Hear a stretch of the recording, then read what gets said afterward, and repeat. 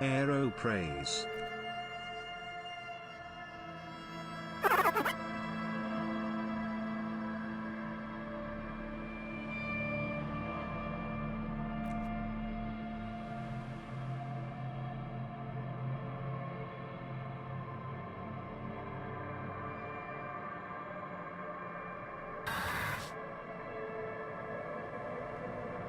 So you're saying, disco, but some sort of Elysium?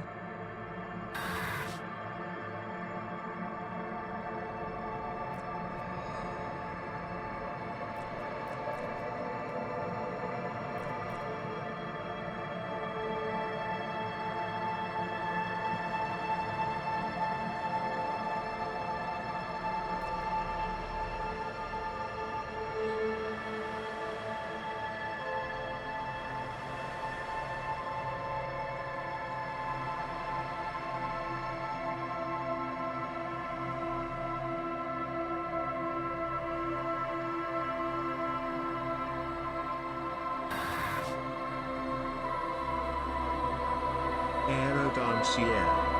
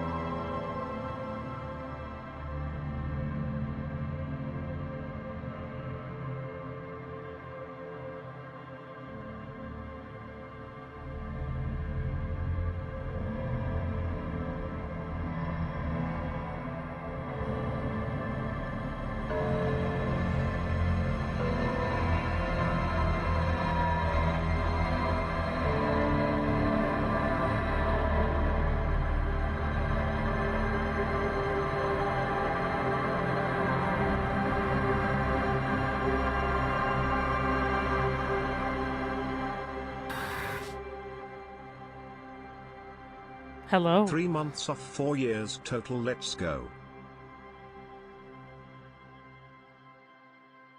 Hey! How's it going? Hi, friends. I'm gonna be straight up honest. This game deserves a sub from me. I have no idea what this game is. Absolutely no idea. I just know that a lot of people think this is a incredibly fantastic game. And also, from what else I know, it's pretty ridiculous too. But I don't know in detail why, nor how it plays, nor what Hi is Shen, what is love this game what's and gonna love your happen. streams. Hope you enjoy.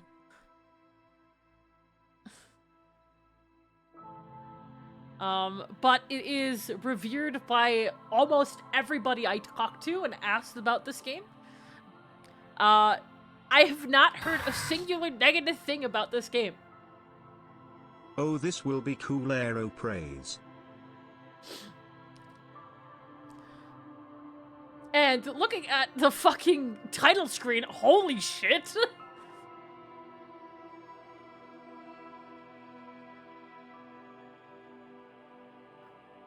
Now, unfortunately, from what I also heard about this game, is that the publisher is doo-doo water.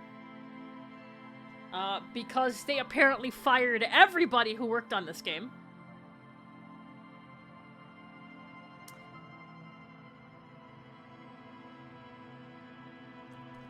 So, what I'm going to say really loudly, do not buy this game. Wink, wonk. Wink, wonk, wink. Wink, wink, wink, wink.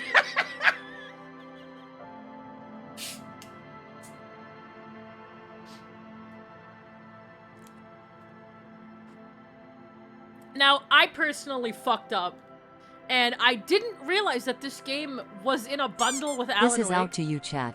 You better behave with this game, for the love of God. Do not fuck this up for all of us. And I didn't notice it until way too late, so I couldn't refund it anymore. Yes, I apparently bought it in a Alan Wake bundle. So it was very sneaky.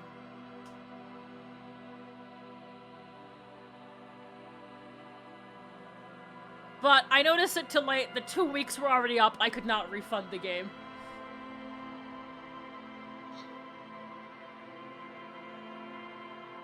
Yeah, for some reason it was. But I'm excited. I'm really looking forward to this game. Shen, your child cannot speak. Please remove the duct tape. No, I'm not. And especially not with a game that's very narrative heavy.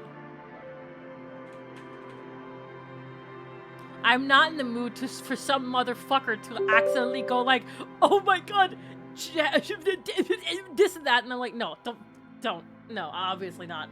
I am going to quickly turn off the points for Voxer though, so people can't redeem it anymore.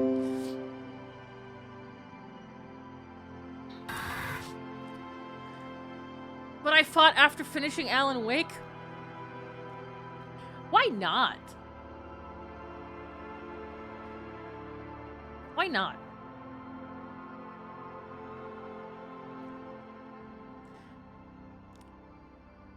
But every single time I ask people about this game, there's like only excitement about it.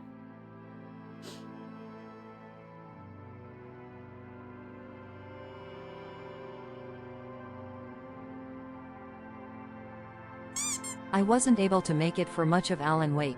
How was it?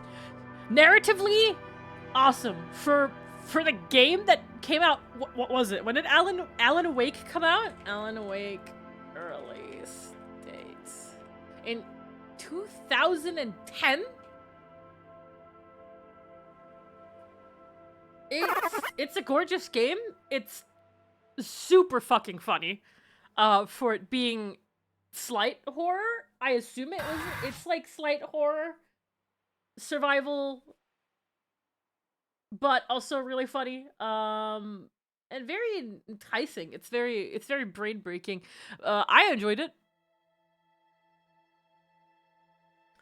I can't wait to play Control, and I also can't wait to play Alan Wake 2, which is the next thing I'm going to be doing. So after Disco Elysium, I'm going to finish up Elden Ring DLC. I'm so ready for disco time, aero yippee. And then we're going to Control. And then I'll see if there's something I can put in between before we go into Alan Wake 2.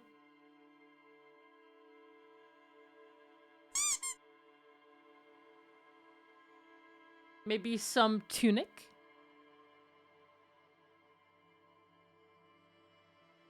I know that Milky really wants me to play that.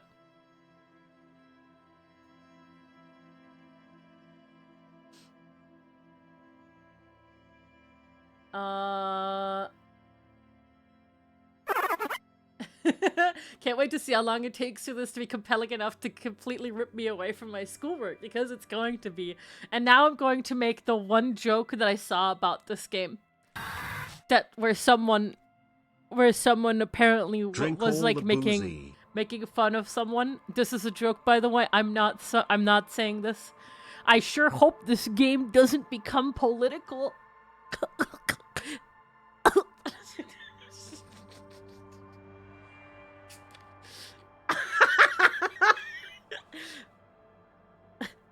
I don't want politics in my video games.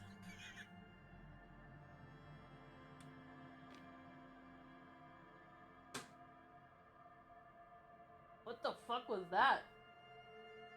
Was that Rascal? I think my cat's trying to get into the room.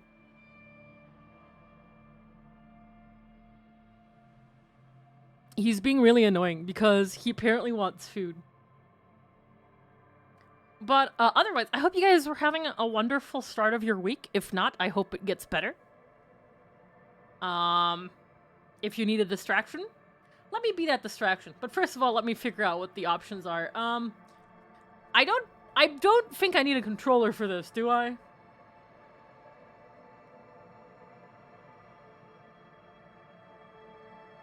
Nope. Okay. Let's see. Language English. Wait, dyslexic font? Let us pet the kitty. Give us the kitty. I'm sorry. That's really funny. Unavailable in Chinese. Oh dear.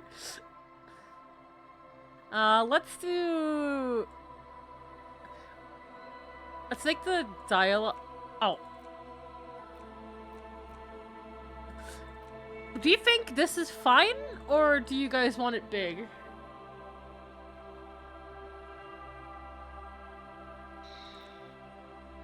Should be fine. Full screen. Let's make that. No, there. It's fine like this. Only anti-aliasing on. Brilliant. Yeah, it's fine. Let's turn.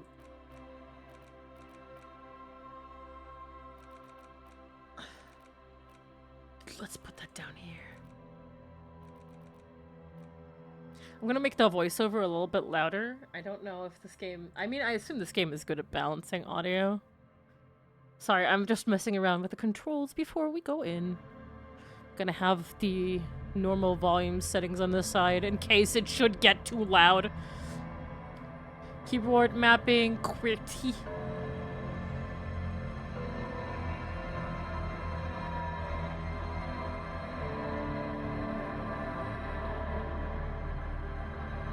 Yo!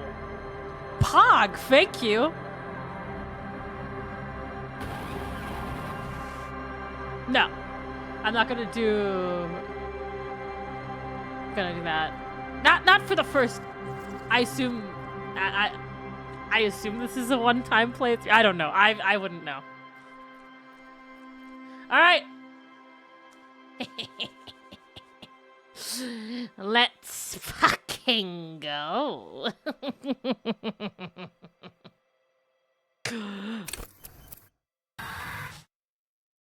Select an archetype. Thinker. Extremely intelligent. Very bad with people. Knows interesting facts. Comes up with original ideas. Sensitive. Very psychological. A magnetic personality, but unstable. Might begin to lose his mind. Physical. Extremely physical. Interacts with the world through his body. Gets things done, but dumb as a rock.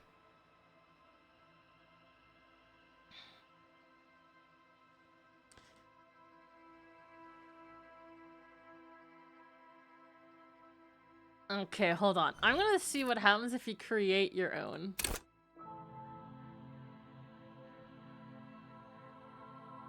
Adjust. Why is it so big?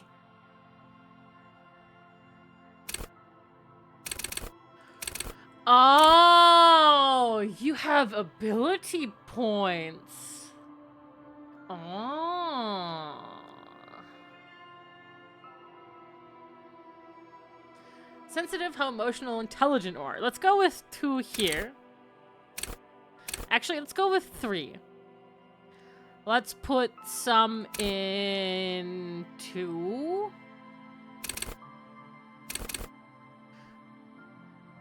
I mean, if we just go, like, average across the board.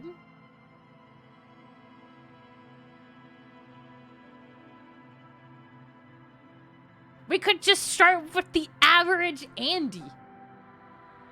Just the average guy. Anyways.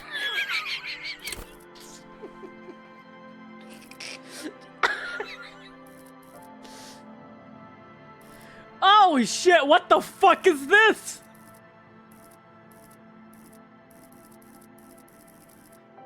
Don't worry, I'm not looking at chat because I know they're trying to, what's it called? min-max the video game.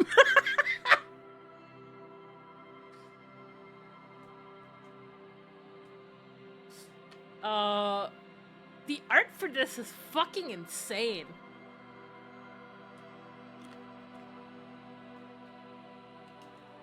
So you can put 2 into any of them.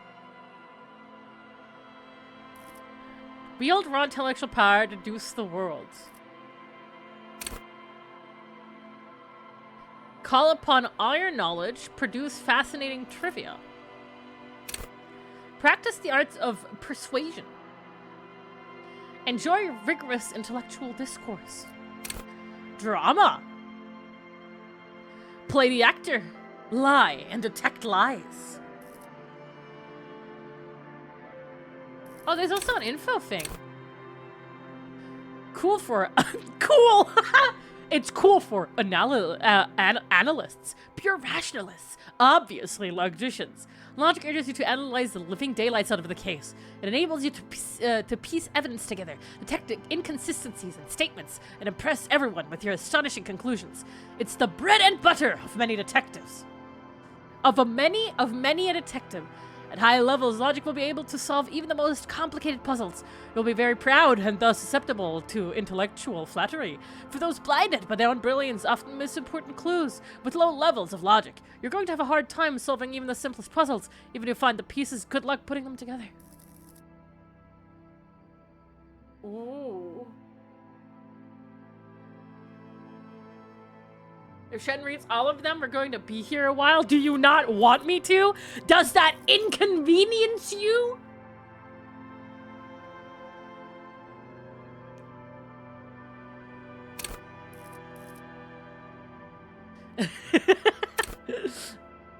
Please read that. Holy shit, there's a...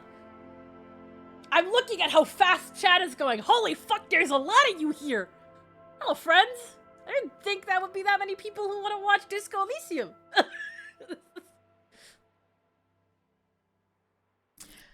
Oh, alright. This is the encyclopedia. Call upon all your knowledge. Produce fascinating trivia. Cool for figures, historians, trivia freaks. Encyclopedia makes you a know-it-all, turning your mind into a database of facts. Holy shit! If all of this affects the way that dialogue and gameplay is. Panic at the Disco Elysium, yippee. What the fuck? There's so many options here. Fuck the haters, read it all. The people demand Shenpai voice over TM. Think of it as kind of like D&D stats. That's fucking crazy.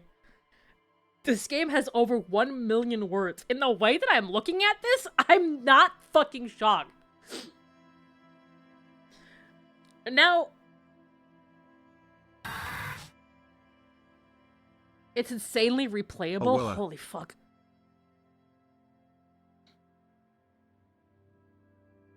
It's the best book I've ever played.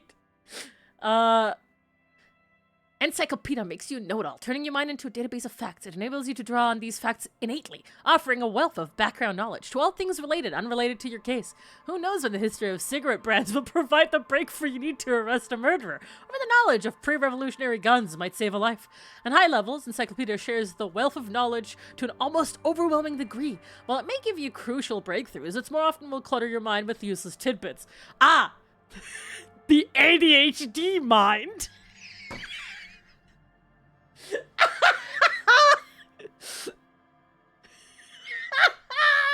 Autism! That's the autism encyclopedia!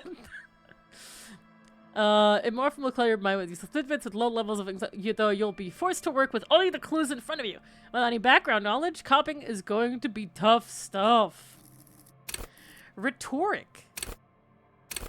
Cool for ideologies, conversationalists, would-be politicians. Rhetoric urges you to debate, making intellectual discourse, nitpick, and win. It enables you to break down arguments and hear what— Thank you for calling me out. Please don't read out my SSID. What people are really saying. You'll spot fallacies as soon as they're used. What exactly did the waiter leave out of their testimony? What was the dancer trying to divert you from? Was that double entendre intended, or did you just get an accidental lead? At high level, rhetoric will make you an impressive political beast, one whose beliefs are impenetrable, which is to say, one whose mind will not change, one who will calcify. With low rhetoric, though, you'll have a hard time of shooting down any argument. Nailing people to their testimonies will be nigh impossible. It's really interesting that they make sure that all of these have a good side, but also a bad side if you have too much of it, too much of it.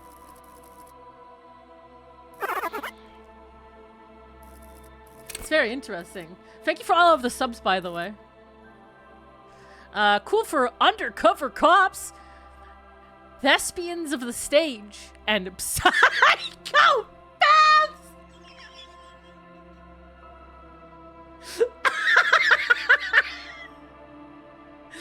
Drama is to treat the world as a stage and on it to perform. It enables you to lie, to concoct the most elaborate and wonderful stories, to take on ingenious personas and perform acts of stagecraft and an entertaining amalgam of forbery and deceit.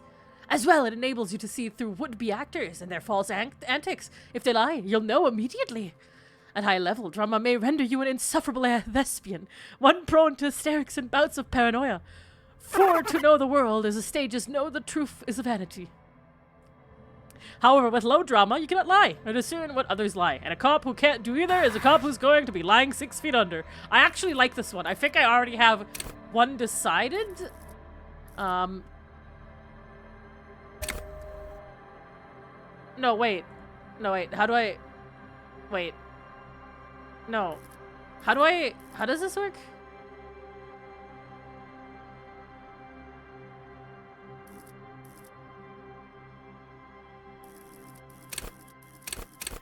Oh, that's just... Wait. Is that not one of the points?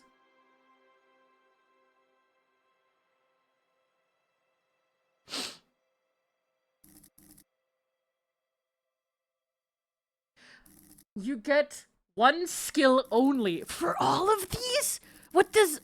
Okay, because this game doesn't tell me, and feel free to shut me down if this says too much, what does signature in this case mean?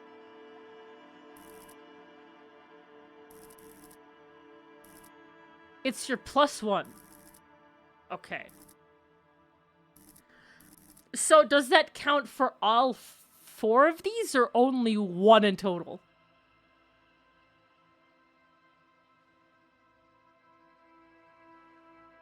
One in total. I'm picking my favorite skill, basically. So how do I add points to these? Just the confirm button? Oh, so these come with time? I thought you were assigning them right now.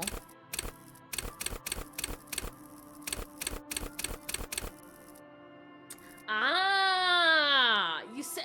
Ah, okay, I see. Me smart now, me understand.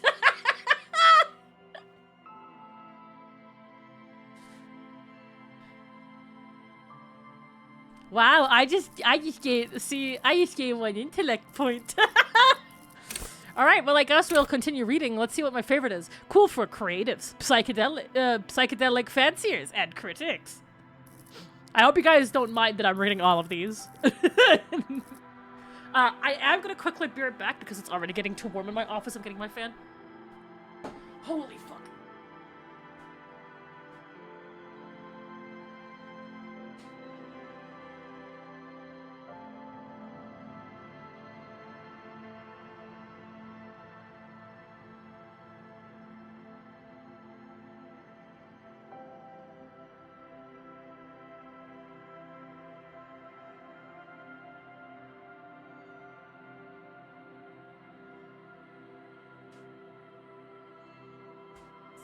Everything is gonna go back to normal once it's no longer 95 degrees in my fucking office.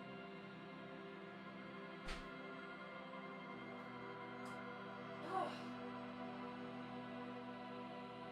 Fuck that, man.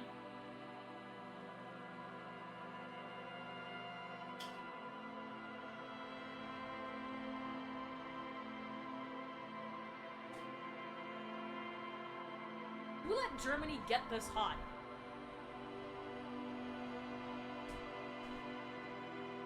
Ugh.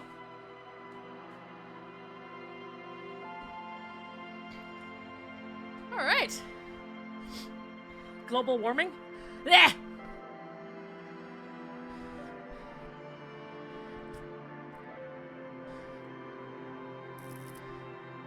Conceptualize has a special role it wants to play in this world. Not the role of cop, but of art cop. Of art cop. It enables you to make fresh associations, to delve into world concept from Jan Karp's postmodernist corpory to Revacold's arabesque architectural style. Dideride, I don't even know what that fucking is. Dideridada. And even the concept of hardcore! And then, importantly, to add your own contribution to these works. Wait, what did I say?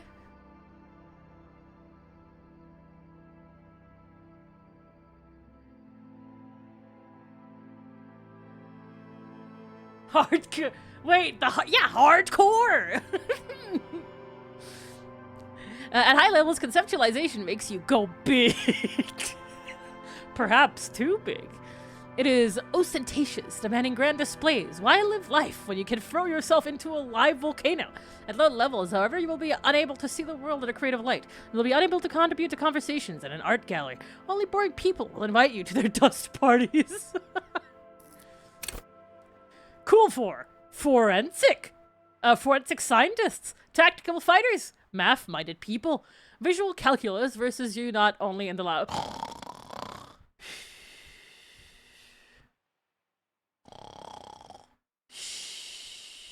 Sorry, I saw math. It enables you to create virtual crime scenes models in your mind's eye. Oh! You'll see how a bullet shatters the glass, and from the trace a trajectory with mathematical precision. You'll also count so many footprints, and at a glance discern shoe size and design, as well as the height, weight, and gender of the one who wore them. At high level, visual calculus makes the world reveal its secrets to you, but you may be absorbed by your own mind diorama, and you didn't notice as crooks steal your pants. However, at low levels, your mind's eye will be blind. Reconstructing crime scenes will be difficult without the outside help. And we're done with intellect! Oh, that's enough reading for me today, guys. Alright, see you later. Psych! A volition. Cool for sane people. Well-adjusted cops. The non-suicidal.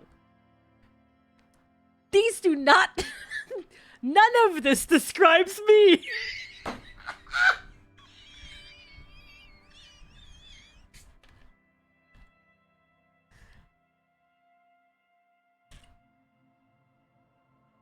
Am I okay? Yeah. I'm so-so.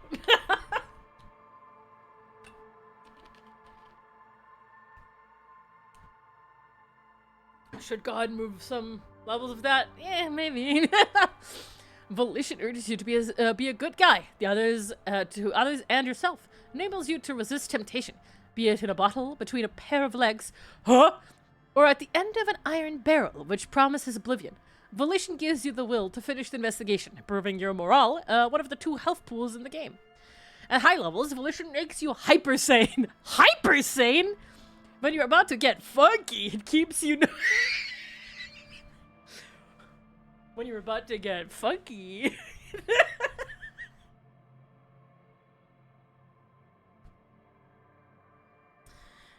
It's a bit of a party pooper. At low levels, however, you'll have little morale with it. You'll be profoundly unstable cop, falling apart at the seams as you make irreversible mistakes.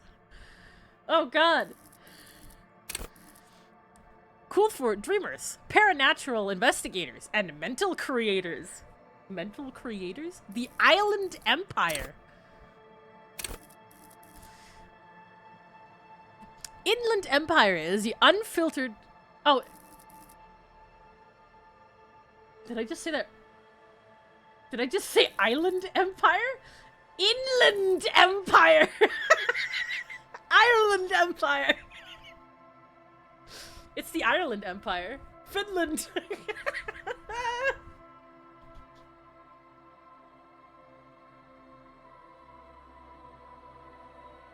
Ireland mention? Holy shit. Inland Empire is the unfiltered wellspring of imagination, emotion, and foreboding. Enables you to grope your way through invisible dimensions. Whoa! Of reality, gaining insight into into that which sight can't see. What's really going?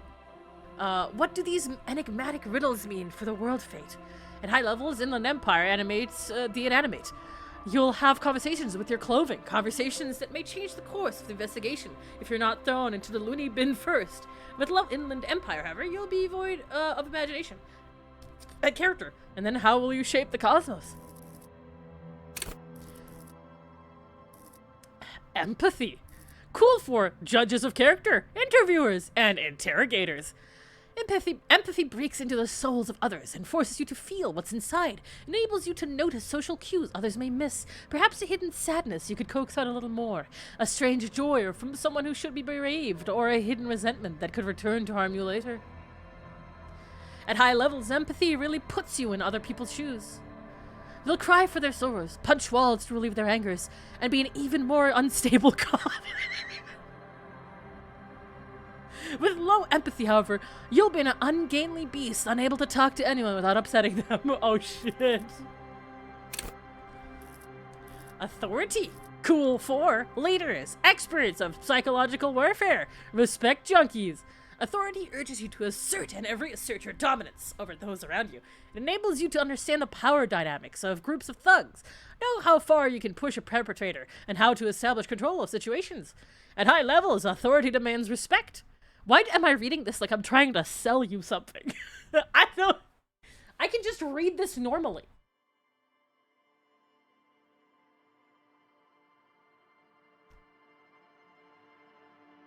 You can't? I can't? It's too late. Buy just for $99.99. At high levels, authority demands respect. Even a perceived slight could send you into the knee-breaking mode. With low authority, however, you're forever in awkward situations. Like when you suffer psychological breakdowns after you let teenagers and they laugh at you. Oh. Esprit de Corps. Cool for cops. Cop aficionados. Pretend cops. Esprit de Corps is the very spirit of policing, the cop geist. It enables you to understand your blue-souled sisters and brothers, not only by picking up subtle signals from your partners, but witnessing flash sideways scenes as they play out in your precinct. I got it? At high levels, you'll be the very heart of the police force, not only willing and able, but obliged to take a bullet for your partner. However, without esprit de corps, you'll be flying blind, unable to understand discreet remarks colleagues make in high-stakes situations. Remarks that might just save your life.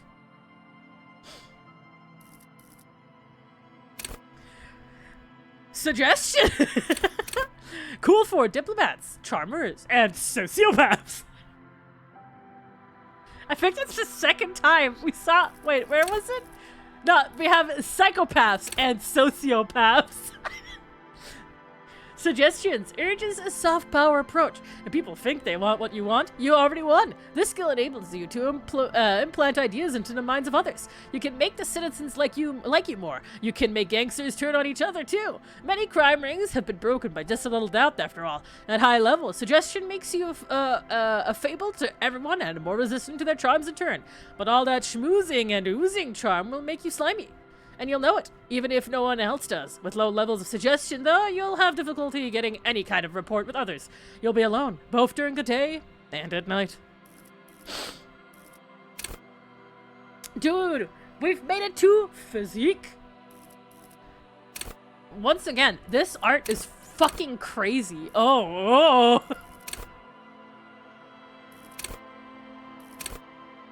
Jesus Christ. Endurance, cool for fighters who can take a hit, lookouts who don't sleep, human batteries, Endurance is your metabolism and circulatory system. It improves your health, one of the 2 health pools in the game, and enables to survive being a cop. Who cares if you can't aim a gun, if you can take a few bullets? Why be afraid of drugs that hurt your health if you're a very, very healthy man? At high levels, endurance enables you to take a few knocks to the head, enjoy a greater quantity of drugs, and shake off a few cardiac arrests. It makes you a powerful man who looks down at the weaklings who can't keep up. However, cops with low endurance are likely to struggle. The body is frail already, and the flesh of a cop will often be tested, and if it doesn't pass, it dies. Pain threshold. Cool for unstoppable fighters, guys who won't die, masochists.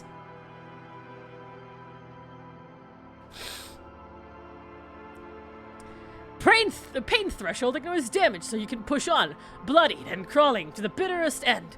It enables you to negate damage you would otherwise take, even mental pain, heartache, and loneliness. In fact, these things can become a thrill you seek out and perversely revel in.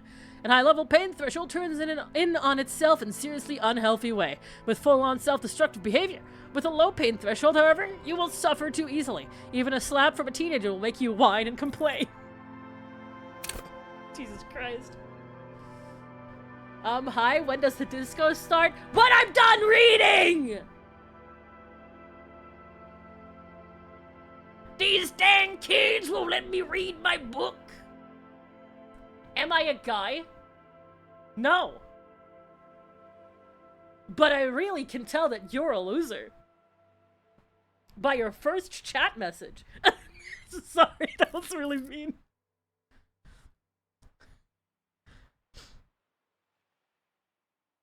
Cool for, okay, hold on. Physical instruments. Cool for muscle men, bare knuckle brawlers, gym teachers. Physical instruments is not only your muscles and your skeleton, it is your ability to use them effectively. It enables you to do push-ups, sit-ups, knockout punches, and 360-degree spin kicks. It's a one-size-fits-all solution to thriving and surviving in a physical world.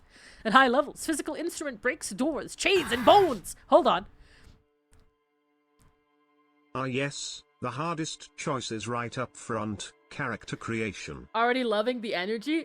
Sorry, it's just, for those that didn't know, I get called a guy so often just because I'm I have like a lower voice for girls. And even if, it doesn't matter, right?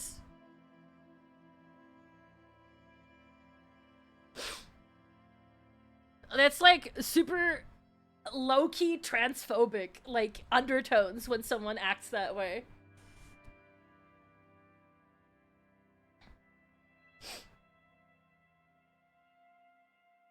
Playing this game on stream is brave. I mean, I could play it off stream if that's what people want.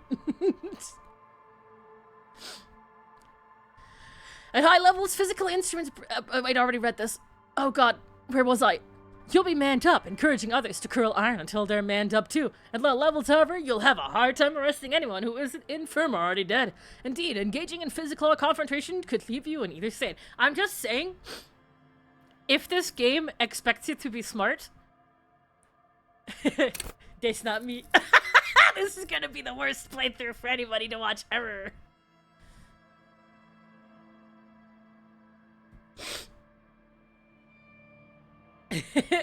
Cool for, oh, we have electrochemistry. Cool for I almost said high flirters, high flyers, party enthusiasts, cops who need lightning. Electrochemist is the animal within you that the beast longing to be unleashed to indulge and enjoy. It enables you to take drugs with fewer negative side effects. It also enables you to better investigate lurid matters. It's got that dog in you. Which dog? Von Lycan from CZZ.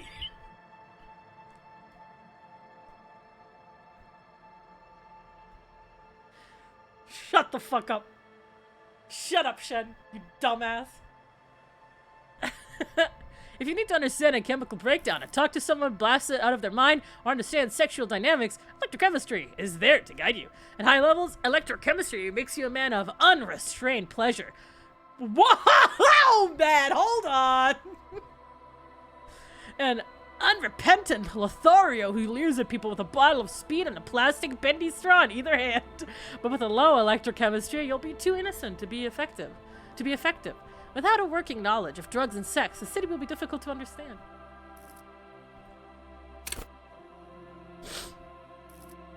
Cool for city lovers, the wisest of the streetwise, the genuinely supranatural. Shivers.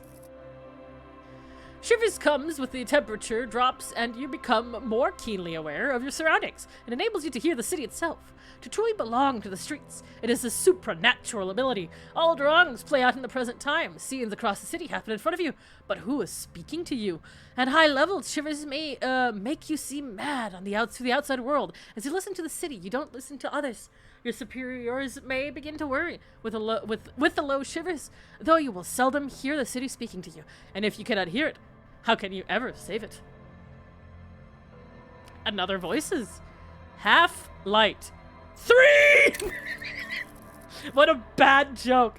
Guys, look, it's Half-Light 3. It came out.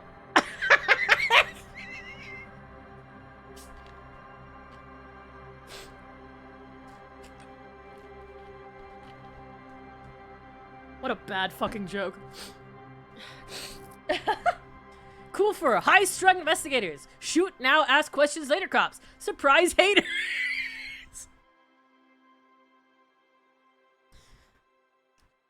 Hey, chat, put up your hand if you're a surprise hater.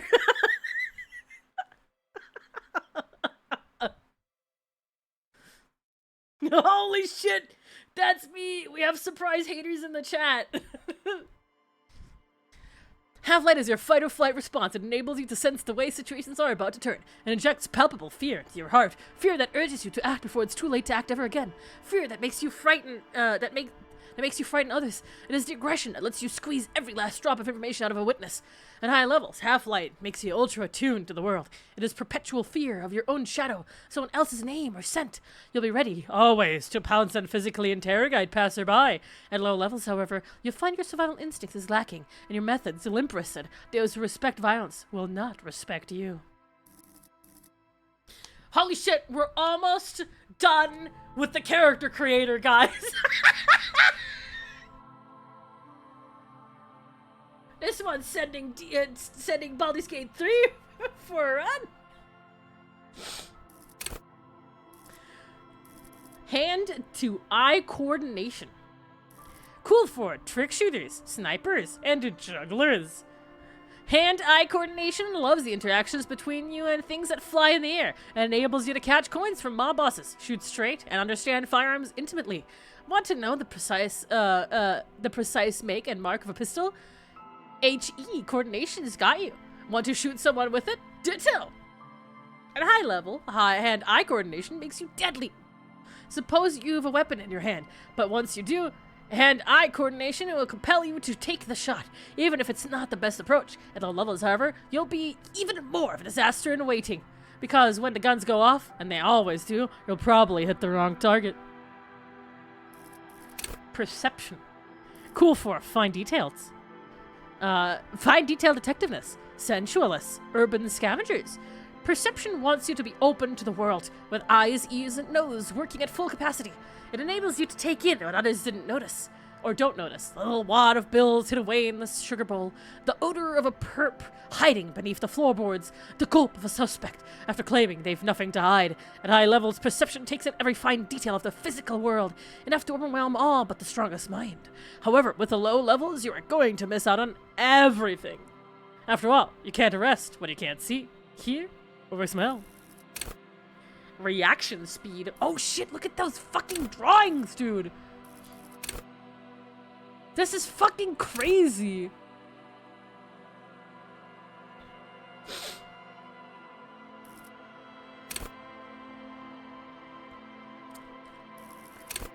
Holy fuck.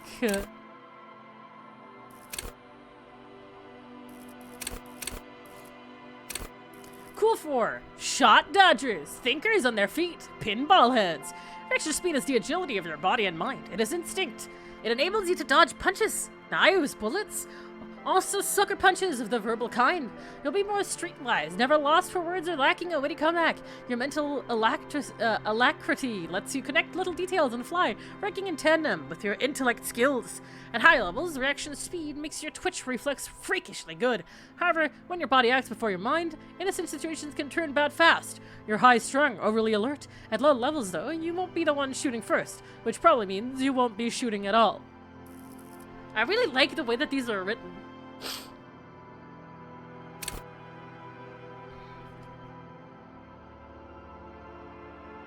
Cool 4, Savior Fair. Cool 4, Acrobats, Thieves, Unbearable Show-Offs. Savior Fair urges you to be better than you are. It urges you to be disco. Whoa! Yo! It's like disco! Like in the title of the game. Holy fuck. Slip by others in samurai boxing style, then tumble out the back with the unexpected acrobatics. It enables you to move with silent footsteps, to groove to a good beat, and to lift useful evidence of perps without them noticing. It also makes you a cooler cop, whose athletic flair will certainly impress the sentencery. At high levels, Savior Fair will make you the king of cool, which is as much as say the most stylish douchebag in Remicole. Nobody will see you until you're ready to be seen, and then they'll get the full treatment, whether they want it or not. At low levels, however, you'll be a bumbling, feckless cop, unable to catch a pair of keys thrown by your partner without losing an eye. John Disco Elysium. Interfacing. Cool 4. Machinists. Tinkerers. Instrument players. Final Fantasy XIV, what are you doing here? Interfacing wants you to connect to machines to use and improve them, because that makes you a better human organism. It enables you to understand interactions with machines, be that how to repair the motor of a kinema motor carriage, how to analyze the way a suspect used a pen, or how to refigure electrical circuits. It even lets you steal keys off a keyring without being noticed. At high levels, interfacing will isolate you from society. Why bother with people when you can talk to machines? And why bother with things like money when you can just pocket that display sandwich? At low levels, however, you will have a crucial part of the world cut off from you. People use machines to commit crimes all the time. If you can't understand a crime was accomplished, how can you solve it? Composure. Cool 4, card players, military fetishists, cool people. I guess I can't use this one.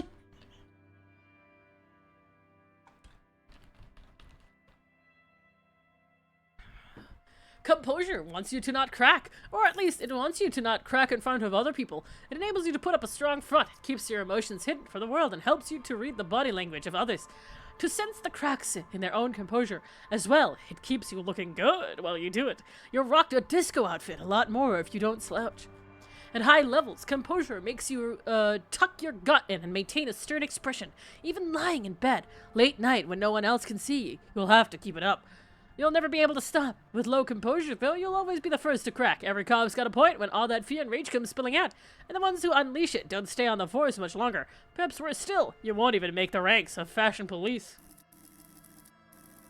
Alright, I think I'm gonna stick with the signature skill of drama. I'm going to keep this all how it is right now.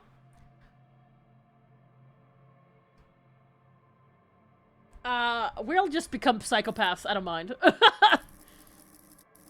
But for now, let's keep it exactly like this.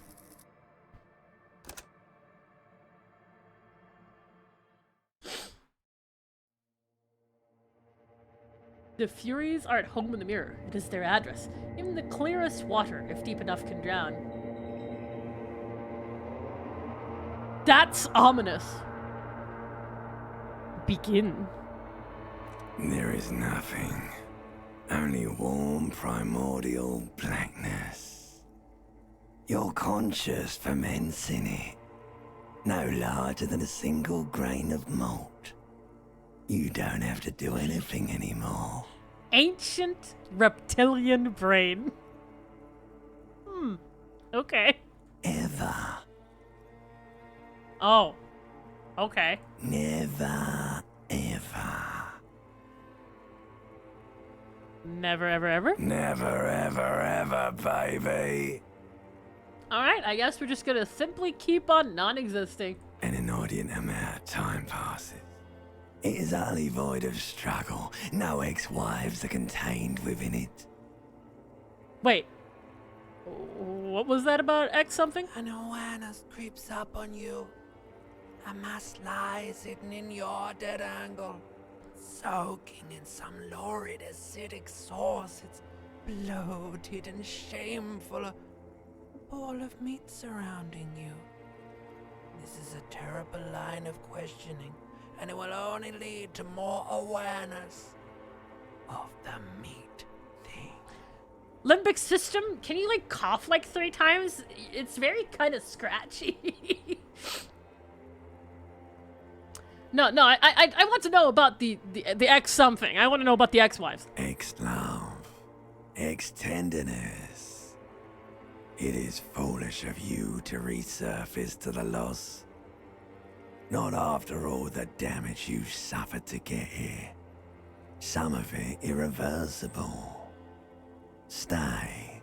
Sail with me through the abyss of pelagic zone. No, I want to get off now. I like pain and burning lights and wanting things from people who don't want to give them to Do me. you really? And I do. Let me off. You wouldn't like it if I told you what was back there. Why'd you think you had to bludgeon yourself into oblivion? Huh? Or did you not sense yourself marinating? Poured so much on yourself, got a bit carried away, did we, Chef? Fear and apprehension. You should ask what's out there first. What the fuck? Oh, it's the Inland Empire. Wait, easy success? Oh.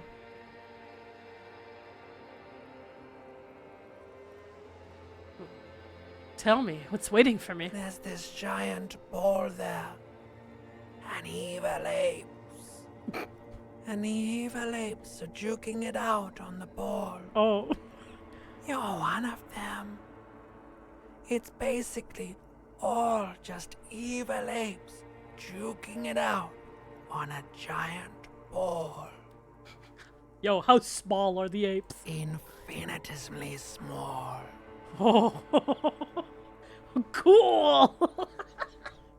How big is the ball? You can't even make out it's a ball when you're joking it out. It's that large. And this duking it out I keep hearing about. What's that? Vying for resources. It's just a stupid expression you picked up somewhere. The part of the presentation you want to take home with you is this. You have to beat the other evil apes in the face, or you lose. That sounds like something I would like to do. Let's go. Somewhere in the sore, bloated man-meat around you. A sensation. Like a fly to the ointment, your conscience sticks to it. The limbed and headed machine of pain and undignified suffering is firing up again. It wants to walk the desert. Hurting, Sorry.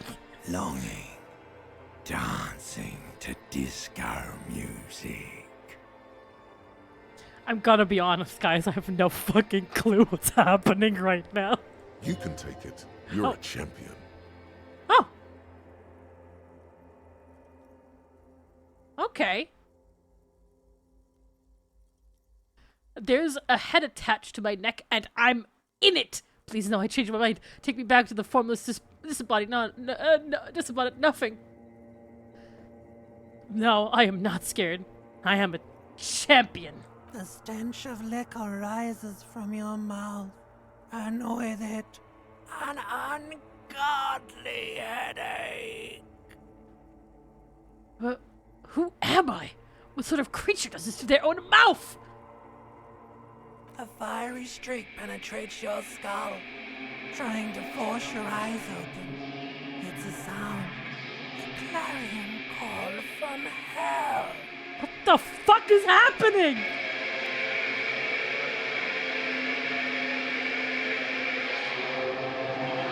Oh.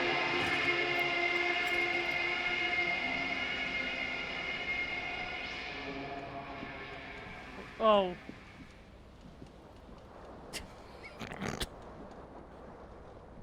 Yo, what the fuck? Oh shit, I don't know where to put myself. Hold on.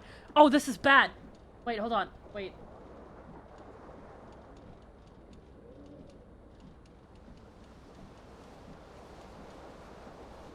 What the fuck is that icon, dude? Jesus Christ.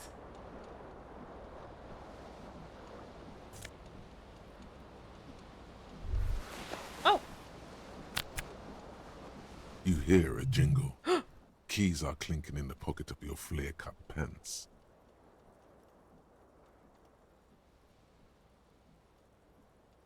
It says, whirling in rags, on the aluminium keyring. There is a single key on the ring. The number 1 is etched on it. It should open the door.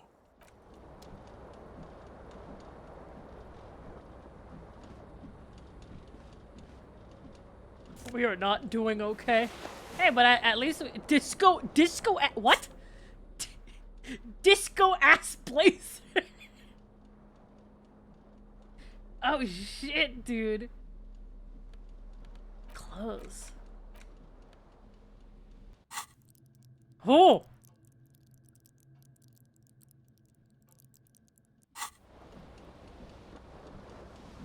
Okay, so it's okay. Is there? This fan has 2 chain pull switches. One ends in a tiny fan, the other in a light bulb. A truly horrific necktie has somehow attached itself to one of the blades. Hey, hold on. Or has it been consigned there as punishment? You feel as though this creature is your friend and wants to reattach itself to your neck What the so fuck? that you may continue your adventures together in this strange world. Okay. The blades come squeaking to a halt. It should be easier to reach the tie now. Huh. Wait, why can't I? This fan has 2, or has it been consigned there as punishment? A terrible mistake. Turn the lights off immediately. You can practically feel the photons burning a hole in your brain. Bring it on. Your eyes burn with photosensitivity. It's not good. Okay, I guess I deserve that one. How do I grab the tie? It's connected! I can't grab it! My tie! This fan, or has it been Oh, consigned there. No, I'm fucking as stupid. punishment? You swoop up and catch the tie. Snap. Oh, It's what just released happened? from the blade. Warning, warning. The necktie is no longer contained. Savior fair.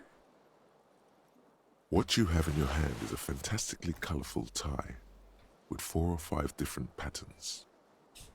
The knot reminds you of a noose. Okay, hold on, ceiling fan. Shut up. Is there anything else we can do here? The magnum-sized bottle of Commodore Red is empty. Is there anything else here? What is this? An empty cassette case.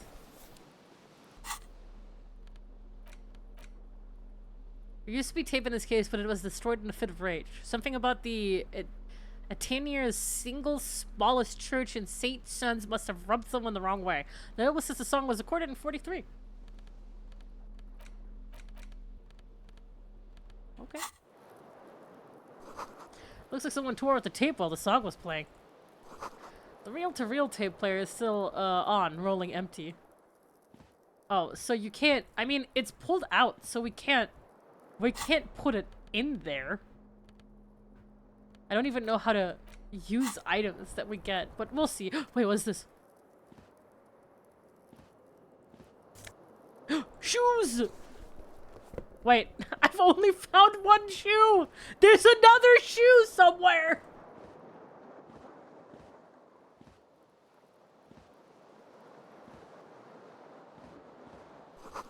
You see bottles in the bathtub, wine, beer, and sweet liquor. Yo, turn that Turn that off, dude. A mirror hangs above a bent and broken sink. In a fierce discharge of masculine energy, someone has ripped half the faucet off. Ah, yes. The masculine energy. Hot water sprays from the base, and steam covers the mirror. You cannot see yourself, just the outline of a man. Suddenly, you realize you have no memory of the face that awaits you there, underneath the soft vapor. Really? Nothing? Really, all recollection of the person you are, the people in your life, and even the world you're in has drowned in a sea of blood alcohol. This was no mere night of drinking. It was a deluge of world-ending proportions as you slowly reach your hand towards the surface of the mirror. Abort. You clearly have not thought this through. You won't like what you see there, and you will never unbecome it. Maybe I should touch it first. Make sure there's nothing wrong with my face? Yeah, there is definitely something wrong with it. What's wrong? Where to even begin? There is the bloatedness, then the swollenness. It's like there's an upholstery of alcohol underneath your skin.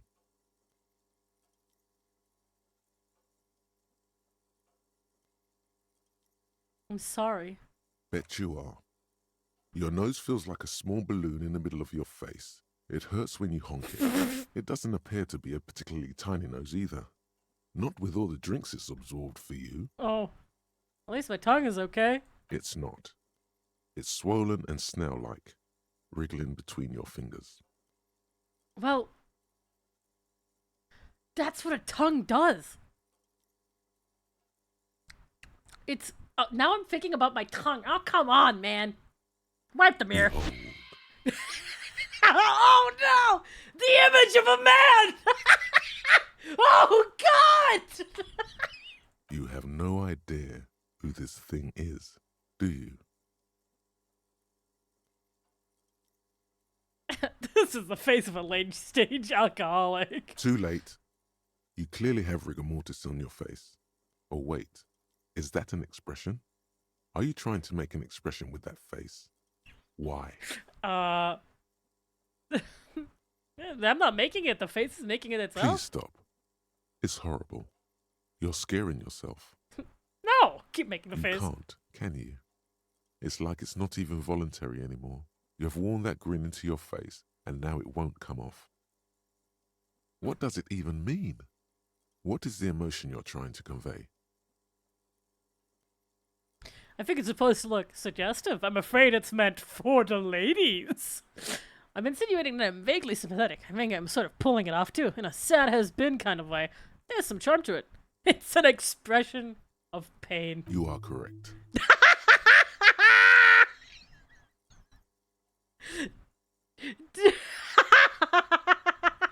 Oh, God! This is a white check. You may retry it. What does that even mean? Dig deep in your mind to look at the sort of the expression. It belongs in the new, the third decade of the current century. Enough time had passed from the failure of the revolution that, for a fleeting moment, free market economy seemed like the ultimate, uncontested way of life for our species. Oh, okay. Things were good. It was smooth sailing. People made gold and champagne-tinted interiors and facades to suit the times, calling this the new style. But more importantly, disco happened. Disco happened! For Revachol, your city. That meant only one thing. Guillaume la Million, out of the dazzling swirl of disco music, in an open-air boîte de nuit, somewhere in Revachol West. Guillaume's blonde mane appeared on the screen. He sang some bullshit. Then he made the expression. Huh. Anything else? Like, who am I? Why did I drink myself into oblivion? You have some understanding of the recent history of disco. The rest is darkness. So I adopted it. Why? Everyone loved it. Maybe you thought some of the stardust would rub off on you. Maybe it did. Either way, it's all gone now. Only the grimace remains.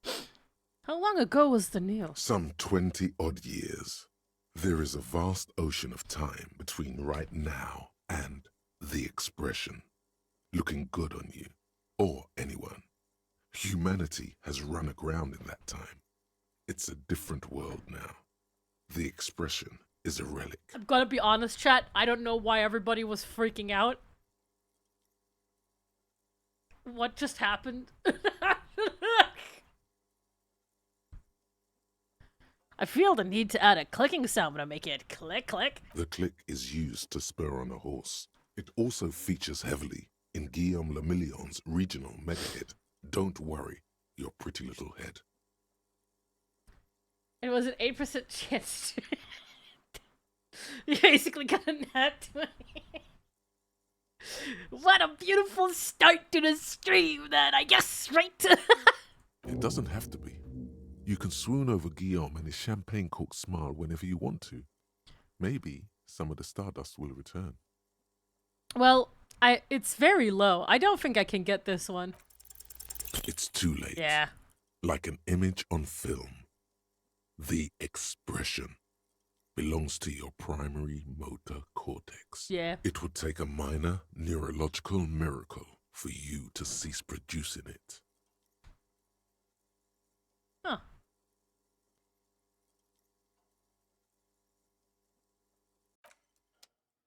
Alright, I need to find my second shoe, and I have... Oh! Shirt?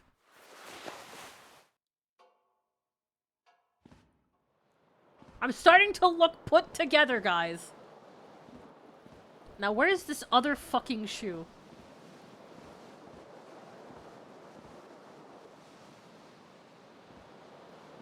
The window stands Oh, broken God. in its frame. Cold wind blows in.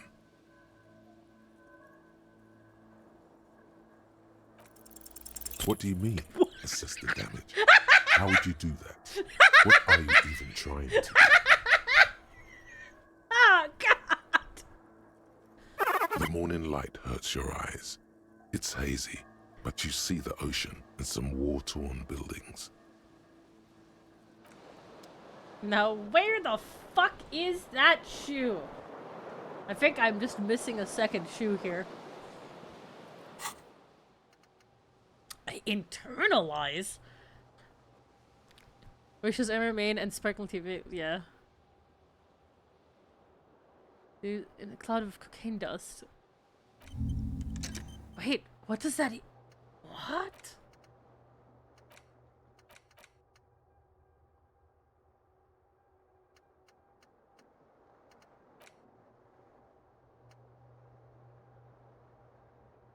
Oh. I assume you can, like, put thoughts together, I assume.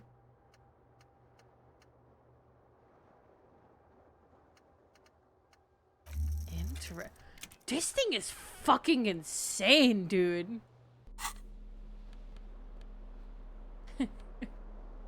Wait. Wait. Why do I only have one shoe? Why do I only have one shoe? The green...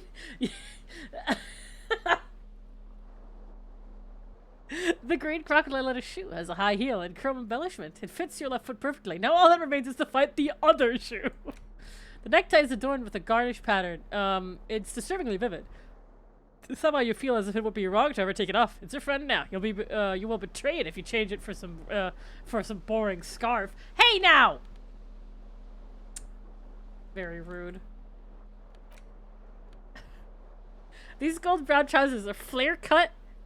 Normal but bell-bottom trousers would be boot cut, but these are far from normal. They are someone's piss-soaked, cum-stained party pants. Cum-stained! This white satin shirt used to be fancy. It used to really catch the light. Now it smells like someone took a piss in the armpits. This guy has been okay. So, okay, I'm not thinking anymore. Wait, so I got some experience. Oh, and then you get skill points once you reach 100 experience. Okay. Oh, you have a quick save. Oh, that's cool. Well, I don't know where my second shoe is.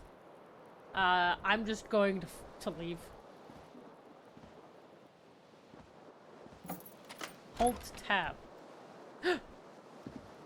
Oh wait, I'm suddenly feeling all spry and happy. What does the green mean? Oh, that's locked. I assume that means I have finished all the interactions with it. Wait. Green just means you can interact with it. Okay, I mean, I think I already... The fan stands still. No, I'm not doing it again. I'm not losing more health because of this bullshit. Oh! I'm still missing a second shoe.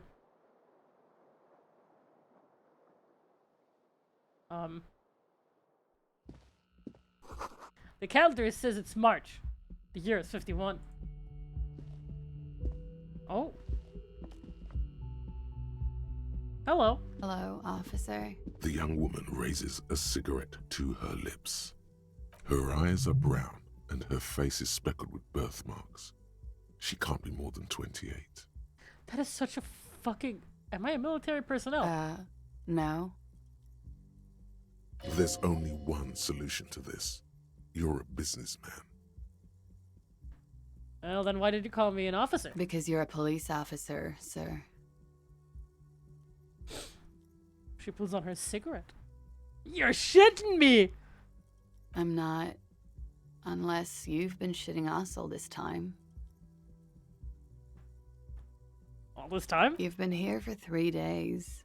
On official police business, no less. And what business is this? Ooh, I like the portrait. Couldn't say. In truth, so far, mostly drinking.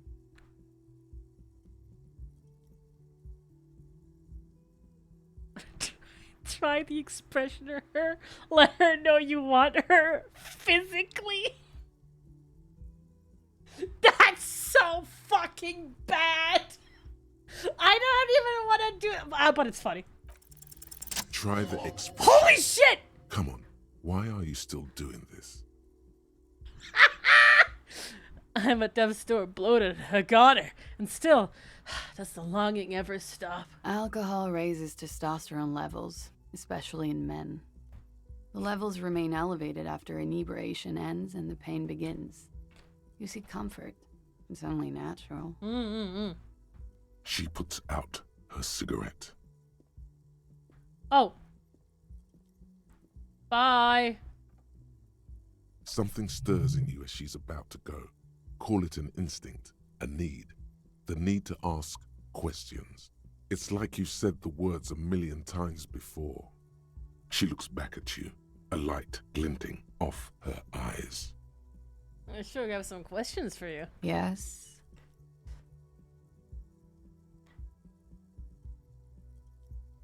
Your room was almost next to mine. Did you hear anything last night? There was the usual ruckus.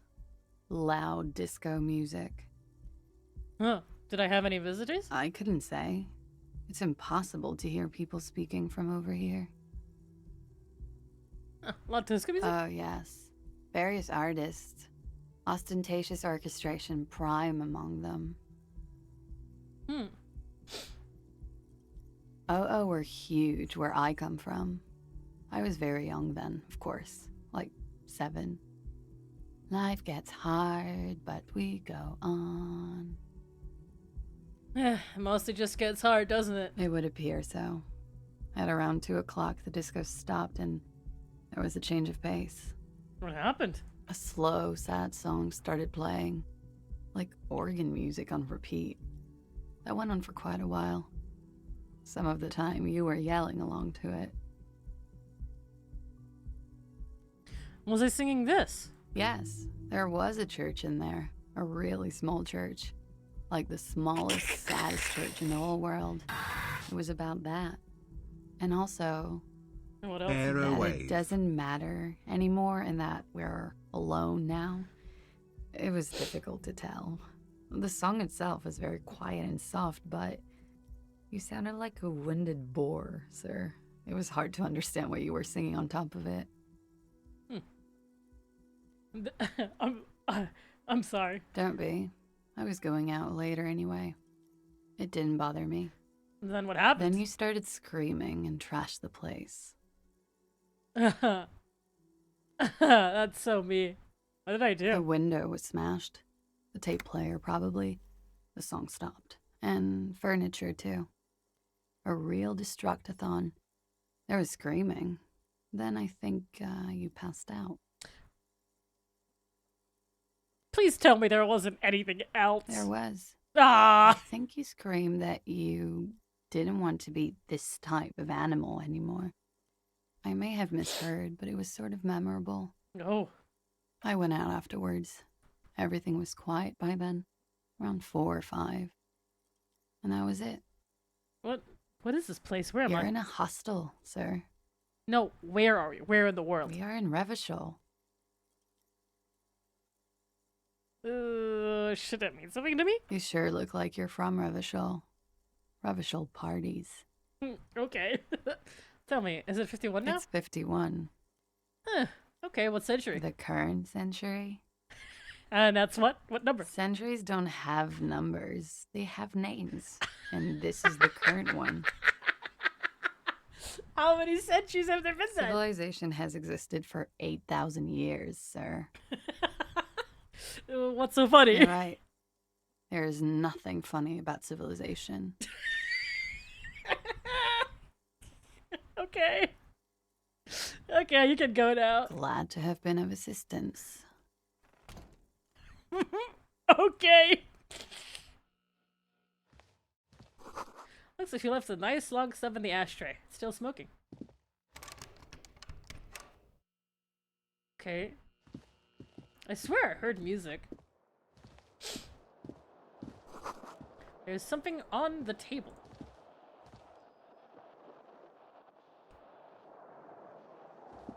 Coins. Ooh, money. Huh. Oh, I didn't know that it would just take me out there. Oh, oh my god. Take me back inside. Hold on. Wait. My shoe! Give that to me. I found my other shoe. Wait, I have... Oh, what is this? There they both are. 2 identical shoes, both copiously green and indiscriminately snakeskin, reunited on your feet. Huh. Like, these do not look like normal cop shoes. It's pretty clear a normal cop is not what you are. Yeah, how do they fit? Good, they're balanced, comfy. Feels like the only good thing about you right now, truth be told. Yeah, okay. And what's this? I guess the brighty wind washes over you. Dude, I like this music.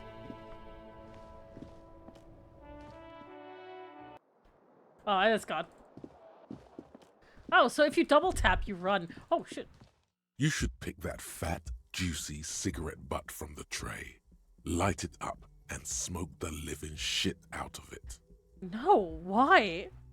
Why a smoker? Who knows what you are? A monster, a murderer, the gnome of Jeroma? You feel like a smoker, especially when you look at that juicy, succulent, seductive cigarette stub, still smoldering deliciously. No, that's fucking weird. She broke it at the filter. I can't smoke How that. very astute of you. This renders it ineffectual. You should look for a whole cigarette, or better yet, an entire pack. Strike that. A carton. Make sure they're all healthy and able-bodied. Then smoke them all. Jeez. The idea seems to make your neck expand. Suddenly, the garish tie feels very snug. What the fuck? Or you could not do that. No one is making you. I should not do that. Good. They'll make you stronger and better. You're too old to be cool now. But find cigarettes, smoke them, blam. Instantly a cool renegade man. A mystical red dragon with smoke rising from his nostrils. Okay, you're a bit... Plus, smoking them gives massive bonuses. Massive bonuses? Why didn't you say so earlier? What else do we have? Yeah, we have the shoes now. They may have lost some of their luster over the years, but the green crocodile leather shoes fit you perfectly. And then here's my journal. Find smokes and smoke them. You need to get your hands on some cigarettes and then smoke them for those massive bonus. Oh, okay, so it tells you how to do it. That's pretty good. This is a crazy-ass game. The door is closed. There is no answer.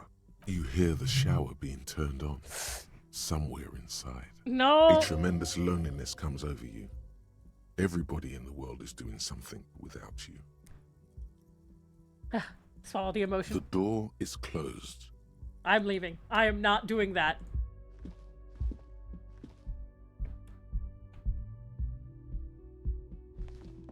What's this? This is the weekend edition of the satirical newspaper, Trompe Le Monde. So I assume we're in France then. Did I miss that somewhere? I mean, there's so much French everywhere. Oh.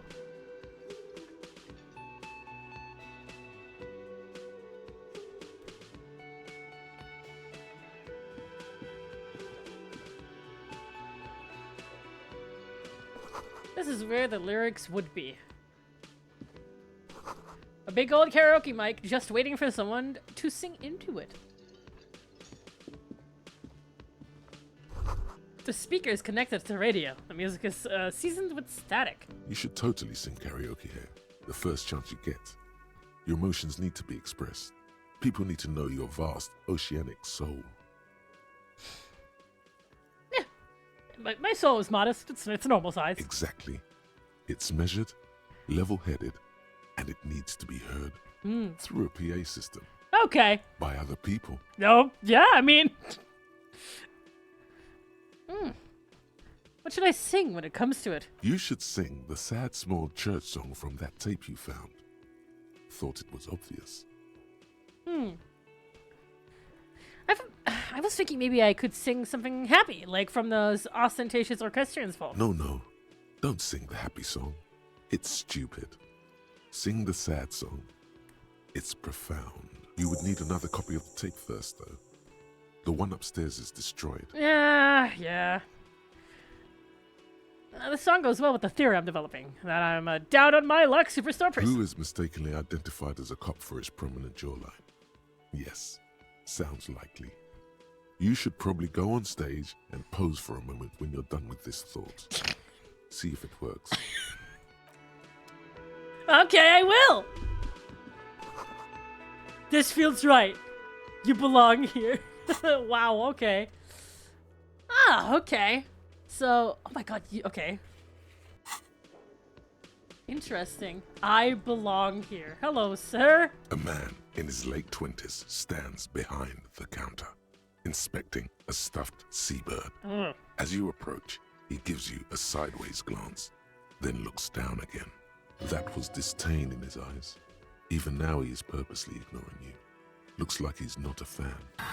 Look at the stuffed bird. A competent work of taxidermy. The white and brown seabird lies among piles of coasters and drying mugs. One of its wings broken.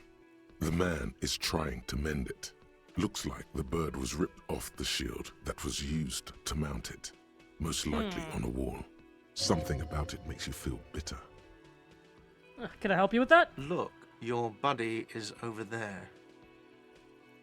Where a man in a bomber jacket is tapping his foot on the Why floor. don't you go and talk to him, okay? What do you mean, my He buddy? pretends not to hear you. concentrating on the bird instead. Okay, I know when someone doesn't want to talk to me. The menu has been wiped clean, only the words Monday is written on it. This is a water cooler. A large bubble is rising to the surface. Oh.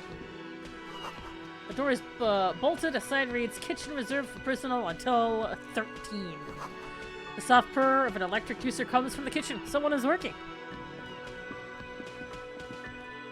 God, there's so much to do. Summer door closed for the winter.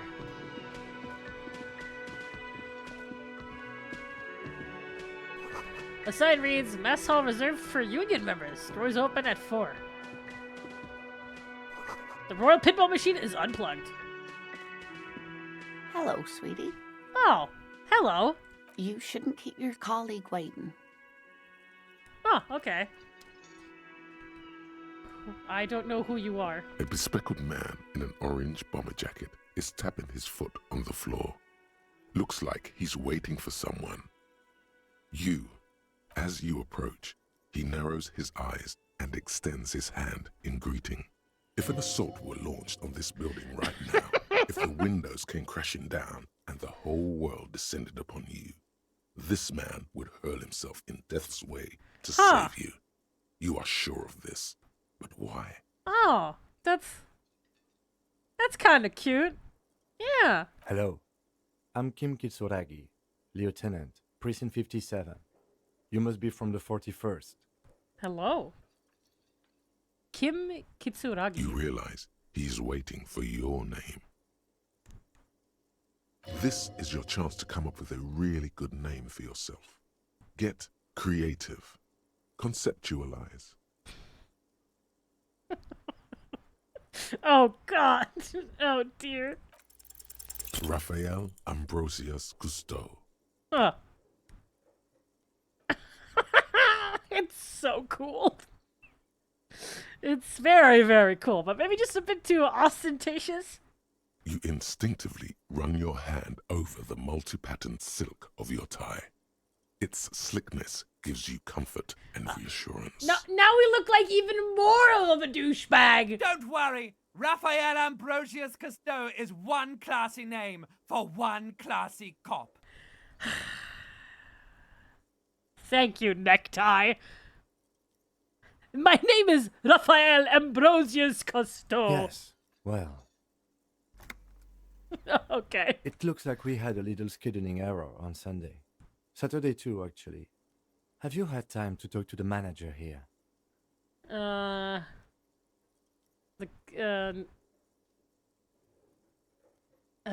mean him? Not towards the cafeteria manager. Yeah, just talk to him. If you don't mind, we should talk to him again. Ask him for a rundown of the area. Now that I'm here as well. I understand the scene is out back, right? From his name, I assume he's Asian, right? It also wouldn't hurt to assure him the police are finally here. In full force, I mean. Have you mapped out the initial interviews? I can't place what the accent is. Well, it's fully fictional. There's no okay. My bad. Oh, wait, it's a French accent? Ah. Oh, wait, maybe I need to listen to it a little bit more. Also, wouldn't hurt to assure them the police are finally here. I'm full force. I mean, yes, the police. Yes! What a sane sentence to say to someone. Yes, the police. I'm aware I'm a policeman. Yes.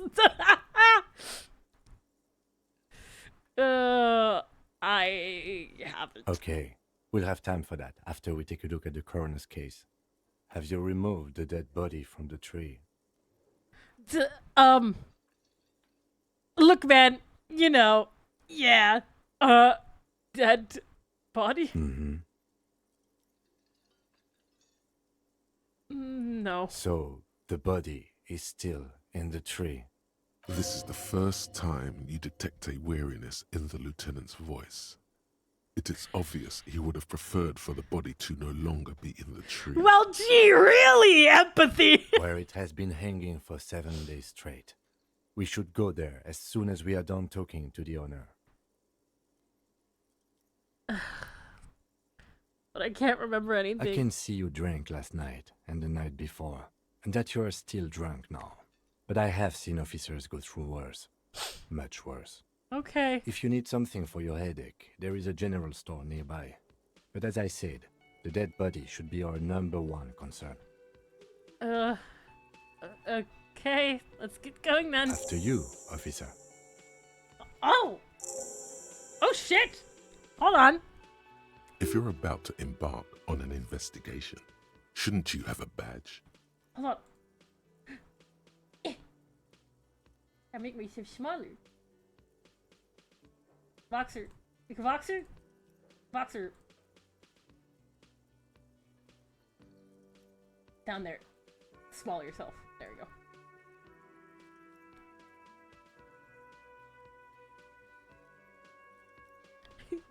Companion. You mean you don't have a badge? It wasn't on me when I woke up. Losing your identification card is a serious matter. My vehicle has a shortwave. You can use it to report your badge missing. I advise you to try to locate it as quickly as possible, but getting the body down should still take precedence. Yeah, I may have just created an oopsie, but that's fine. Lieutenant Kitsuragi is now in your party. You can talk to him whenever by interacting with him. Oh, the tutorial agent.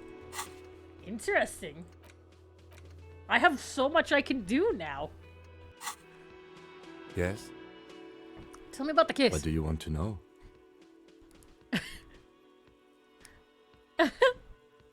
If we're from different precincts, why are we on the same case? I'm afraid you and I are pawns in a pissing competition. His disdain is clear. This man would not use such an expression otherwise. What do you mean? You don't know? I assumed you were in on it. You know what I'm in on? Retrograde amnesia. Better still than an imbecilic cop-off. Tell me about it. It's just stupidity. We shouldn't waste any more time on it. If you want my take, ask me after we've inspected the victim. Let it go. Was there anything else you wanted to know about the case? Literally anything about it. I can't remember a single thing. Maybe you can tell me what you do know to help me narrow it down a bit. I know literally nothing about it. Only what you told me Do you before. want me to brief you? Brief? Yeah, that sounds good. 3 days ago, the RCM Emergencies Desk received a report about a security guard who was found hanged in Martinez. An anonymous caller said there was a dead body behind the Whirling in Rags hostel cafeteria. The cadaver had been there for 4 days. No one had come to investigate. Oh. During that time, the victim had been stripped of his belongings. The caller did not identify him, but used the word lynching. Ugh. There is an ongoing labor dispute between the local dock workers and the logistics company Wild Pines. I was told we should approach the death as part of this dispute. Does the briefing say who the victim A was? security guard or worker of some sort, hired by Wild Pines. This was just hearsay from Martinez, of course. We need to find out the truth. And who was the caller? To find him or her is one of our tasks here. For now, all we know is that the tone was muffled, using a device of some sort. The desk could identify neither the caller's age nor sex. Ah, fuck. Why hit themselves? There's a strong prejudice against involving the RCM in what's seen as union matters. The dock workers' union is the de facto police in Martinez. Now it appears they've started executing too. We cannot allow that. Let me just make this perfectly clear. Our job here is to find the killer. That's right. Okay. Okay, awesome. A secret task? Ooh. Whoa, hold on. Holy shit. Secret tasks. What an interesting video game.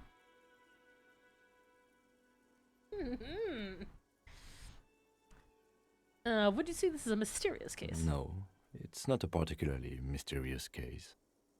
Okay. That's all I needed to The know. lieutenant adjusts his collar. It doesn't look like he wants the case to be more mysterious. Yeah, no, that would be pretty bad. Actually, I have all I need for Good. now. I want to talk about you. Me? Yes, you. I don't see how my life is pertinent to the investigation. Well, we'll work better together if we have more report. That's a fair point. All right, for the good of the investigation, what do you want to know? Tell me a secret about yourself. No. Oh, okay. Yeah, that's fair. Okay. The lieutenant nods. You're wearing glasses. That's correct. Okay. You feel a slight urge to put the lieutenant down for this, but you can't quite muster enough testosterone. Just a I second. guess you don't need glasses, then. No, I don't. Wait, can I just ask That's again? correct. You feel a slight urge to put the lieutenant down for this, Oh. but you can't quite muster enough testosterone.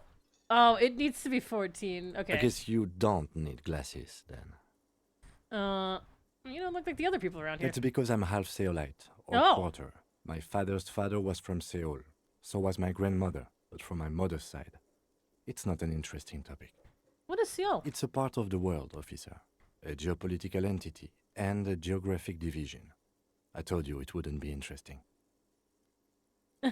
You're only making it sound uninteresting. I still want to know more about Seoul. You're barking up the wrong tree.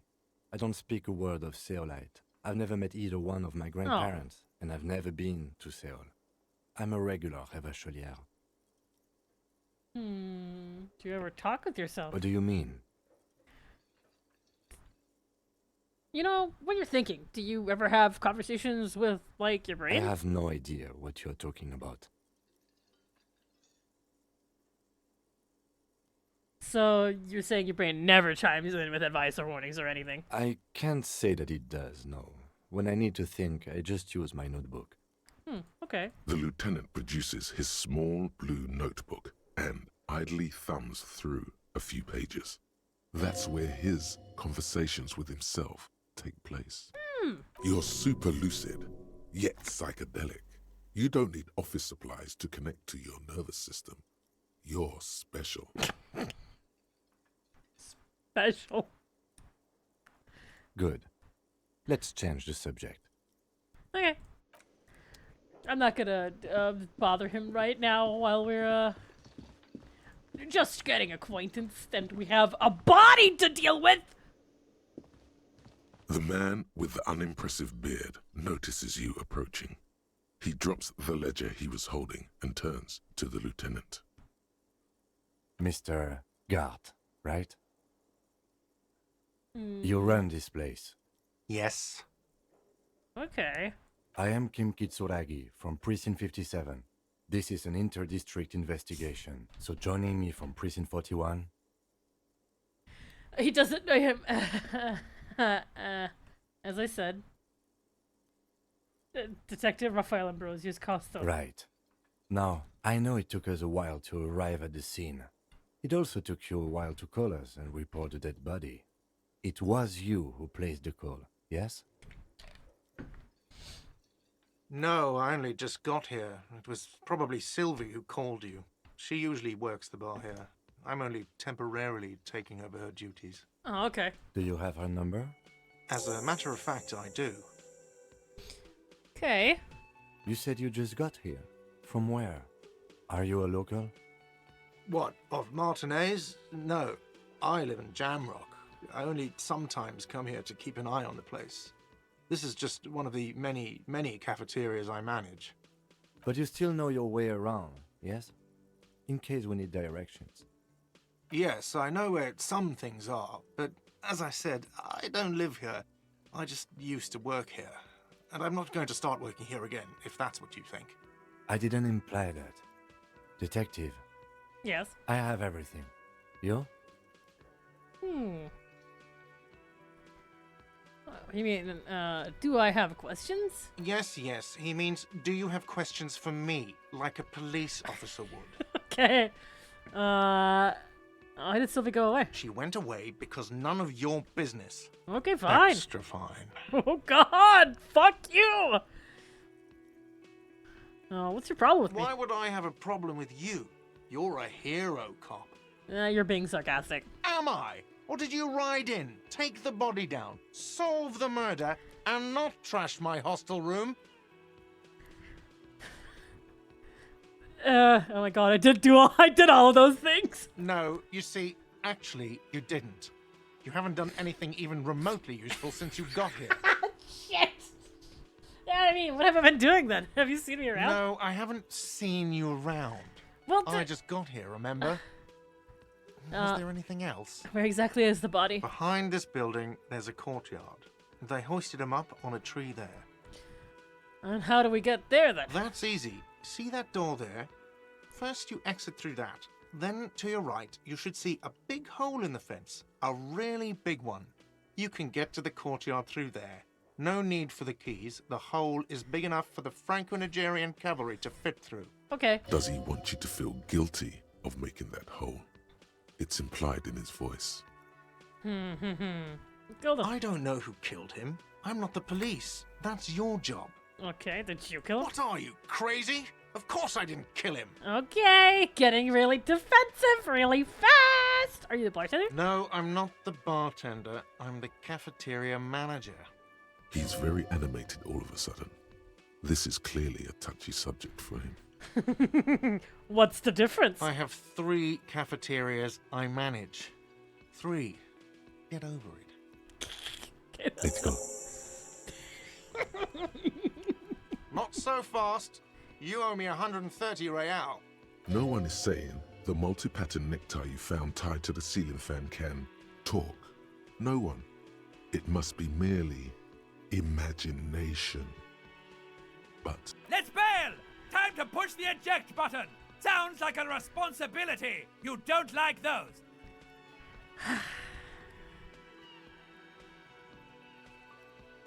I'm not gonna cheese it! I'm going to fail this!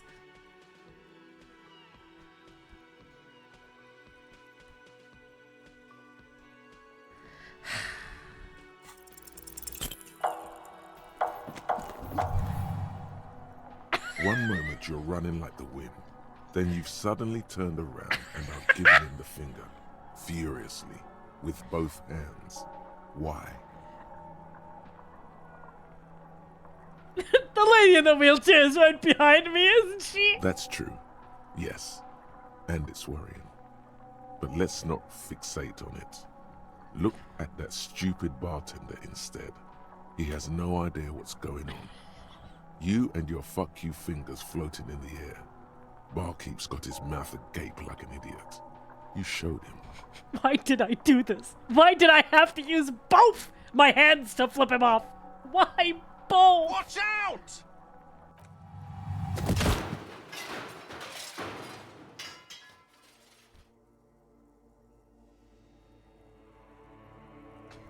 Everything goes dark. Back so soon. So worth it. Admit it. You just missed the quarter light. The darkness on the edge of town. How's it going out there? Are the tiny apes screaming about money yet? I think the tiny apes have started screaming Did yes. one of these tiny apes have a pale green face?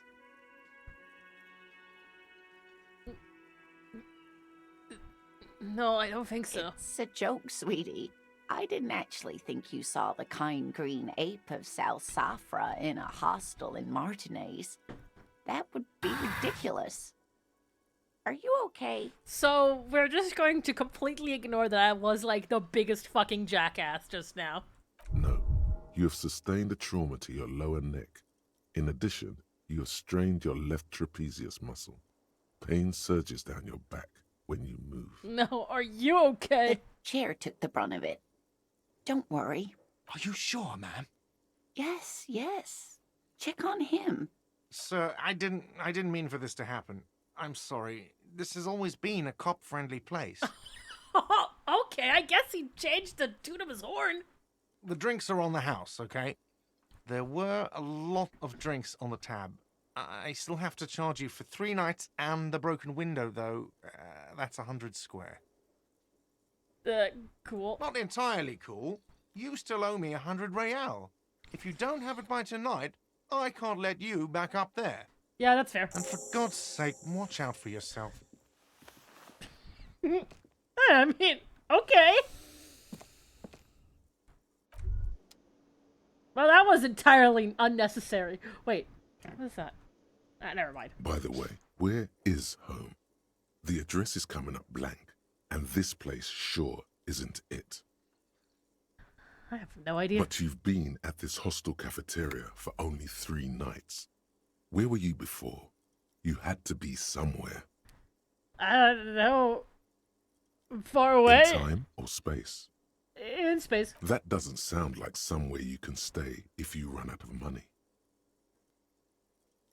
I don't live in a dumpster. I don't care. Fuck everything. Hobocop.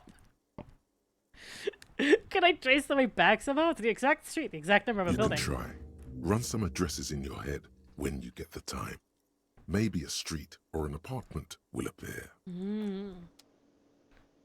I see something. I see something down there, but I think I guess it's nothing. Hello, sweetie. Like, what is... Oh, that's part of the machine. Wait, who's Sweetie? Sweetie. Why, you are, officer.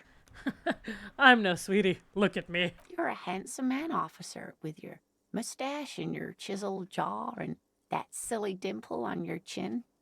Oh.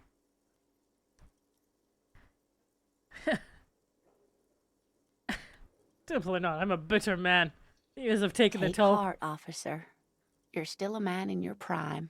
You must forgive me. I'm getting so scatterbrained. I completely forgot to introduce myself. Aw. I'm Lena. My husband Morel and I are staying with our friend Gary just down the street, but I come here for tea when they're away. This Lena is wacky enough for the motley crew. Hire her on the spot. You seem to be in a chair. Are you okay? I'm very sorry, crashed into you earlier. I don't know what got into me. Oh, I'm perfectly all right. I'm more worried about you. What was that?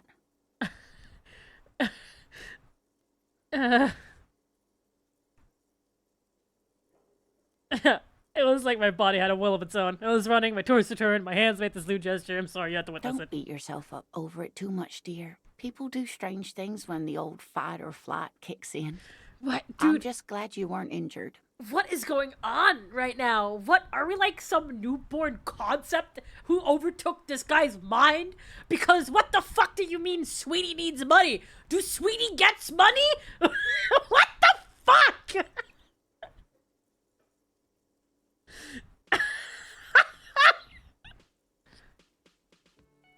Yes, dear. I'm a paraplegic.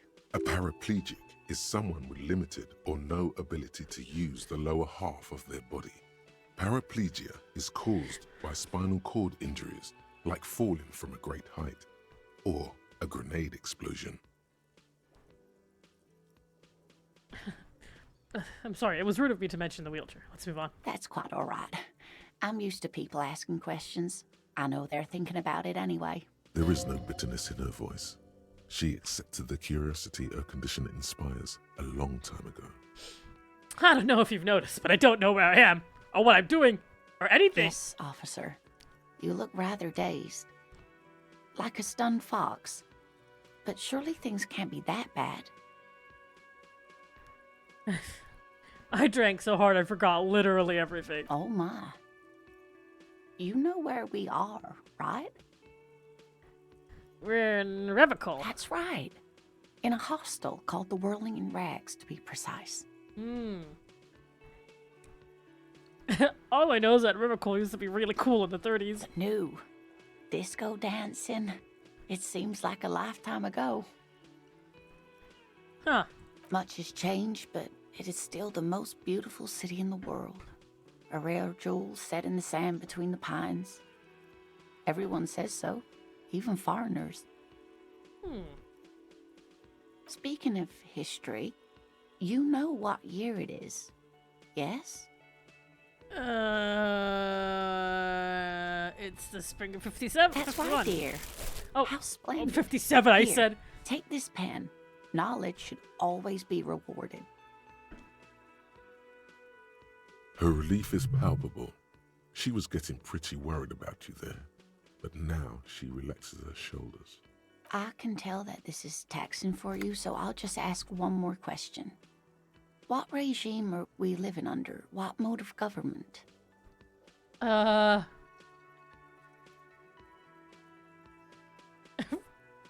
We're living under the cop regime. I'd like to think this is a dictatorship of the proletariat, but something tells me it's not.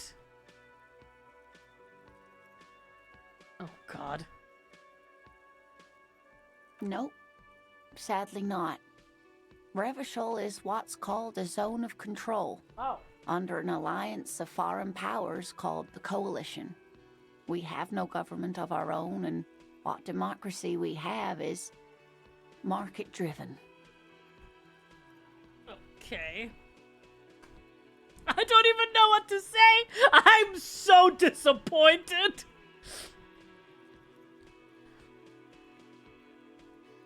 It is quite disappointing, yes. A lot of people would like some form of representation. There's talk, but for now, the RCM is all we've got. If there's no government, how come there are no cops? There are cops. Oh dear.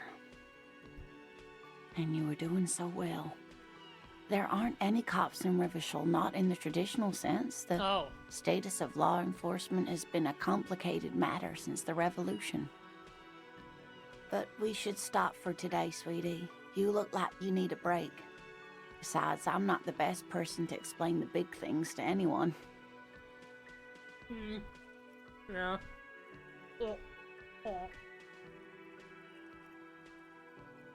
She's scared now. She's realized you really are brain damaged. Oh. What's the revolution you mentioned? A defeat, I'm afraid. The people of this archipelago tried to build something new, something different. The rest of the world didn't like it, so they came and ended it. This was 42 years ago. But I'm a cop. Whatever it was hasn't stopped me. Of course, sweetie. I really don't know how to explain it better. I'm just a poor woman, she thinks. What do I know of these things? And how can I help you? So how did I do? You were doing quite well up until the end there. It does look like you're having trouble remembering things. History and places. Remembering reality in a word. It's very odd. A sigh. The lieutenant buries his nose in his notebook. But maybe a fresh set of eyes is what the world needs. And while I'm no doctor, such bouts of amnesia are often temporary, so I wouldn't worry too much. She means this sincerely. Worrying won't do you any good. Someone more educated in sweeping matters. Maybe you should ask. No.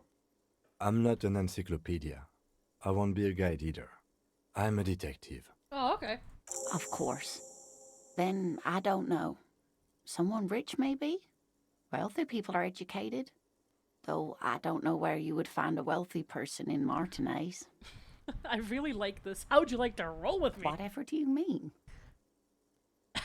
I want you to be my wheelchaired partner in fighting crime, raiding backyards of corpses, catching sequence killers. Roll us some cigarettes. I'm jonesing for a smoke.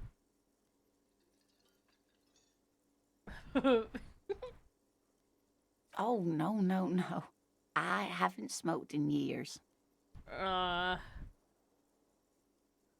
Does it mean you don't have tobacco, rolling paper, or any cigarettes at all? Good for you. Smoking is a stupid habit. Maybe I should quit Quitting too. smoking is one of the best things you can do for your health, officer. Yeah. What are you talking about? Smoking is one of the last remaining pleasures of this world. Trust me, there's not much out there for you. Shut up, electrochemistry. You would do well to follow her example. Yeah. Smoking is the reason you feel like a rag. It's painful for you to even ask these questions.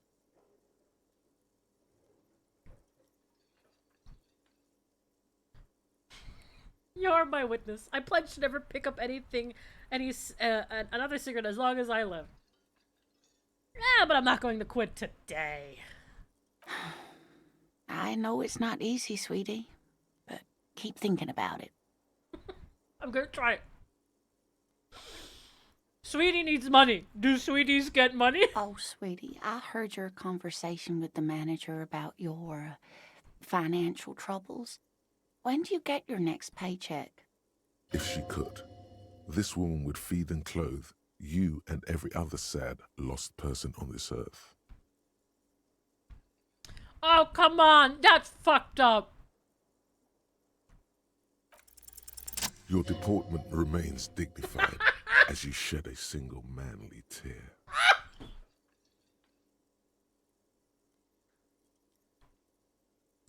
It isn't easy for me to ask this of anyone, but I'm at the end of my rope. Any money you have could help me. Sweetie, I only have a few cents on me, but I could give you this to pawn. Just to tide you over. Oh. Wonderful. He has a pin. The pin is round and slightly tarnished. 3 sailboats in bas-relief with the sun hovering over the water behind them. A chipped green banner at the bottom. Aero reads, wave. San Baptiste, summer 31. Dinghy races.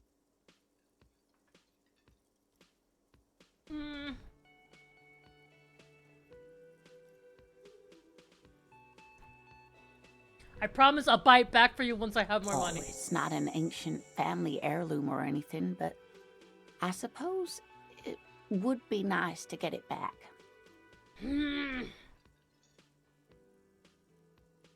Suddenly I feel bad and I want to give it back to her. I hope you were able to pawn that old trinket. You know what? No, I'm not going to pawn it. Here, I'm going to give it back. Oh, thank you, dear. I confess I am glad to see it again.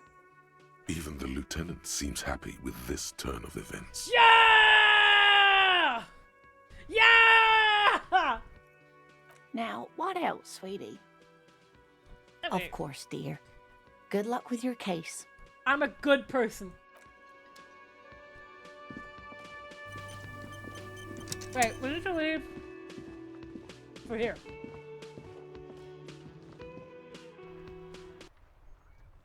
Oh my god. Jesus Christ. Hold on 1 second.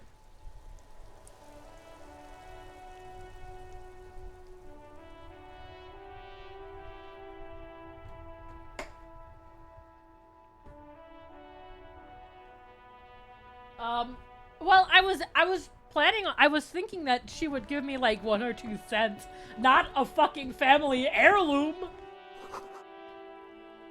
Rue de Saint-Ghislain 8B. There's the whole. Do we go to the thing first? I kind of want to look around.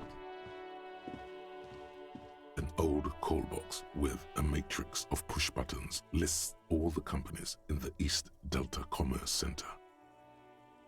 Oh.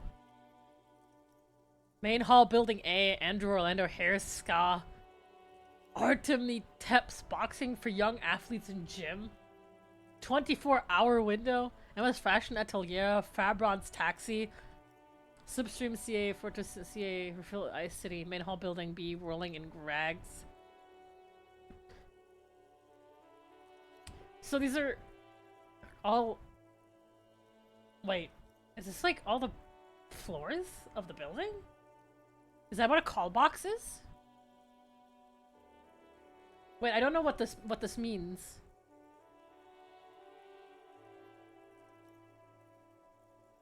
Yeah, it's intercoms, yeah.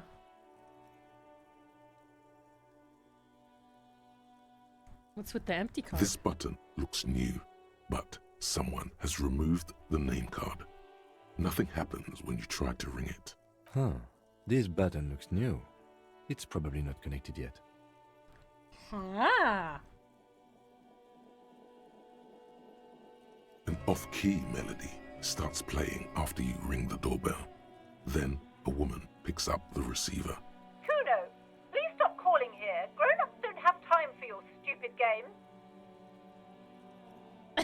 This is Kuno. This is the police. Please open the door. Oh, I'm sorry, officer. I thought you were... Oh. But the doorbell is broken, and the bookstore shouldn't even be on the list anymore. So I can't help you. Please don't call here again. Thanks. Oh. A single beep indicates that the line has gone dead. I mean, I think we should do this later once we have more info. Okay. Yeah, let's just go here first.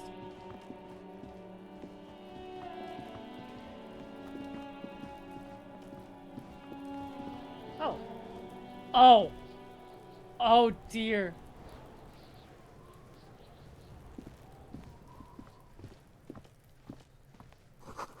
Letter R wears a crown.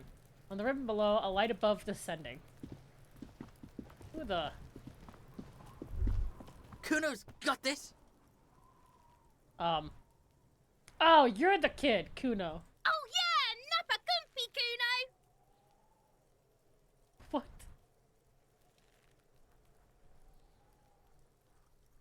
Hey, kid, we're in police Right in the business. dick, Kuno! Get him right in the dick! What? It's love it in the dick. Oh!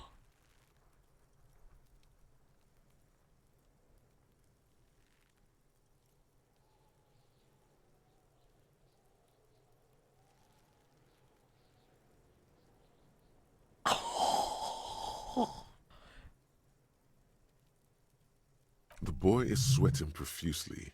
His eyes are like two black holes and his jaw is twitching as if trying to break free from the empire of his body. Stop using slurs at my crime scene! Can't talk, pig. Shit's coming up strong. Throwing rocks. Shit coming up strong. That sounds good. Joyous. You should hang out with this kid and see what that juicy shit is all about. Yeah, Kuno! Ride the lightning, Kuno! Kuno's riding it, see? Kuno-S. The rake, Kuno! You should throw the rake at him, Kuno! The fuck? Does Kuno know what a rake is? Kuno's not a gardener. Kim, what should we do? We shouldn't do anything. I don't tempt such forces. What forces? You will see. Okay. I don't have time for this. Smells like spoiled meat and curled dairy. A human being decomposes. The kid's ladder is rickety but still climbable. Well, there it is. The corpse looks at you with bulging white eyes. The face around them does not look human. It's swollen and ready to burst. His lips are fish-like and his tongue like a ball gag in his mouth. Oh dear. You seem to be holding your breath. A cargo belt twists his neck at an unnatural angle. The body below appears stiff. It's letting out an ungodly rot. The smell seeps in even through your clenched nostrils. No. God, what is that? Why is it so Active bad? decay. It's okay to throw up, officer. No one is judging. He's about to blow! Cop's gonna blow, Kuno! Okay. 3% chance! The smell is repulsive. It pushes in from your mouth, more instant and more familiar than anything you'd expected. More fever than odor. It fills your mind, flushing you from within. Yeah, I'm gonna try and walk away.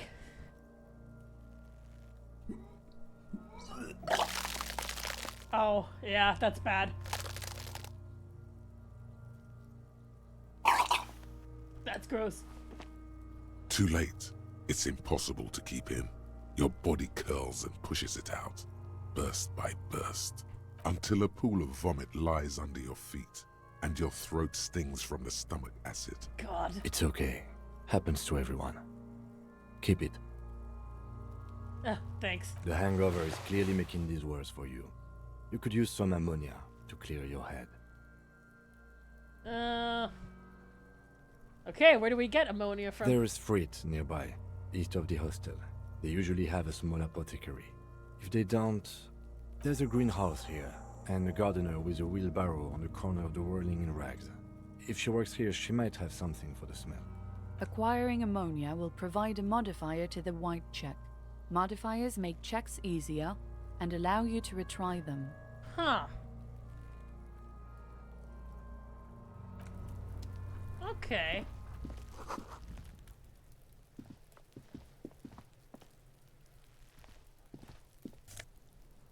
Oh, you can just...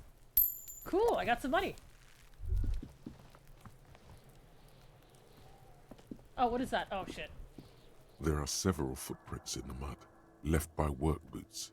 Anywhere from 6 to 12 pairs have walked here. Heavy workers' boots with reinforced toes and hobnails, all over the yard. Isn't this something an industrial worker would wear? Lieutenant, workers' boot tracks. Noted. What do you think you are? A super detective? You're hungover. These are just dents in the mud. No pattern emerges for the time being. Yo, my fucking health is not looking good at all. This is looking real bad. A kind green ape pen. A pen with a great ape head on one end. The ape has closed its eyes. A kind expression adorning its face. It seems to be meditating. So I can just... I can't hold them.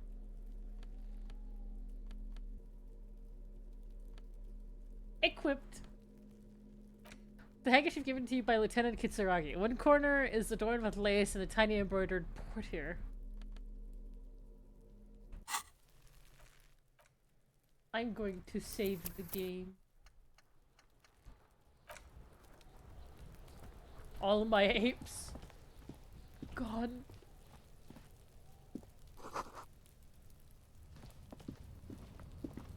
An inconspicuous pile of the roofing material, Eternite. Ah, fuck. It's nothing. Someone just left some roofing material slanted against an old shack. Why am I looking at this pile of roofing material? Because there's a secret door hidden behind the panels of Eternite. That's why they're too orderly. There it is. You see a shabby little door.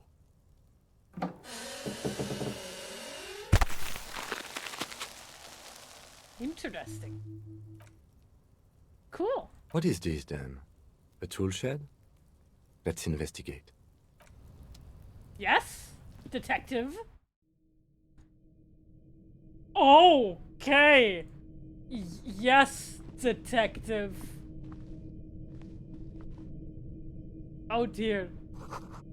An empty tube of magnesolum, magnesium supplements. A silver plate with the traces of bone yellow powder. Be still, my beating heart. It's amphetamine. Oh my god. Sweet amphetamine. The lieutenant isn't studying the powder in the mirror. He's studying you.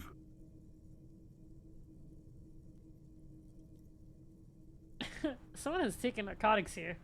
Perhaps not. This is below our pay grade, detective. However, see that ladder there? It's probably another way into the industrial harbor, no? A secret path the local kids use.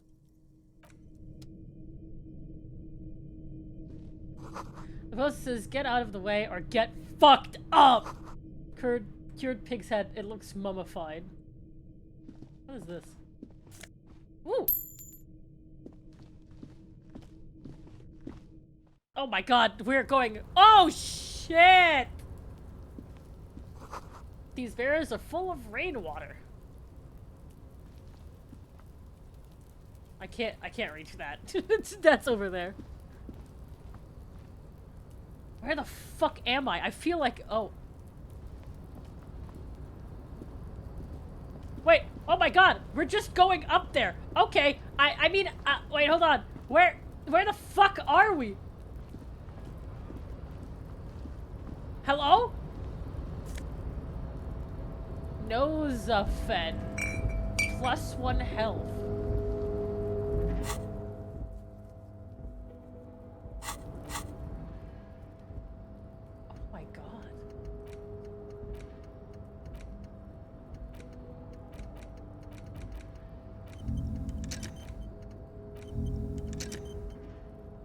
Okay, yeah, no, that doesn't do anything.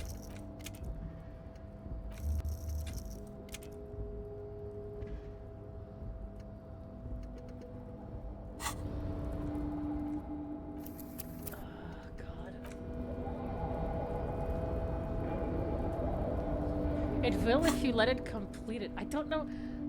Oh, wait, it takes like in-game time?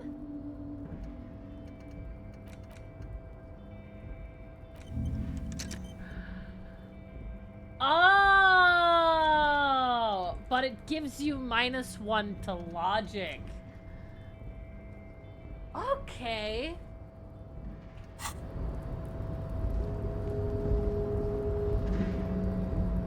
Neat.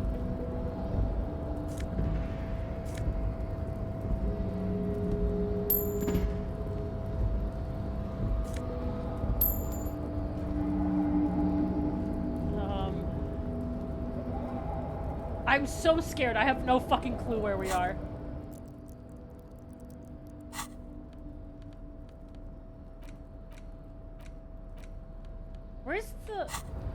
Where's the health thing that I just got?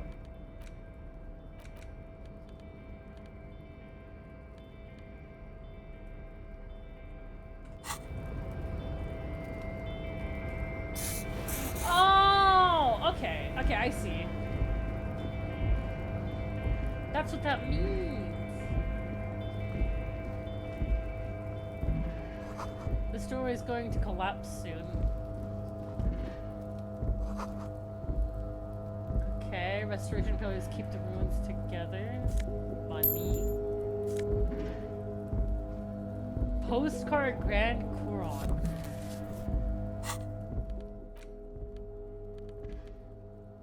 This postcard depicts an ill-advised residential area overlooking the Jamrock Quarter. 13th-story building line the hillside like sarcophagi, an ominous fog already rising from behind. These are the last boom years, and the 39 the project failed catastrophically, leaving behind an opiate and hepatitis B infested slum.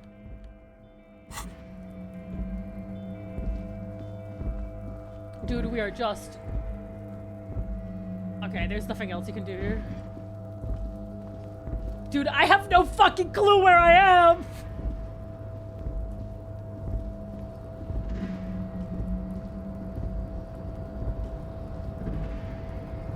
I mean, we can't do anything else here.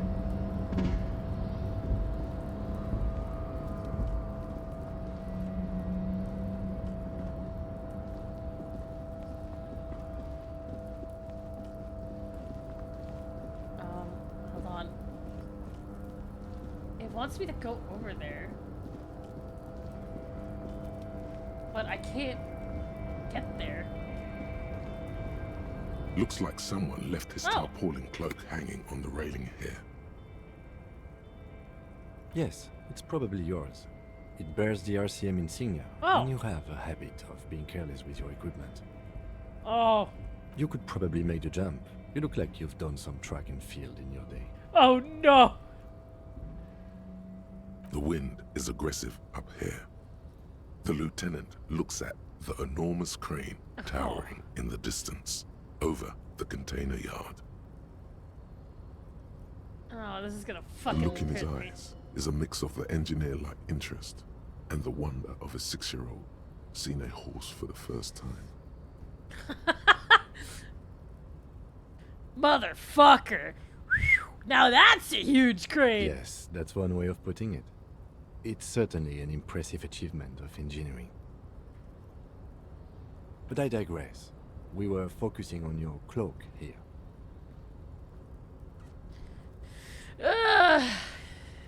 Yeah, not right now.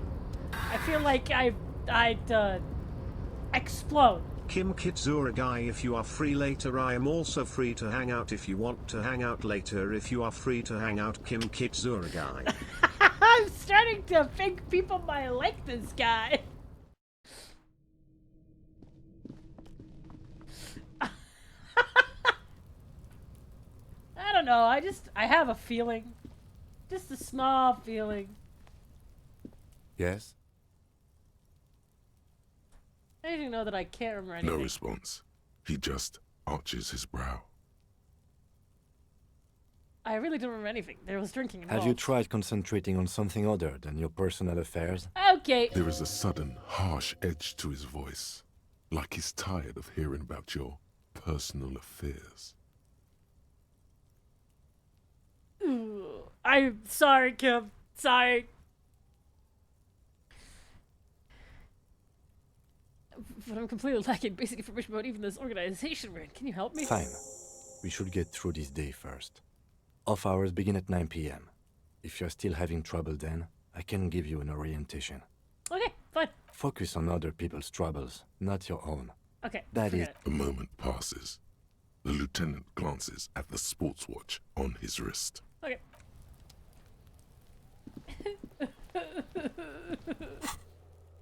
We have so many things to do. Oh god. But like, don't we have to do something? Shouldn't we get it down? But There he still is. Yeah, okay. Okay. We need to first get right in the dick, Kudo. Get him right in the dick.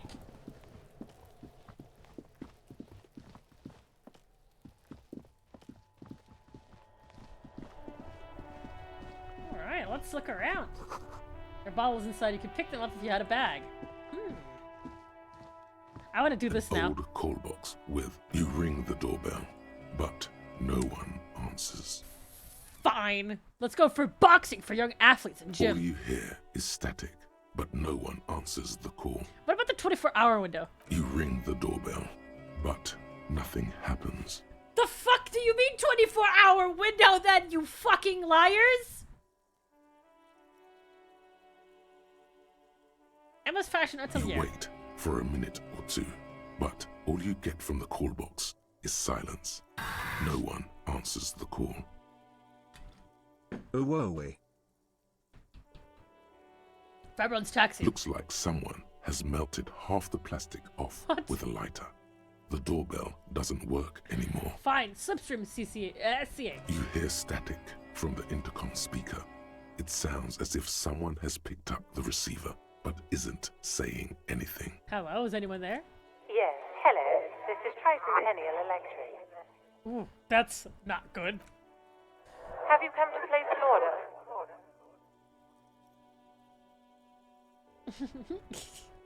Yes, I've come to place an order. My God. The lieutenant exchanges a look with you.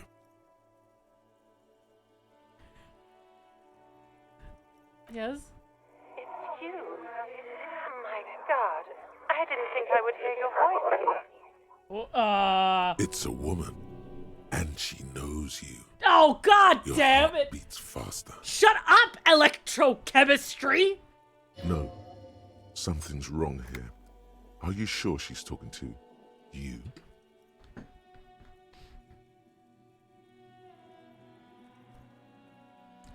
Do we know each other? Michelle, just please.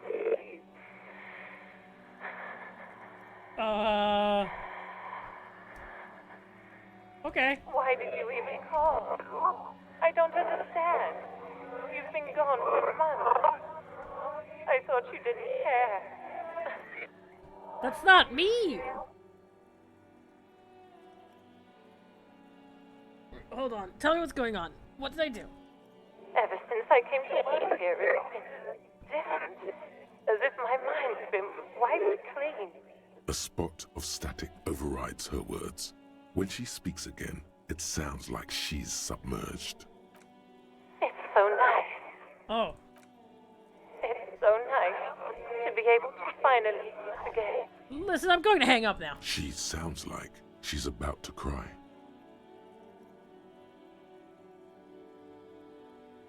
I'm going to hang up the call. You press the number sign on the keypad that terminates the call. 12 name cards on the call box read. Alright, I guess we just spoke with the fucking spectral woman.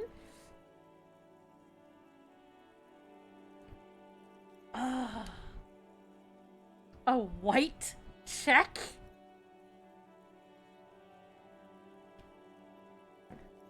Fortress Accident SCA. Silence. No one's Okay. home at Fortress Accident. Revachol Ice City. Silence. Fuck. No one answers the doorbell. Main Hell Building B, rolling in rags. Nothing happens Fuck! until you ring the doorbell. They don't want to talk to you. East Delta Pinball, entrance of Building Silence. B. Fuck! No one answers your call. Damn it.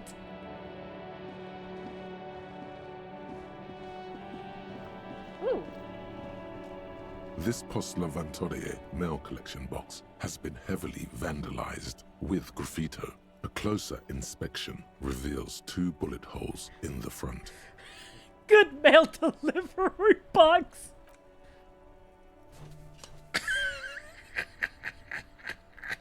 The box seems happy.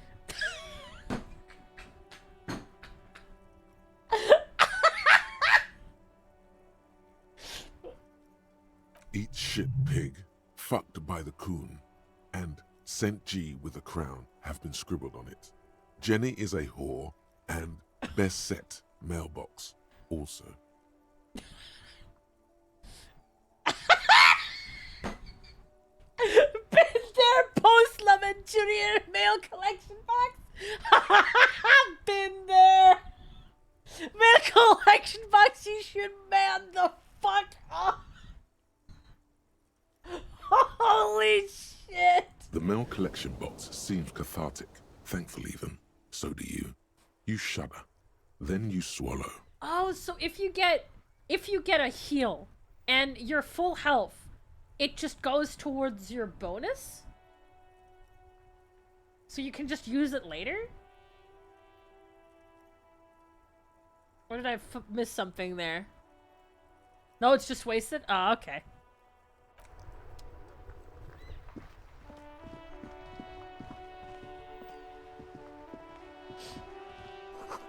This book has a rose, a pistol, and a half-naked dame on its cover. On the cover stands a very muscular man surrounded by flames. Holy shit, that's cool. Just finished my state exams. Thank you for your content. Made the 3-year training so much easier. Aww. Much love, heart. You don't really understand what this is about, though it doesn't seem important. It takes willpower to even read the author's name. Jean Kaus from Igonia. A book about Boyadero culture. It promotes freedom and roaming upstream. The book about the future. The government reads your mind using radio technology. Hello. Hello, sir. Step right in. The store is open. Ah. Hello, I am the law. Hello. Are you interested in a new and exciting book? Oh. Is it okay if I ask you some questions? Okay, sir. I'll try to answer any questions you have. I hope they're about books. What's your name? My name is Annette, sir. My mum, her name is Plaisance. She owns the store. She's inside minding the register or organising the stock. Feel free to step in and browse our wares. And you're standing out here in the cold because... I'm signalling that the store is open. Otherwise, people might not know. They'd miss out on the crime, romance, and biographies of famous people. A sudden gush of wind turns the pages of the books on the counters. She covers her face, smiling. But she's cold. Such a good trooper you are, already learning the value of hard work. Oh God, you're cold. Can I help in some way? Kind of you to offer, sir. What could you do to help her anyway? I should have a word with the store owner, maybe. No, sir. I'm happy to help Mum by luring in customers. Luring in Besides, customers. I have some hot juice in my vacuum bottle to keep warm. Shouldn't you be at school or something? I do my studies at home at the moment. I have to help Mum keep this place running. Oh, okay.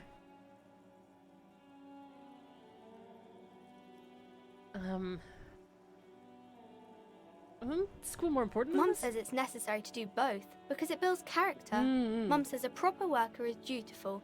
That's how you get ahead in life. You succeed.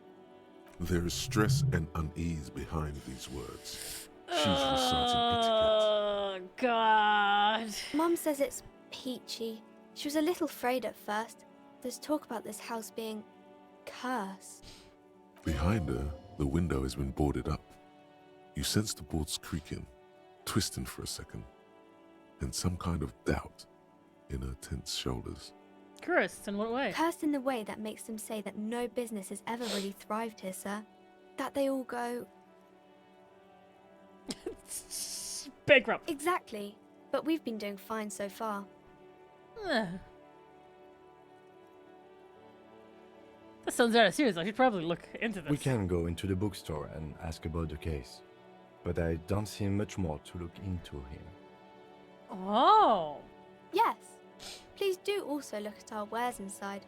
The postcards and board games are there, sir. Stroke your chin. How does this curse manifest itself? It does not manifest itself in any way. It does not exist. I liked it better when we were talking about whether it's appropriate to stand out in the freezing weather. But Kim, the plasmic manifestations! No such thing.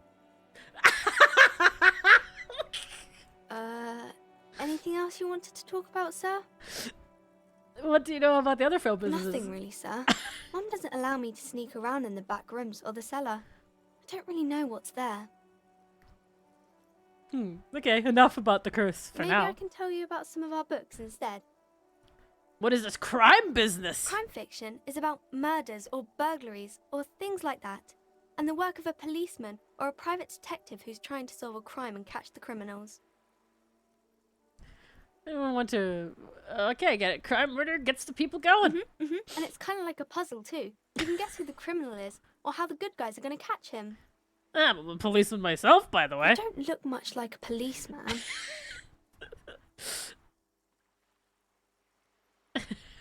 Okay, then maybe I'm not a policeman. I should stop being one. Oh, does a cop look like Didn't that? mean to offend, sir. Sorry, sir. It's just that you don't look like Dick Mullen. Oh. You know what? Actually, it looks like the guy in the picture. That's just stupid fantasy of a man. It's not your body. It's important in police work. Anyway, it's your point to your head. Head? Yes. No, it's your soul. Your blue soul. Okay, authority, get out of here. So, that Mulligan guy looks like Hampelman. Who could respect that face? It's not even drawn correctly. He lacks soul. I'm not sure I understand. Yeah, no, of course she wouldn't! A policeman's gotta have the right stuff and a great sense of the law. No one would follow a weakling like Mullen. If you say so, sir. He's just a fictional character. He's no match for your soul. Maybe you can show me some real police work, sir. Like in the books. Okay. I'm going to deduce something now. You failed to deduce anything substantial.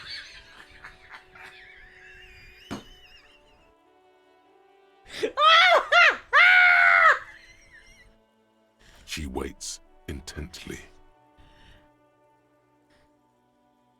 I'm a detective. I notice that you are very small. Come on, don't be silly. That's not a proper deduction.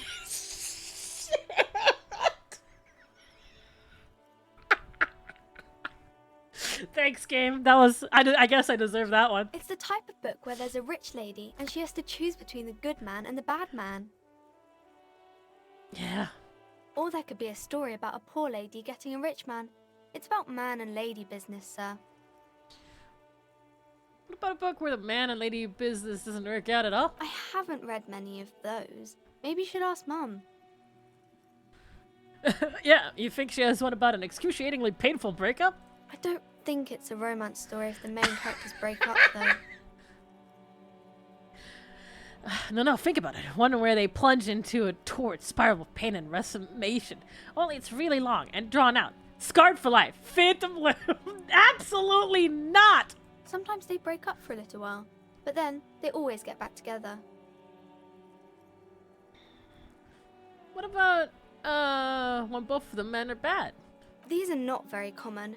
You can't have a choice between bad and bad. Nobody wants to read a story like that. That's fair. What if it's written very well? Maybe then it's fine.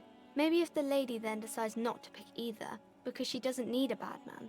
Yes, that would be interesting. Good girl. What about a poor man getting a rich It lady? happens, but usually the guy gets rich in the process. Or should actually be rich himself, but has lost his family property unjustly, like during the revolution or something. I see. Those are unhappy books, for most of the pages. People sad about what they have lost, but then it all turns out just fine in the end. What about when everyone is poor? That's really not a proper romance story. That's more like everyday life. Sometimes you have to write about real life things. Not in romance books, sir. These are about nice and pretty people, and everyone is happy in the end. How sad. It's got enough romance for me. Other questions. Maybe some about other books. Who are these famous people? Oh, kings and queens and generals of old, or artists and writers, or musicians, those kinds of people. There's usually something extraordinary about them. I think that's why people read them, to find the secrets of their fame. I was about to make a joke about... yeah, that's why fucking content creator books do so well, am I right, guys?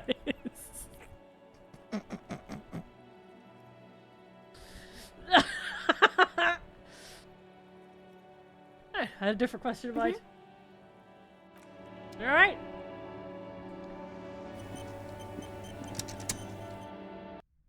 Hell. Whoa!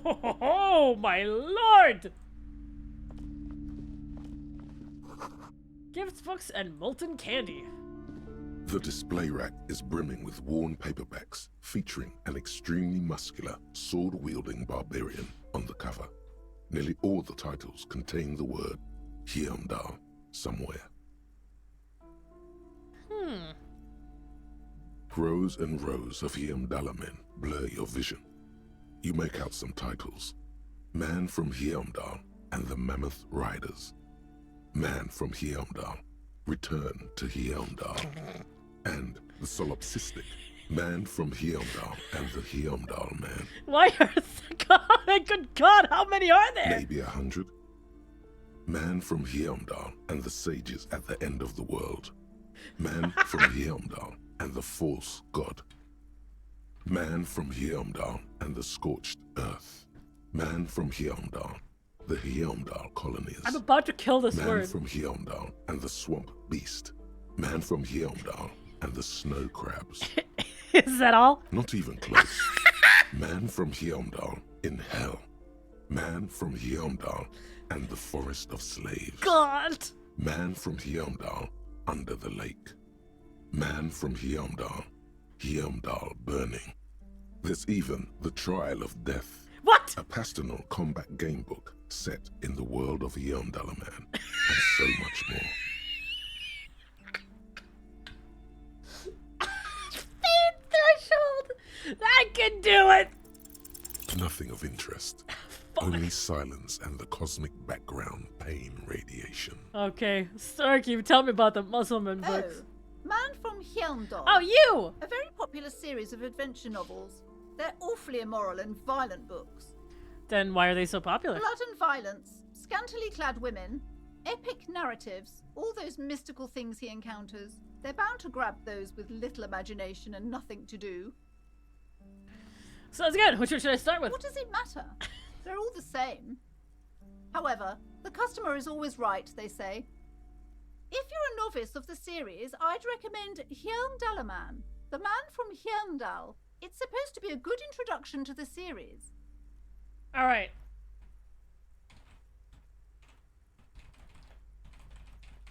Hold on. Here it is. This gets... Listen. The customer is always right is an incorrect fucking quote. The customer is always right in the matters of taste. This fucking quote is the reason that people think they can be bitches to normal workers who are just doing their job.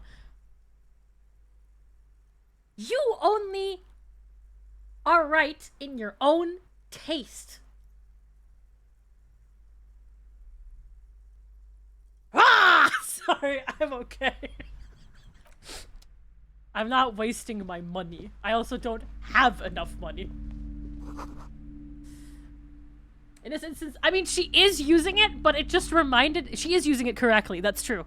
But it just reminds me of saying the customer is always right and how people actually abuse that sentence. The book collects the national recipes of Arda. They are all about lake trout. Oh, fuck it! This is going to affect the trout population. A small mountain of colorful board game boxes. There are numerous types of games for all ages. A lot of shelf space seems to be taken up by Wirral-related merchandise. Ooh. An endless variety of source books, lore books, and codices litter the table. The topmost book is titled Welkin Compendium, 2nd edition. D&D, let's go! There's also a large hardbound tome with intricate cover art, The Hunters of Katawak, Boreal Creature Compendium, and a Pick Your Path adventure game book titled Tales of Wirral, Cavern of Velkrag. Hey, store clerk, do you guys have a funny game? I know it's gonna sound crazy, but do you guys have the game Connect 4? There's a box that says Wirral, 3rd edition Mega Setting Supplements Module. The side panel notes, a fantastique adventure board game, new maps and miniatures. A sticker on it displays 25 real. I'm not, I don't have enough money. I can't buy it. Wonderful board games, sir. The Viticulturist is a classic for sure, or perhaps you'd like Archipelagos of Insulinda, a very educational game for those interested in geography. Browbritter is a fun game of economic competition, but can get quite intense after a while. We have games for the whole family. You can play with your children. Yeah, the Who children are you that I going to have. play board games with? Do you have friends or family? Do I have friends? Are you actually friends? Or just colleagues thrown together by circumstance? Look at me. Who'd want to have children with me? Don't be so hard on yourself, sir. You just need to clean up a bit. And technically, friends are a bit like family. For playing with friends, I'd recommend Suzerainty. It's a civilization building game where you build a civilization, then set off to brutally colonize and repress other civilizations. It'll cost 12 real.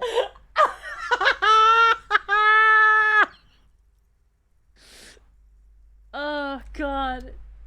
Are you my friend? Yes? Excuse me? Just stop saying. You have a distinctive way of walking. If I were to walk in front of you, we would surely collide. What do you mean distinctive? I hope you don't take this the wrong way. It's just a collegial observation. In the 57th, we call it the Jamrock Shuffle. Oh! Officers from Jamrock's 41st Precinct tend to move a bit erratically. Oh, okay, how's that? They say it's a scene-clearing technique developed by one of your lieutenants for gathering evidence. It's erratic, yet thorough. Prioritizes containers. That's racist. I don't prioritize containers.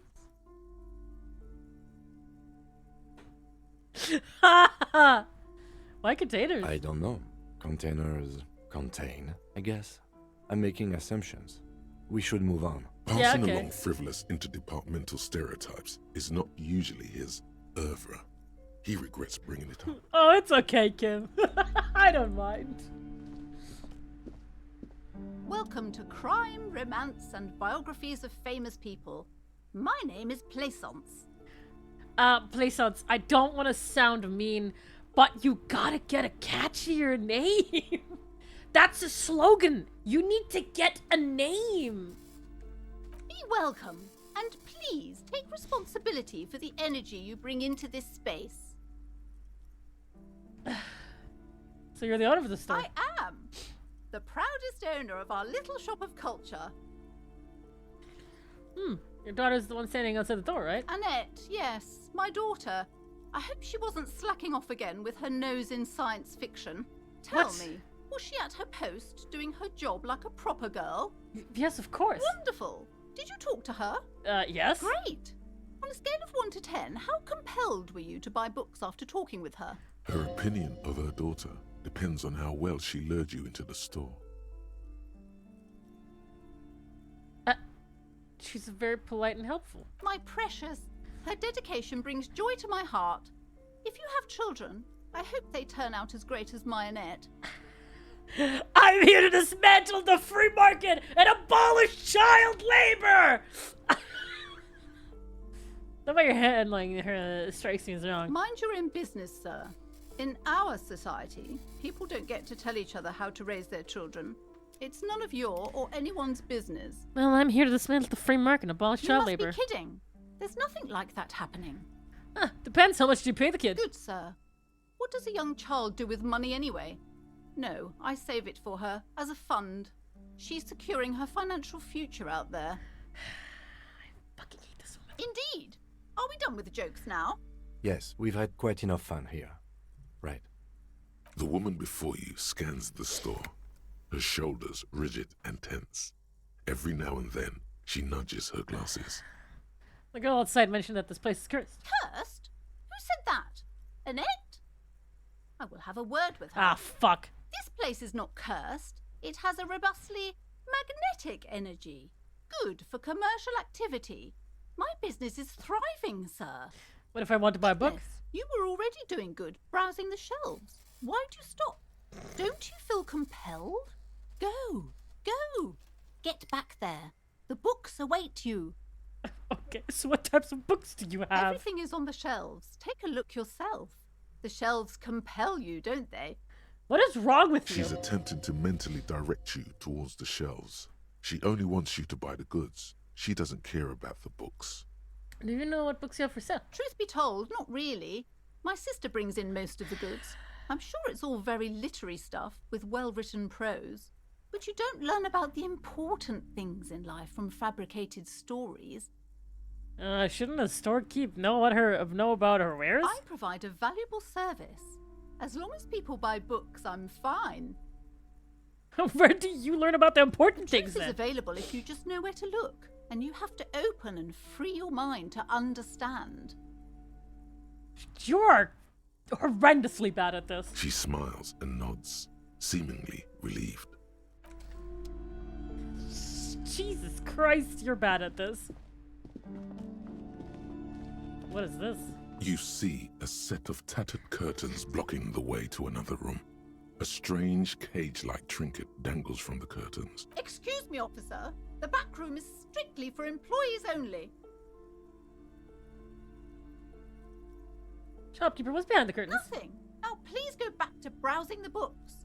Don't you feel compelled to Oddly enough, the more she tries to draw you away from the curtains, the more alluring they become.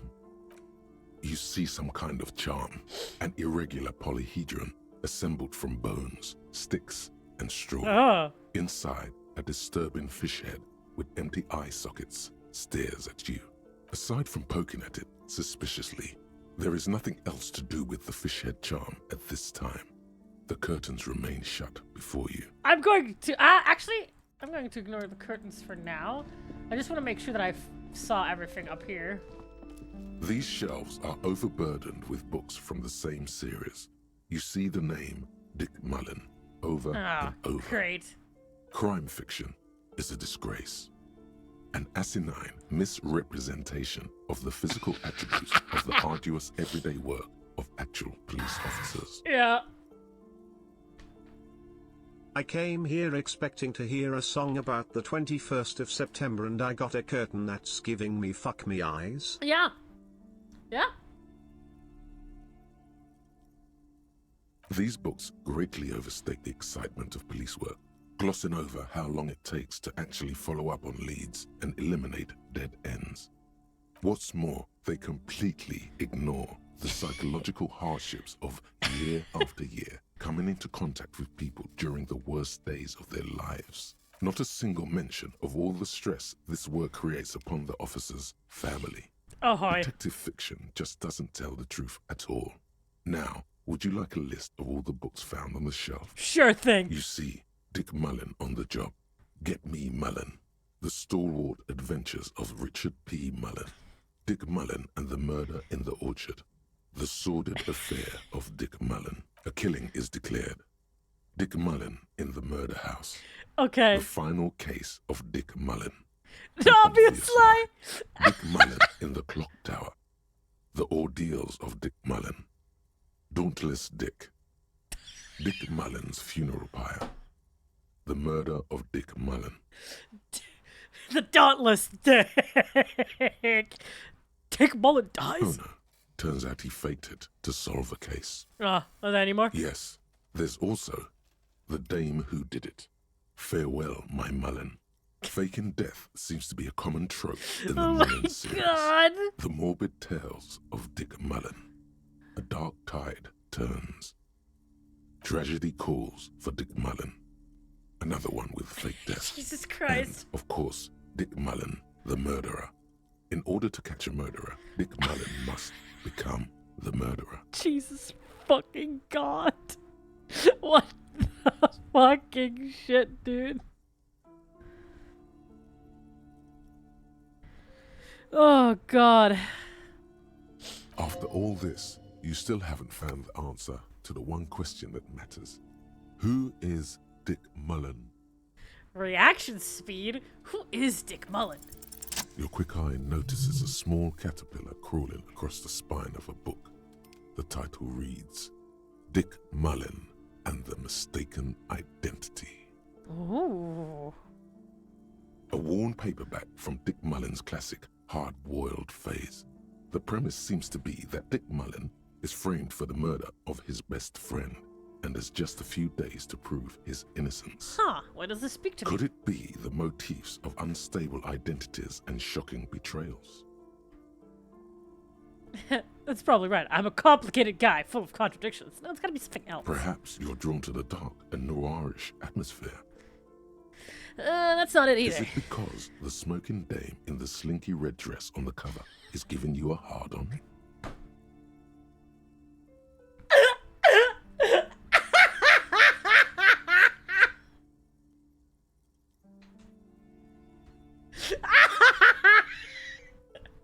What? No, that's not Yes, it happening. is.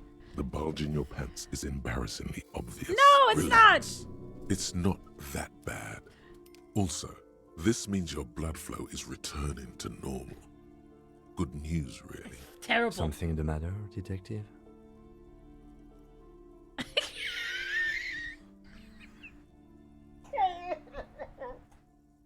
What the fuck? The lieutenant nods. You think you detect the faintest trace of a grin on his face, but you can't say for certain. Oh, he thinks this is very funny. A quaint picture book brochure, very colorful. It's a tome of fascist magic, rather candid. The plaque on the shelf reads, Biographies of Famous People. You see a large variety of names, none of which ring a bell. Browsing through all the books with all their names makes your head spin. None of these seem important or relevant. It's all just vapid egoism. Suddenly, a particularly odd title catches your eye. How is magic It reads, fascist? High-Speed Love, the tragic true love story of Jacob Irv and Alfie Delatraz. Harry by Potter. one Cecilia Averbrook. High-Speed Love chronicles the romance between two of the finest tip-top tourney racers in history. One of them is the madcap driver, Jacob Irv. His blonde mane graces the cover. Next to Irv's life story, you see a slim biography of an Occidental rock star called the Anti-Star. The Anti-Star! He's famous for shooting morphine into one of his eyeballs and cocaine into the other. Okay. Next to that, Revacholian radio personality Guillaume Bevy stands in front of a rundown drug den. He's a permanent fixture on Channel 8, reporting on real-life crime and ruining cops' days. Oh. I really must insist you buy one of the books. Reading them is not for free. Do still browse, though, but not too long. Shut the fuck up! I'm sorry, I did not mean to rush you. You are browsing. Go ahead, take your time, Time is commerce. Time is my boot up your ass. That boring book just discarded here. This bookstore is not strictly about crime, romance, and biographies of famous people. There's also a wide range of paranatural literature. Amidst the various books, you find one written by someone named Matthias W. Dundas. It's about wholeness, unity, balance. The point of the book, and many others on this shelf, is to give people medicinal advice in situations where they don't have access to paid health services. Huh, interesting. Various paranatural books still litter the shelf. What books are these? Sir, please, no browsing in that shelf. That wisdom is not for free. I can't have you end up, like, opening a police store next door and stealing my customers. Oh no! I hate this woman. Several maps have been attached to a bulletin board hidden inside the alcove. They're held up by small pins. The board has come loose from one corner. Yeah, guys, do you not know the famous police store where you can buy crime? The maps look old and faded. Your eye catches a map of Insulinda, a map of Revachol, and a map of Martinez. That's just a normal police station? Point proven. Hi, Jay! This large map displays archipelagos. You see a constellation of small dots on the light blue emptiness of the Insulindic Ocean. The largest in the northeast is La Caillou. You are here. Oh, cool. Another, far away in the southwest, Seminese Islands, Ile de Fantôme. You say archipelagos? I thought it was pronounced archipelagos. That's so... It's you learn new things.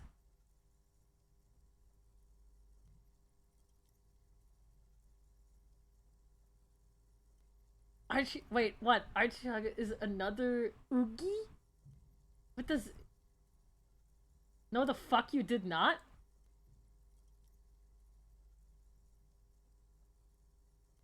Say psych, please?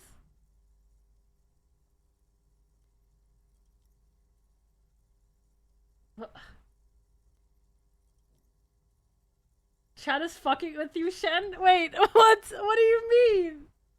Wait, I'm so confused!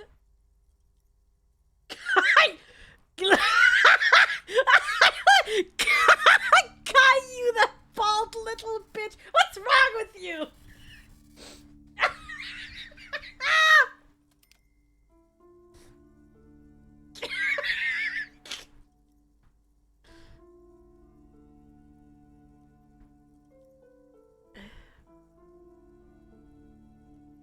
No, but like, being for real, do people actually think I'm trolling? I mean, I've never actually heard that word be pronounced, ever. Like, ever.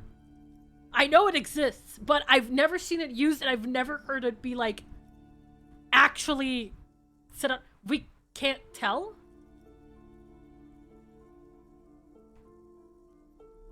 Tell me how you pronounce the word epitome?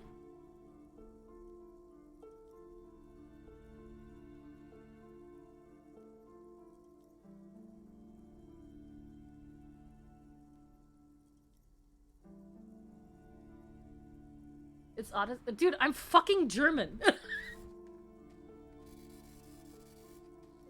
Do people not know I'm not a native English speaker?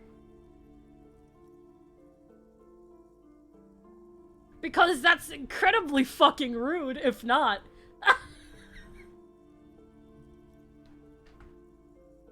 No, I'm German!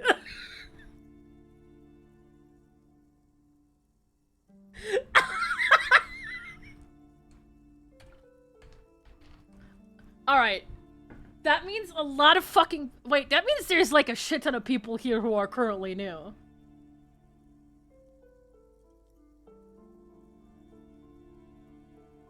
Natürlich, wenn Leute wollen, dass ich jetzt Deutsch spreche, dann kann ich das auch gerne machen. Aber ja, ich bin Deutsch.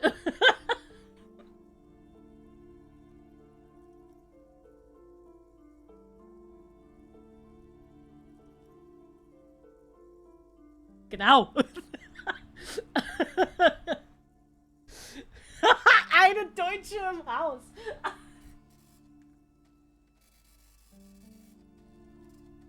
I know, but your English sounds like a native level. Okay, I mean, the reason why my English sounds a native level is because my dad's American, but I grew up with German first. English is still my second language.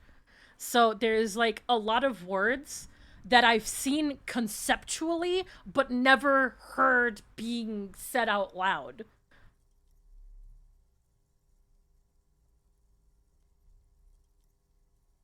Listen, I fucking learned English on DeviantArt. Leave me alone.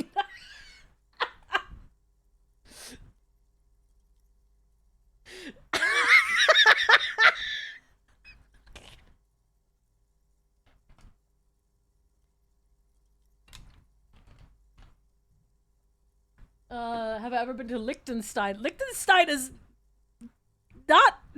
No, I've not been to Liechtenstein. The only place... I actually haven't been to a lot of German areas, European countries.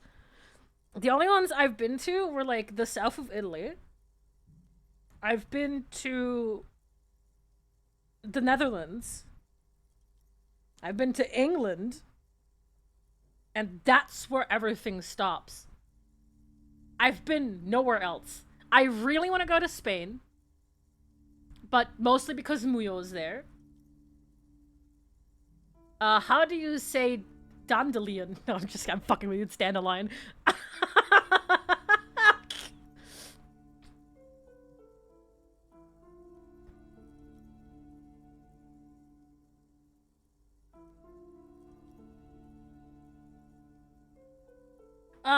The one thing I do remember is that when I was still, like, when I was around 17, I had a friend who kept making fun of me because, you know, the word kiwi, like the food or the bird, I would say it in German and they would constantly think it's really funny because I would say, oh yeah, I would like a kiwi. I want a kiwi.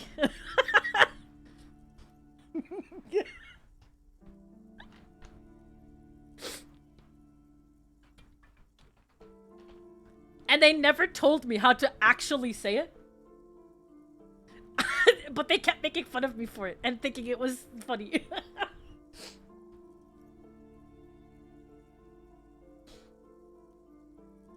You should keep doing that, actually. There's, like, other words. Like, I already forgot how he pronounced it. Archipelagos? Is it... Wait. How did he say that? Archipelagos? Is that how he said it?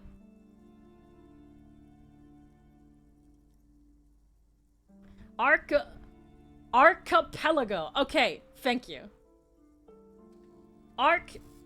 Archipelago.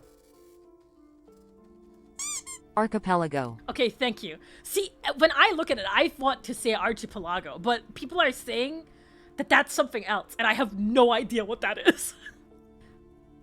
Like, when people were saying no fucking shot and please tell me you didn't say that, I genuinely thought it I just said something wrong. Like, I genuinely got really scared that I just said a slur. Like, I really started freaking out. Like, as long as I just say it wrong, yeah, sure, I don't fucking care. But, like, the way that people were freaking out, I genuinely thought I just said a slur.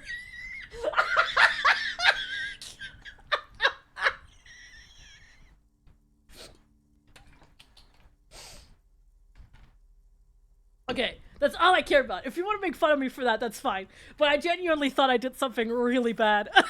Sorry, I'm stalling so bad. Ozon, Laurentide, Fas Alamir, Archipelagos, North Arcade Islands, all just specks of dust on the vastness of the Insulindic.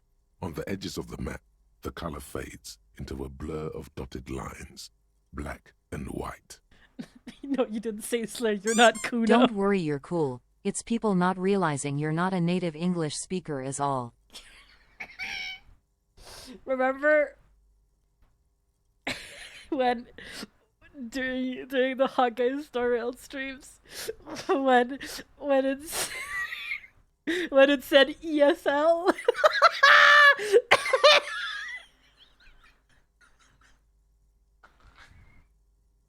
And I thought that meant sign language.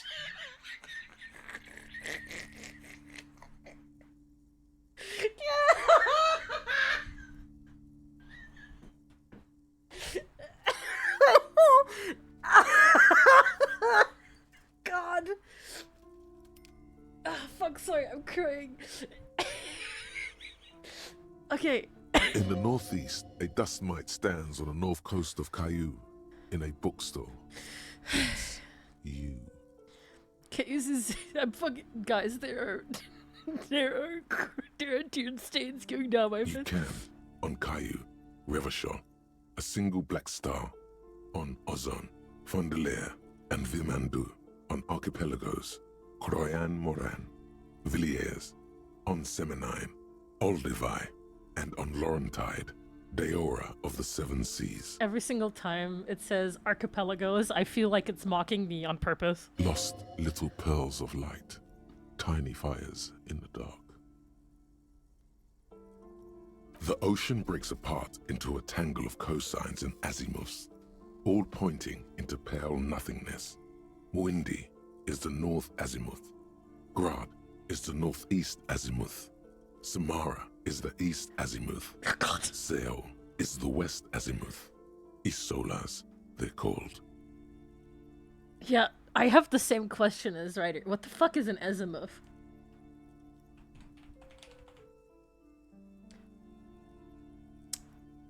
Why is it in German? Zusammen mit dem Höhenwinkel, auch Elevation oder Altitude genannt, beschreibt das Azimuth die Blickrichtung.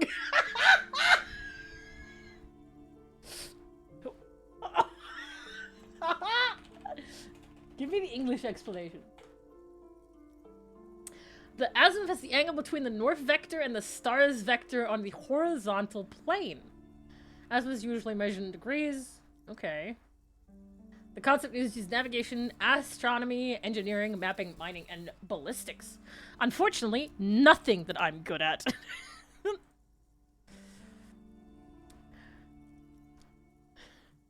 Dude, this just reminds me of a fucking post that was just like, this is the straight line to go, the straightest line to go from this place to this place on the globe, and they had like the map and people were like, that's not a straight line. It's curved. But it's a straight line when it's in globe form.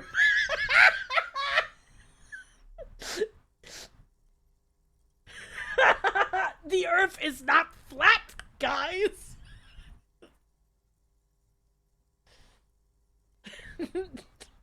Connections to other worlds, words past the Insulindian, unknown to you.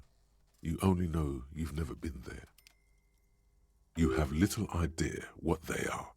Distant stars, gods, but looking at them makes you feel almost non-existent. Whatever they are, the Isolas are immeasurably large compared to you, and very, very far away. Perhaps they are gods, gods of distance and outer dust. This fucking image scares me. The north coast of a verdant island is shattered by the delta of a river. This is the River Esperance. Countless bridges put the shards back together, connecting city blocks to river islands. La Delta says a great artificial heart in the center, teeming with life forms and construction. Sorry, I just looked over at chat and I just see the message, ugh, Shen is a round earther, I'm out of here. To the east, rolling hillsides, Le Jardin, Stella Marie, the suburbs of Saint-Baptiste, swallowed up into the megacity. They sound rich to you. This is Revachol East. And west of the river? Hudon, it's somewhere to live. Not bad. Then there's Jamrock. It's bad. People shouldn't live there, but they do. Then Forberg. It's almost as bad, and much larger. Then Coal City. It's the worst. Great. You feel you're just west of Coal City, somewhere above Jamrock and close to Coal City. Oh. It's not really a map. It's a tourist thing.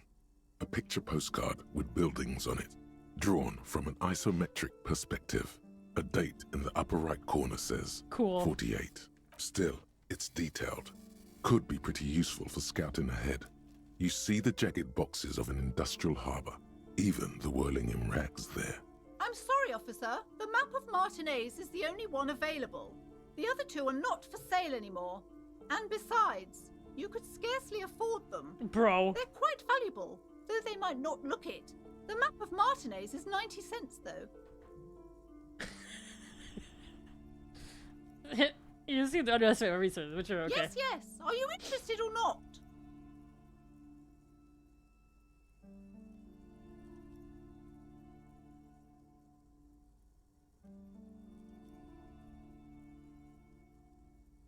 No, I'm stronger than this. She deserves. No, she doesn't deserve that. That's so mean. Oh, I just got an autosave. What does that mean? You know what? I'll take it. The curtains, tattered with... Just as you're about to pull apart the curtains, the petrified voice of the shop owner cries out once more. Sir, don't touch that. I told you it's off limits for the customers. Parapsychologically speaking, we're done if you decide to open them. I won't be held responsible for the consequences. It's too dangerous. Okay. She looks away, mumbling. Why is everyone always messing with the curtains? Why can't they just buy books like normal people? This is about the curse. That's why you're afraid? No, it's just a storeroom for the employees. I told you. Now please step away from the curtains. Damn, this is different. I'm a police officer. I need to get in there. Why? It's not like anyone was killed there.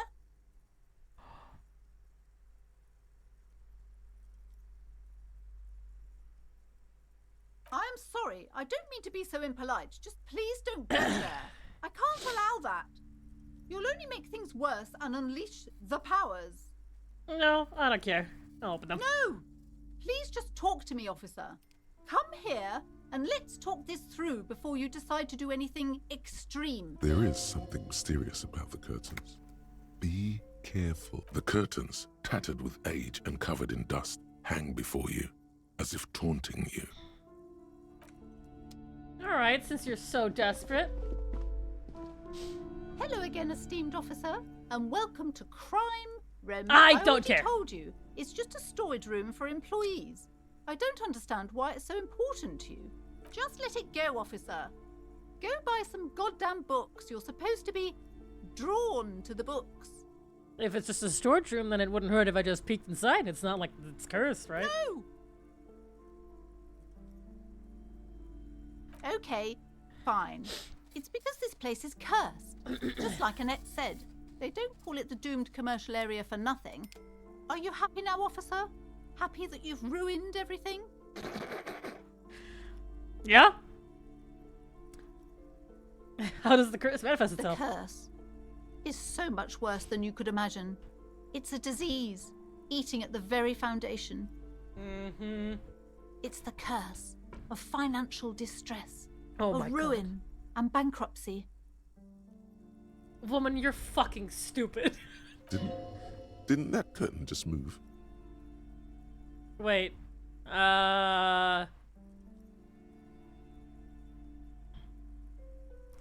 Wait, that's it? I was hoping for something more But paranatural. officer, there's nothing natural about entire companies declaring bankruptcy.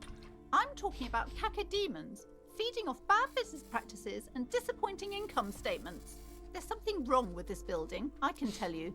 Ever since I arrived, I've sensed an eerie lingering presence, as if I was unwanted here. No, I think you're just a bad business lady. Sounds familiar.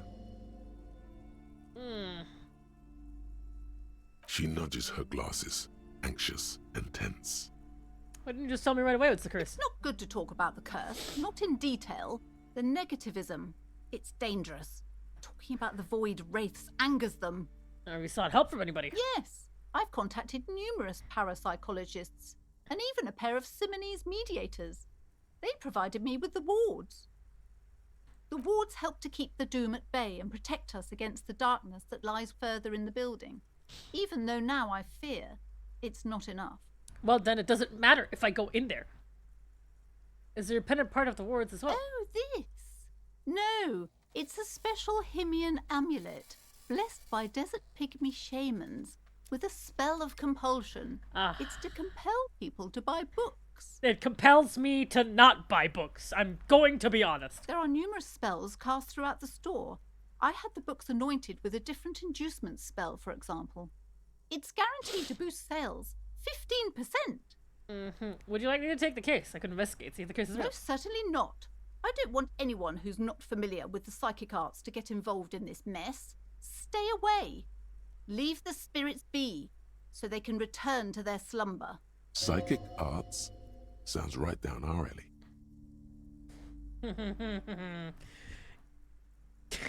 -1 gave smart-ass parenting advice.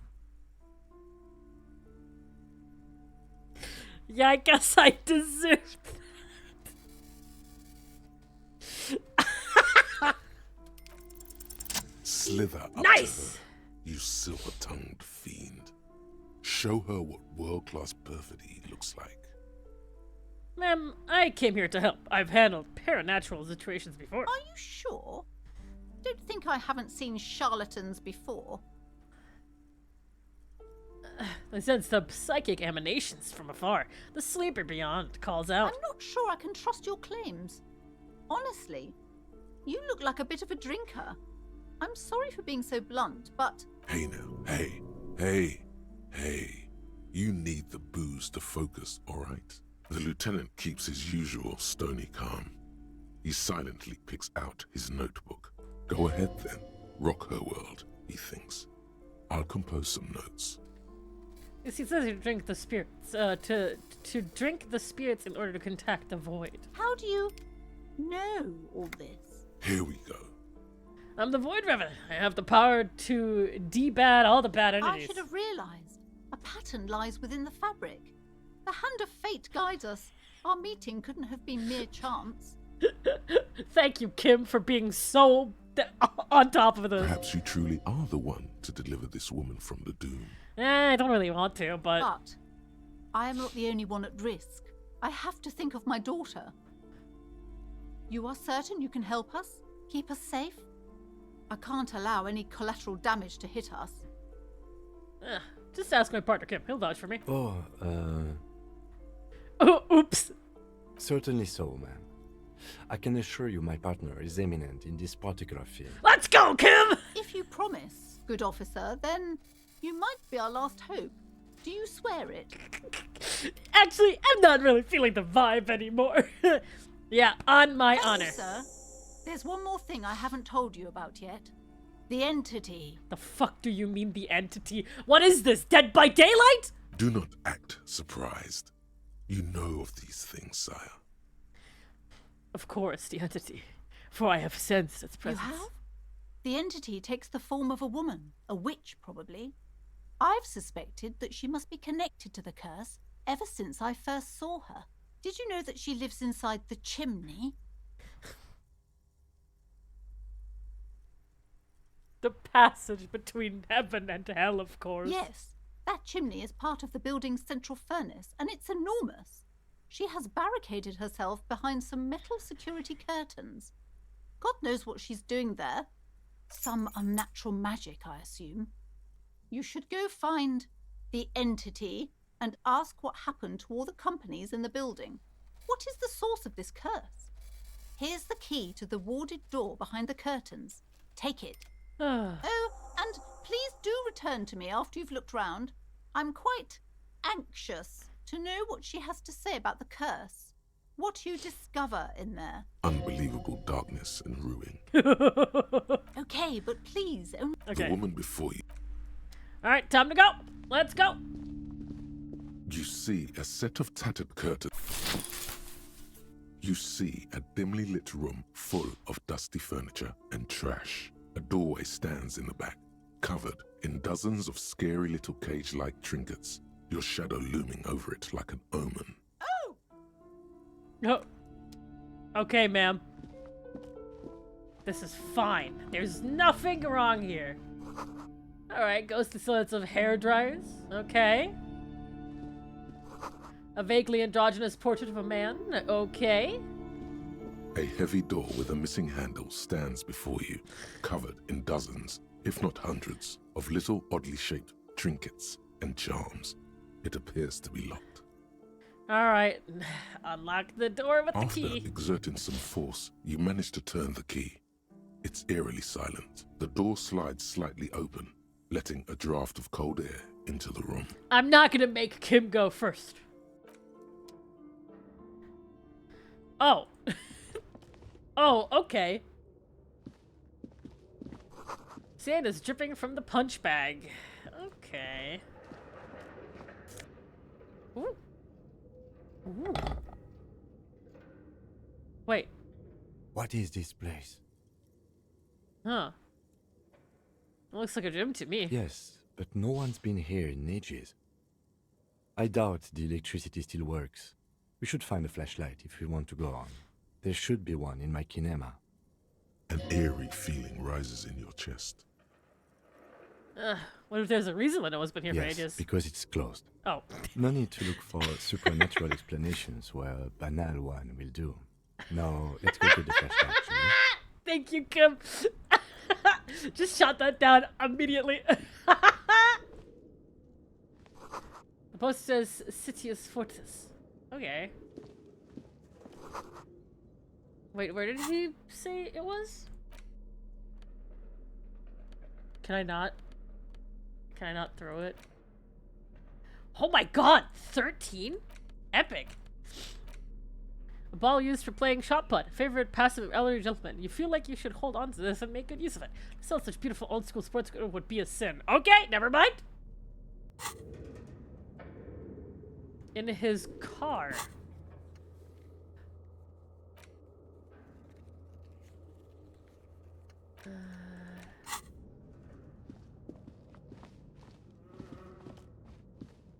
Ooh. Always blocked by windows and debris. I feel a little scared being here. It's dark. Oh. This would be a lot easier with a flashlight. I've got one in the kinema's toolbox. We should go back for it before we continue. No sense in tripping around in the darkness. Some areas are inaccessible without your flashlight. Ah! After you've acquired it, go to your inventory and equip it in a held slot. Okay, no, that's fair. I don't know where that is.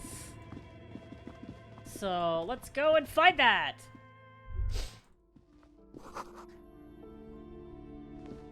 That hair poster.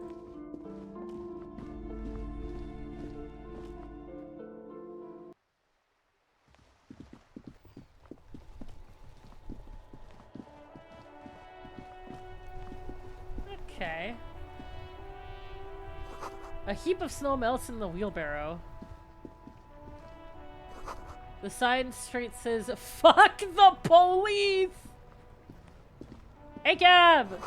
Pigs go home. The street name is eligible. Oh, whoops. Yes?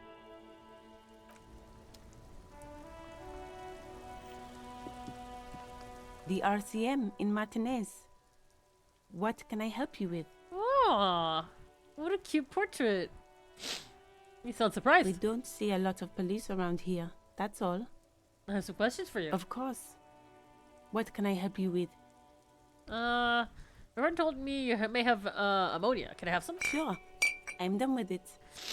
Oh, thank you. Go easy on that stuff. It gave me a terrible headache. Oh, yeah, okay. We need directions. Of course. Where to? Where am I? What do you mean? I'm a bit disoriented. This is Revachol, right? Yes, sir. District of Martinez. This. He knows where we are. He just wants directions. I'm sorry. What is up in the north? There's the pier, the Capeside apartment buildings, some more tenements. Not a lot, really. What is in the east? The harbor gates. Some kind of commotion, I think. I don't follow the local politics. A fleet store, too. Ooh, I love Fritz. Some shops and a bridge. The canal bridge leads to the coast, but it's broken, I think. Some kind of accident, probably. just coast. There's a little fishing village there and a fish market. But that got closed down ages ago. Oh, okay. What is in the west? It's just water. No, actually, I think they call it the Martinez Inlet.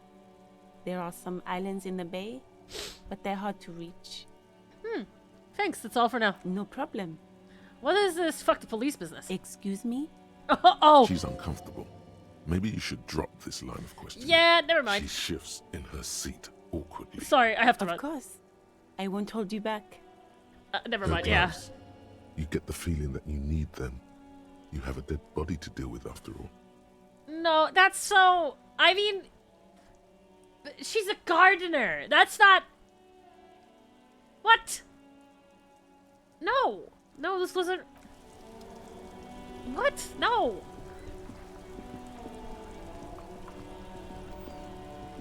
Is this your Before car? you stands a motor carriage. The bodywork is covered in blue and white livery, bearing the number 57. Vapor emanates from the large engine on the back of the vehicle. It hasn't had time to cool off yet. Do we even know whose car this In is? the cabin, you are welcomed by a set of steering levers, a radio microphone on a hook, a pull-out toolbox under the seat, and the soft glow of the fuel preheater gauge. Oh, I assume this is Kim's car.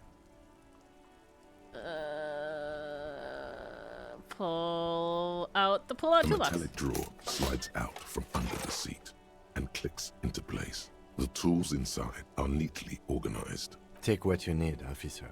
It's going to be a long case.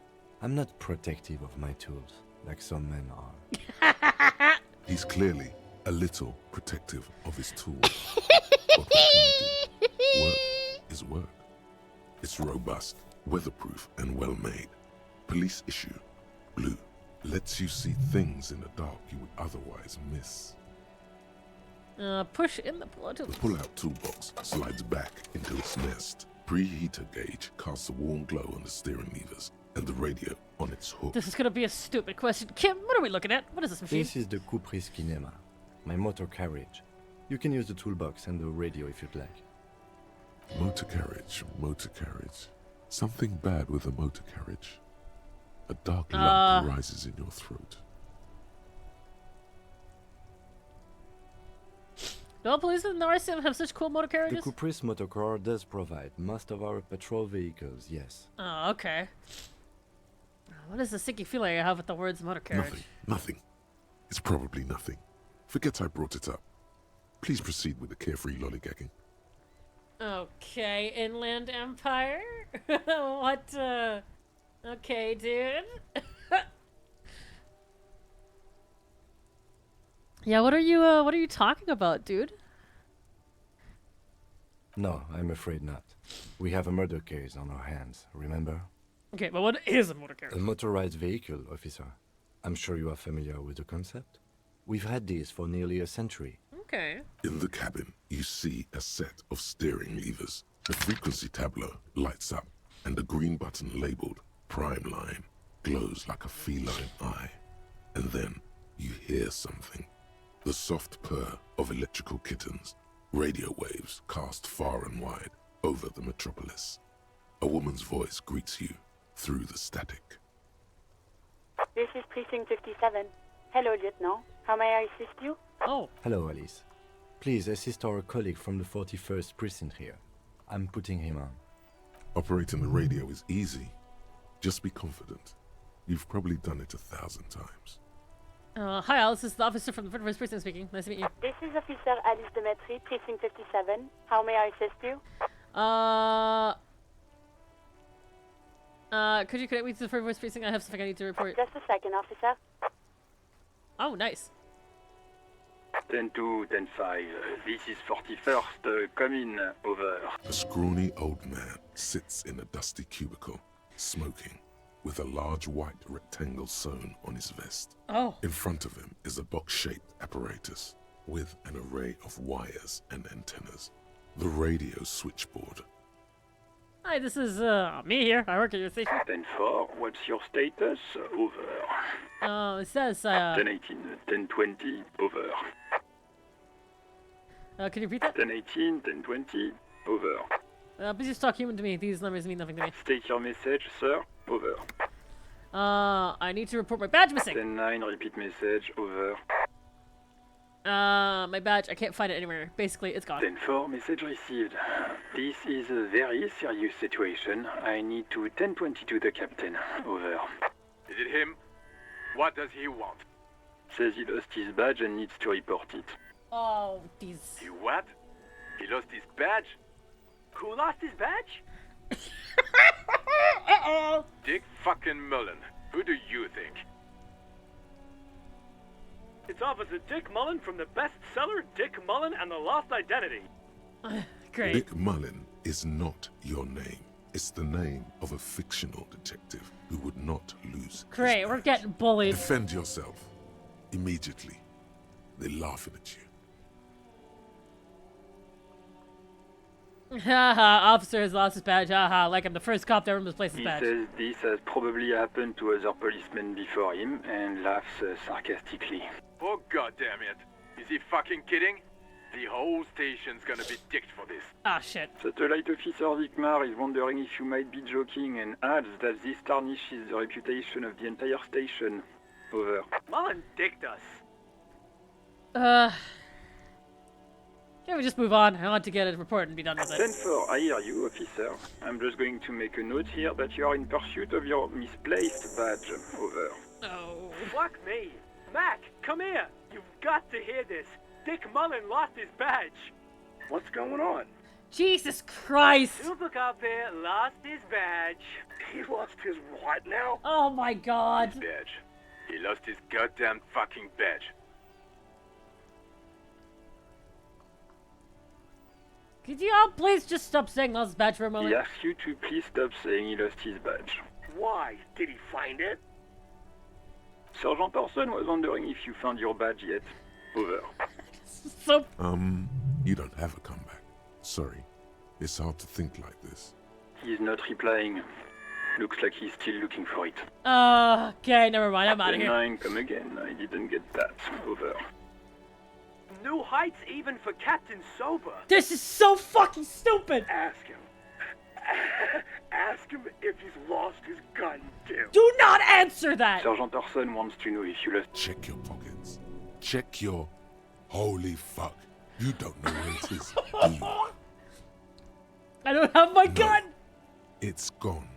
It's not fucking on you. Don't sweat it, Bratan. You don't need a gun to have fun. We can still have fun. It's not all over. 10-9, come in, officer. Did you get my question? We were wondering about your gun. Over. Please don't fuck me! Even before you can get the words out, everything gets scrambled in your brain. Oh god, no, of course I didn't lose my fun. God, fuck it, I didn't lose my gun! He says he didn't lose his gun. Or his fun, whatever that means. Ask him to describe it. His gun. Not his fun. Just the gun will do. Satellite Officer McLean requests a description of your weapon. Over. Oh, request a description, huh? We'll give him one. Describe the plasma gun.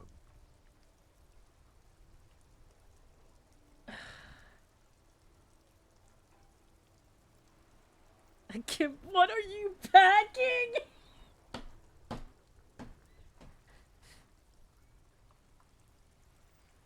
It's a single shot kill A9. An armistice to be precise. Says it's a kill 9mm armistice. Armistice? What, is he a fucking... Clearly he doesn't have his Villiers anymore. Dear God, he lost his gun? Oh my, I can't. This isn't really a laughing matter. Mac can face a giant of Coco Nur by himself. But Disco here made him piss his pants. Oh, I can't. Fuck. He lost his... Ask him if he's still got his wiener. I'm not going to. Ask him. Sergeant Orson here is wondering if you are still in possession of your genitalia. Over. Oh my god! Oh my god! Oh my god! Holy shit! That's That's a negative. Not going to say that. Over. What's he saying? Share with the class. He said he sodomized your mother. The prick ate Mama's vanilla waffles at the captain's birthday party. Some nerve he's got. Sure her vanilla waffles were the only thing he ate? Can we stop this conversation? Shut up, Chester. This isn't funny. This is my mom we're talking about. Tell him to apologize right now. Sergeant Orson requests that you apologize for the claims that you made about his mother. Over. Hey, if you don't like the phone, maybe don't fuck with the firewalker. He says you shouldn't have antagonized the firewalker in the first place. Who? Please! This needs to stop! Satellite Officer V. I'm afraid he might be referring to himself as Firewater, sir. Firewater? He's lost it. Fuck it. Tell him to find his goddamn badge and gun. That's the only thing that matters. Satellite Officer V. I heard of him on it. For affirmative. Officer is in pursuit of his firearm. Oh, God, Officer, do you need further assistance? Over. That's all for now. Roger that. 10-10. Over and out. 18 kilometers to the south, in the 41st Precinct's relay booth, a small crowd has gathered around Communication Officer Jules Oldboy Pidier. Around a dozen cops. The small room is filled with cigarette smoke, abuzz with laughter, when Officer Judith Minot enters. Her left arm is in bandages, and her hair trimmed short. What is going on here? Did something happen? What happened is my partner made contact. It's not good. He's lost his badge and his sidearm. Partner? He seemed confused, delirious even. Mac, the torso Torson, is finger-fucking his fist, laughing hoarsely and apparently telling some dirty story to his partner, Chester McLean, near the entrance. Yeah, Mullen was fucked, alright. Sounded fucking drunk to me. Yeah, Mac's right. That was some gnarly shit there. Enough! None of this is funny. It's fucking sad. That's what it is. He's a cop. He's one of us, goddamn this. We must help him. Quite, thank, at least. Yeah? How do you fucking plan to do that, huh? Get him off the drink? Go jogging with him in the morning and get him on carrot juice? He's a lost man. I just know we can't give up on him when he's at his weakest. He wouldn't. Hope your day is going well. Less than 3. Yo, thanks. This game is fucking wild. What is happening right now? Mac, man the door. You know what he told me? I don't want to get better. I want to get worse. Those were his words. Hattie, thanks so much for the 5 gifted subs. I appreciate it. This shit does not leave this room. Not a word of this to the captain. Or anyone else. We'll give him a couple of days to pull his shit together. I guess I can hold off the report for a few days. I feel so bad for this guy specifically. He's just a goddamn middleman. He's... this guy. Good. Okay, everybody. Nothing but a prank call here. We all got our laughs. Now get back to work. Far north, on the other side of the motorway, the officer quietly hunches with his hand in the motor carriage. We should have gotten emotional damage from that. I'm just saying. Yes? Nothing. This fucking sucks, dude. We have a skill point. Now, what do I want to put it into? We have one in drama.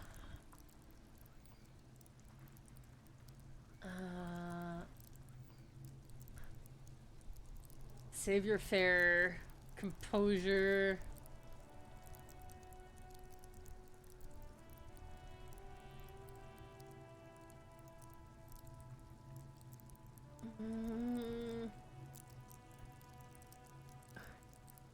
Alright, yeah, I think I'll go with volition for now. Oh, you can revert it. Interesting.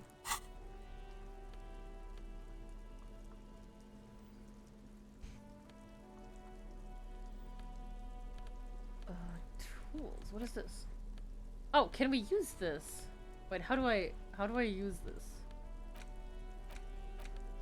Oh, I guess I have to go back to the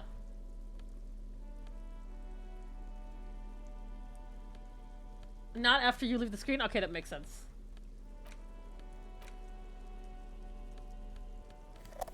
Oh. Holy shit! Let's fucking go! We've got a goddamn flashlight! Woo!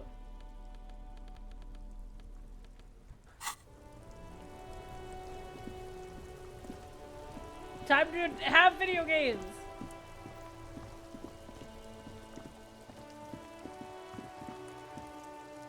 Do you have anything else to say? Hello, sir. How is the investigation going? Found any curses yet? Yeah, I'm doing great. I hope the flashlight isn't burning your face. Oh, that's great. I hope exciting adventures lie ahead. And maybe you can help Mother become less afraid. Yeah, maybe. Inspector Grimm's body. Okay, that one's 2 hours left. Okay, let's go.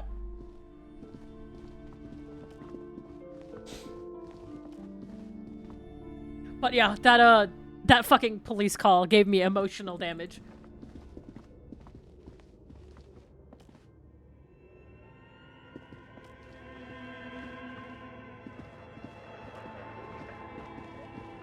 Oh. Wild animals. Ooh.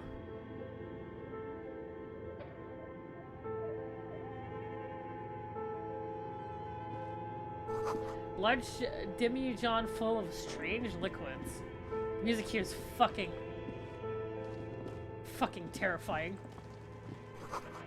Airship rotors covered in spider webs. They remind you of blades. I don't like the mannequins here. Mannequin color. Ooh, money. Holy shit, there's so much here. Is there anything else over there that I missed? No, okay. Oh. But where are the clothes that used to display? Not around! Blue velvet, soft to the touch, moth bitten. More money! Woo!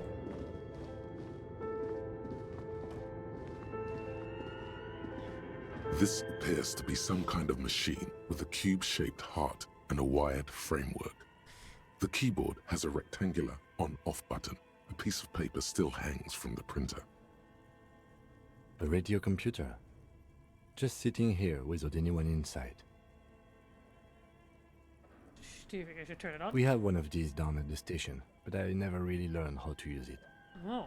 The machine lights up like some prehistoric animal stirring from its slumber, revealing fluorescent play and print keys on the keyboard. The hatch on the machine's central compartment is wide open. Nothing happens. It's empty like a beehive without its brood. Some cables have been left dangling, disconnected. God, the music. This is where the memory should go. Nothing happens. Nothing happens. Nothing. Nothing. Nothing. Nothing. Nothing. Nothing. Nothing.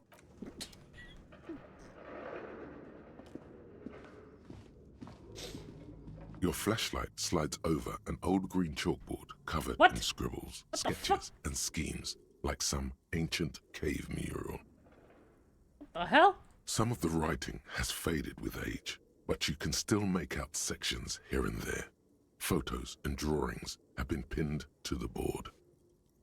These lithe, pointy-eared creatures appear to be different types of welkins. You make out autumnal candle welkins, casting wax-based magic.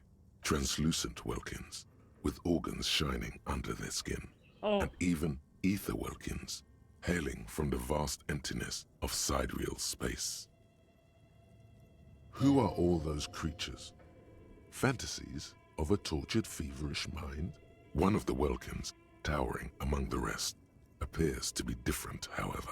Yeah, I'm interested. It's Vara Hamira, a high Welkin, his face white and scarred like cracked marble. This is clearly a Welkin supremacist. The note says, all non-Welkin races will be purged. The Haldor, the Twarg, the humans, and even headless men, all of them, purged. Imagine a world filled only with Welkin, Green Welkin, Dread Welkin, and the High Welkin to rule them all. An inordinate amount of time has gone into drawing these little Welkin creatures. Why would anyone spend so much time on this? Some people really like building a world, I think, even if it's just for a game.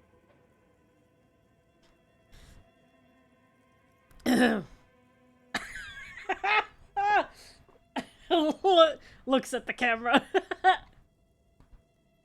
This looks like concept art for a project. It's not really real. One of them is a Welkin supremacist. Political commentary. That one has a great beard, too.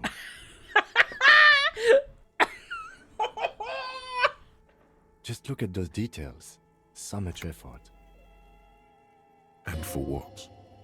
All So who gone. else here is feeling called out right now? Me. The photo collage depicts barren, icy landscapes wrapped in perpetual night. You see permafrost and glacial landforms, dead trees grown in under the snow. Entire oceans have been frozen from shore to shore.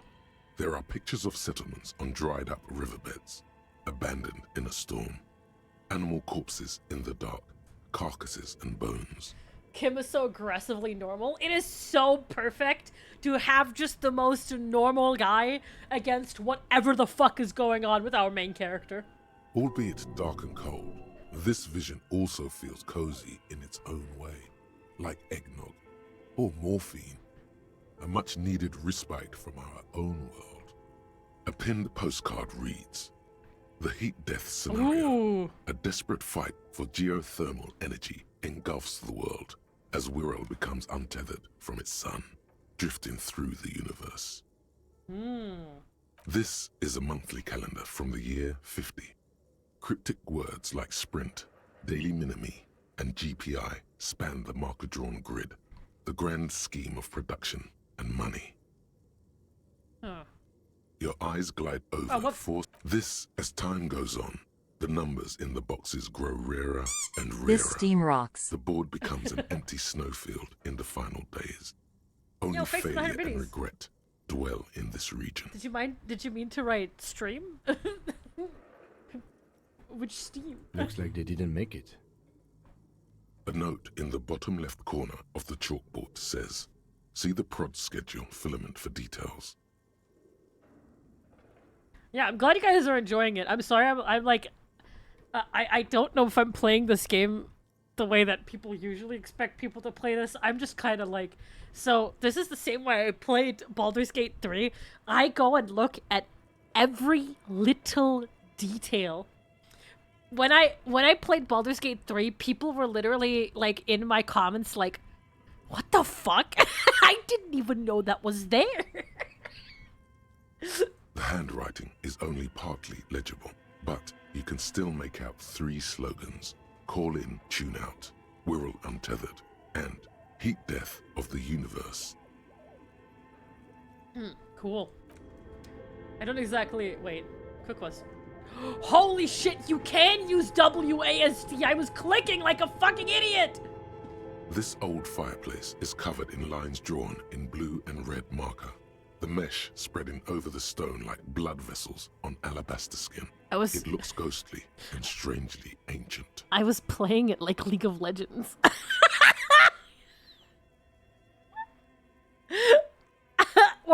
or Baldur's Gate.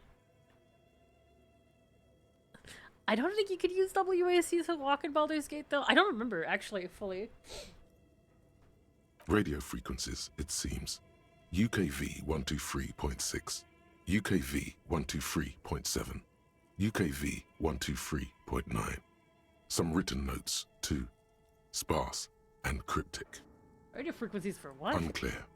It looks like a cardiovascular system split into veins and capillaries.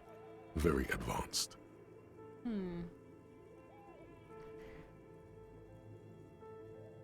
Of course, the anatomy of the current. Perhaps. The web is comprised of radio stations, all lead back to one red heart, titled the Game Master Frequency. A note says, this one can listen in on any station it wants. Who's the Game Someone Master? very important. Okay. The leader of a massive on-air game built by these people.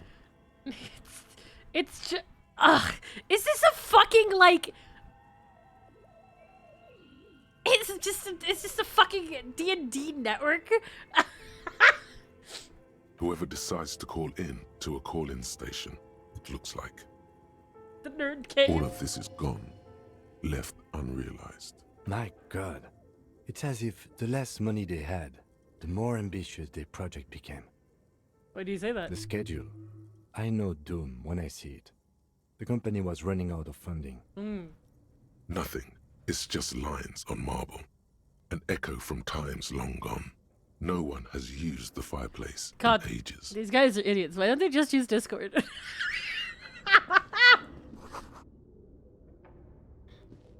Okay. What do you think is going on with that computer, chalkboard, and fireplace?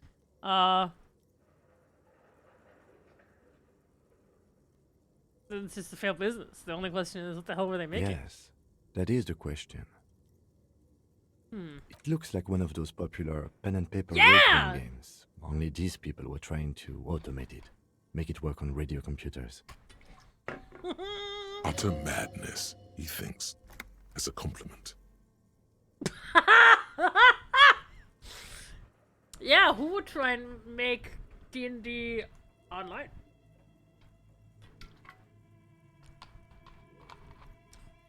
Who would try to make a D&D-esque game? That's kind of fucking, oh man. Woo! And this was a role-playing game? Indeed. Those Welkins are a dead giveaway. Role-playing people love that stuff. The world looks like a modified version of the WeWorld board game, with hit death thrown in. How were they planning to do Through this? call-in stations.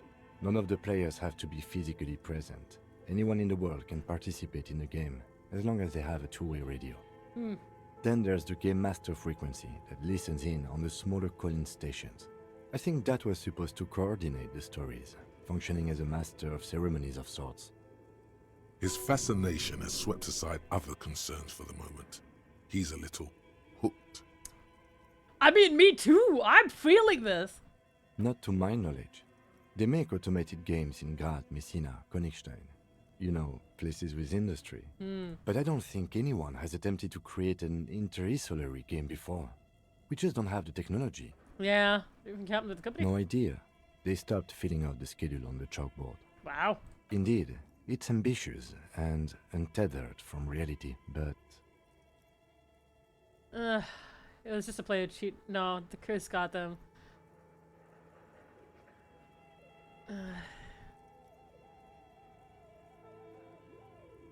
They were insane if they thought they could do this. Yes, especially in here.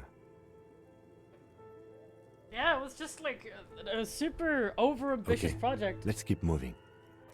That's all it was. No curse. It was just mega over-ambitious.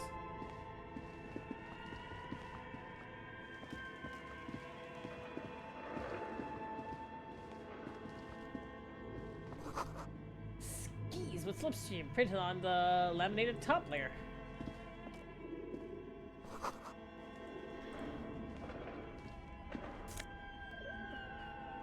Oh, shit.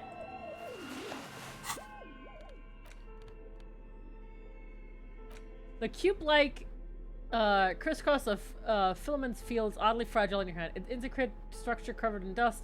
Silver tape on the side reads production schedule. Note, this filament contains information that can be read using a radio computer. Okay.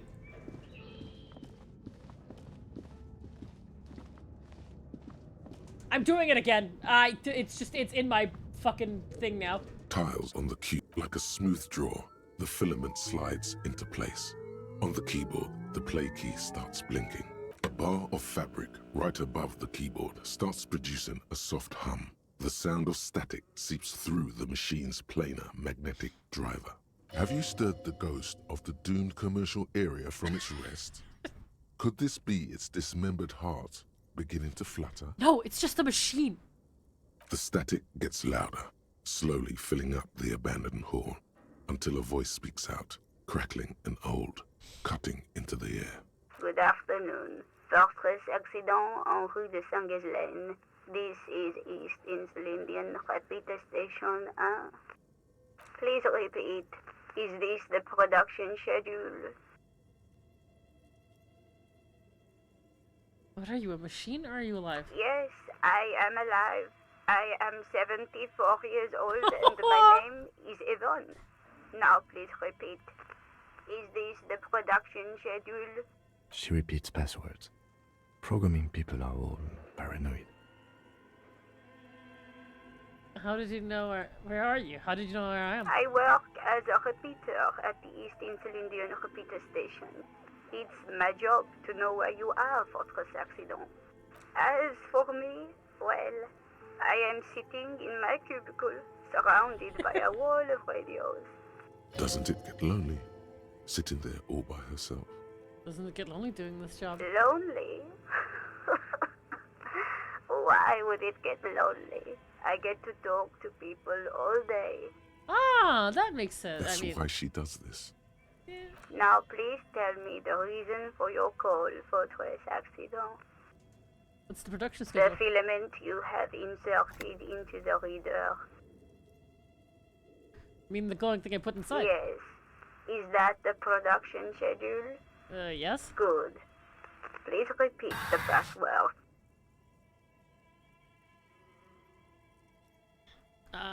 Password, really bad passwords. Can you give me a hint? No. Is it my birthday? Still no. Please open this thing. I am contractually obliged to protect the privacy of the filament reader Fortress Accident. Without filing a warrant with Lintel, I cannot give you access to this filament. Yeah. I'm afraid we are not doing that, unless we want to wait for a month. Now, can you please repeat the password? Received. I will register this login attempt. Don't worry. Passwords have a way of turning up sooner or later. You're right. Fortress Accident. Is there anything else I can do for you today? Why did you call me Fortress Accident? Fortress Accident is the company on whose name the terminal you are currently using has been registered to. Do you have any other information about this company? One moment. This woman is so old, it's actually kind of sweet. Fortress Accident SCA produces revolutionary interactive call-in radio games. That's what the catalog says. And what's that? This interactive call-in radio game. Any other questions? Oh, okay. Thank you, and goodbye. Tiles on the cube are still... Does anything here resemble This a password? old fireplace. Nope. Your flashlight slides over an old... Some of the writing... Okay, none of this. Okay, let's just continue inward into the door.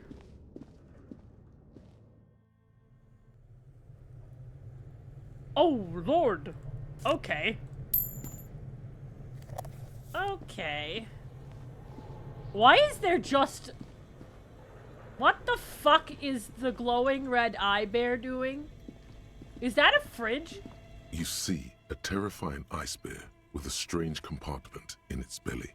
The door is covered in frost, and the bear's eyes are glowing red. What the fuck? What is this thing? The lieutenant doesn't answer. His eyes are glued to the animal. A sharp slice of light shines out from its mysterious belly door.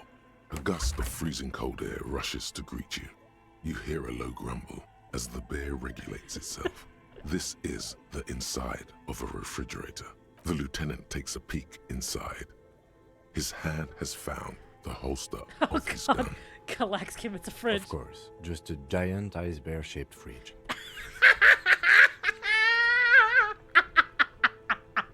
Let's take a look inside. The shelves are empty.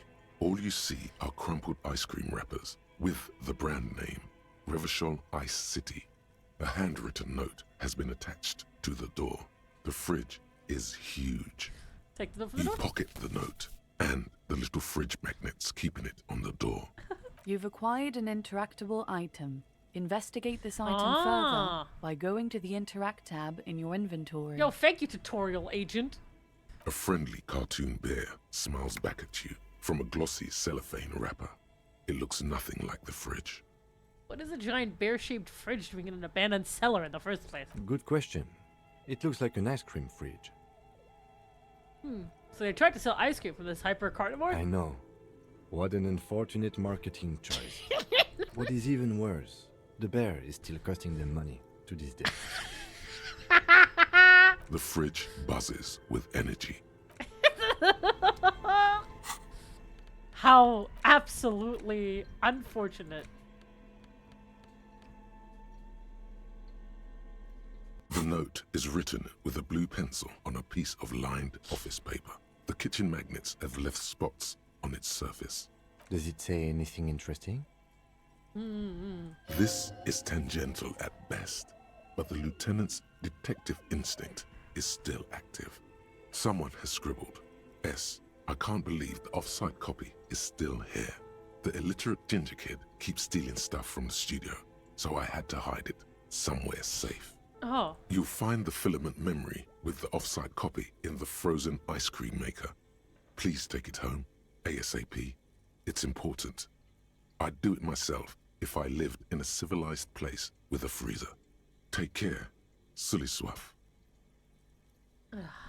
I wonder who wrote that Looks note. like someone from that radio game company upstairs. I'm a little surprised they just left their property lying here. Maybe they had to leave in a hurry. That's a plausible hypothesis. What's a filament memory? It belongs inside a radio computer, storing its memory. It's like a tape. You listen to disco tapes, right? Yeah. It's like one of your disco tapes, only for a computer. Who's the illiterate ginger? I almost said ginger. What the fuck? Ginger kid. Some local miscreants, probably. There are tons of them running around in Martinez, ready to stir up trouble. We usually dispatch our junior officers to deal with them. Do you have any idea where the frozen ice cream could I don't be? know. I assume it's somewhere close to the ice bear fridge. Okay. Fucking love this. This game is so weird.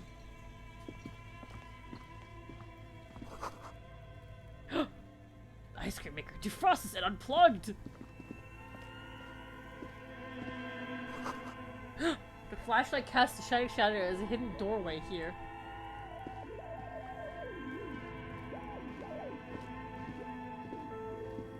Oh.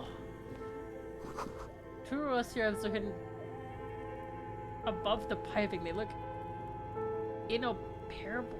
What? Someone has stuck some busted guns beneath the ceiling. What the fuck? Why? A few bricks have fallen off, revealing a compartment behind the wall. It's too dark to see in. Looks like there's a hole in the wall. There is, yes. And there also appears to be something inside the hole. Interesting. Do you want to take a look? Okay, I do. Your hand reaches deep into darkness and spiderwebs. Rummaging around, you find rusty rifles hidden away. Rifles, Kim? Are these any good? Most of them are rusty and inoperable, like the rest, but one catches your eye. A bolt-action model with a fine wood stock, in better cosmetic order than the others. Take it. You're a police officer. Police officers carry guns. This one looks nice. That's a rare sight. Seems to no longer be functional, but still a beautiful thing in its own way. Seems like an old bunker from the revolutionary period. Look at all those rifles. Must be an old weapons cache. Do I like the game? I'm loving it. I just hope it's fun to watch me play it because most of the time I'm not talking. It means there are firearms, albeit inoperable, still lying around in Martinez. It's an interesting coincidence, I would say. Might come in useful in the future. He likes this find. Well, at least it's something. A frozen ice cream that's still running. Woo! Ooh, nice. We should probably use that right now. And I will save the game.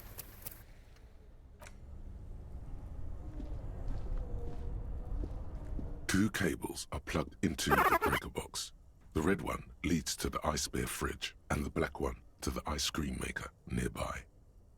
An electric sizzle. The room is slightly quieter now.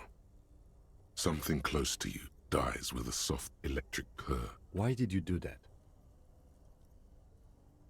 I don't know why I unplugged it. The lieutenant raises his brows, but doesn't say anything. The electric distribution board now has one cable missing.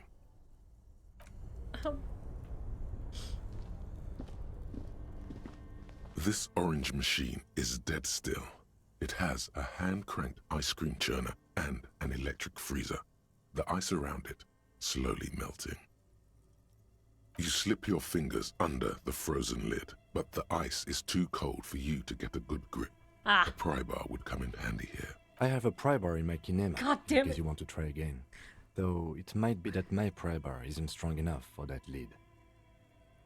Turning the crank feels oddly satisfying, like stirring your childhood dreams. In the distance, you hear water dripping. It's all gone now. You'll never become a poet or an entrepreneur. What? What better to assuage the creeping sense of failure than some frozen fat and sugar? Leave me alone.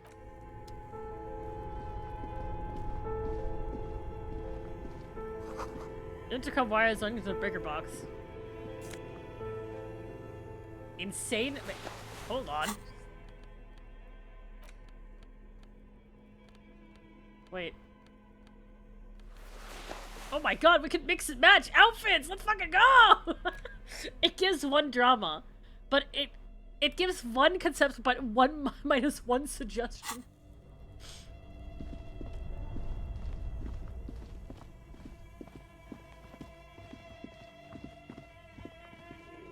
What's over here? Okay. A thick layer of coal dust covers the furnace, coloring it pitch black. Looks like this furnace has a face, and it's a face of agony. Ay. Okay, what is this thing? It's a furnace? Like it. Looks like an old central furnace used to heat the building. It's connected to the chimney. I really like the way that Kim talks. It's so... How do you explain it? It's so gentle. No one has used it in ages. No signs of any recent fire.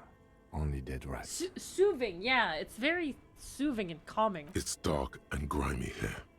In the darkness you can hear chatter. It's coming from above. A voice or several voices talking to each other. Near the smoke chamber, upstairs. What are you doing? I'm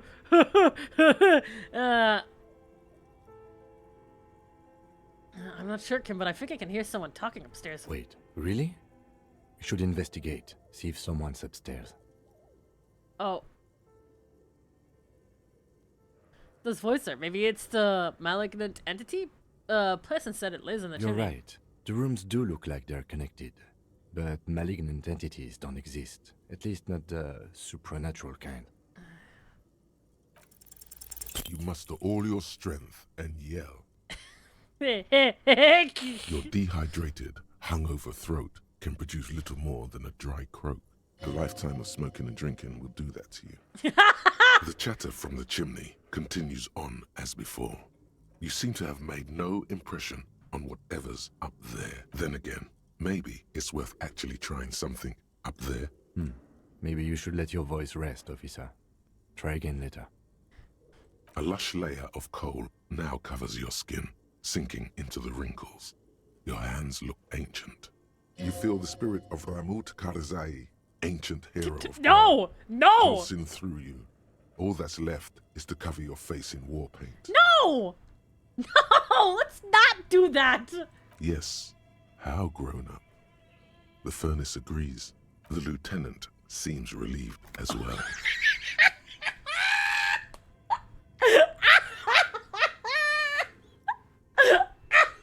The hollow ring echoes through the furnace.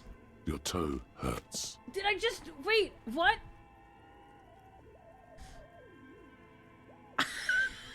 Kick the furnace? Something breaks loose in you. A mighty bellow echoes throughout the chimney's depths. The chatter of tiny voices above suddenly cease. Then... Hello? Oh, shit. You've awakened the entity. Oh, right there, speak to me. Hello? Did you say anything? I can't hear you. Please come upstairs. There's a safety curtain on the second floor. I'll open it. You hear a low rumble upstairs. The sound of a curtain being pulled aside. Oh, okay. After you, officer. Okay. Ouch! My fucking health! I'm going to die! I'm doing it again. Thanks for the autosave game.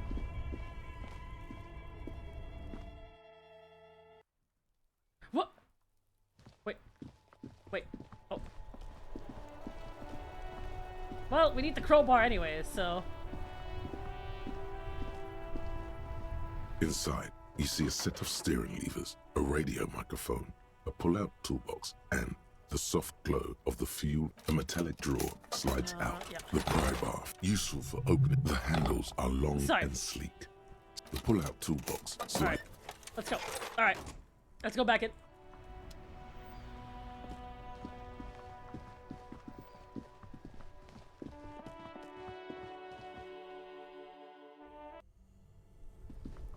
I'm not going to call the station again. I don't want to. This orange. Oh. This orange. You slip your fingers under if you want to try again. Equip the pry bar. Okay.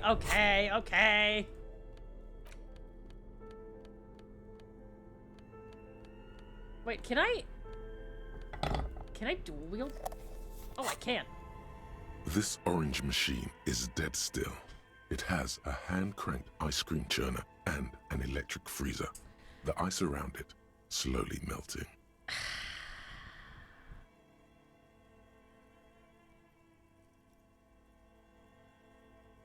We got this, fellas!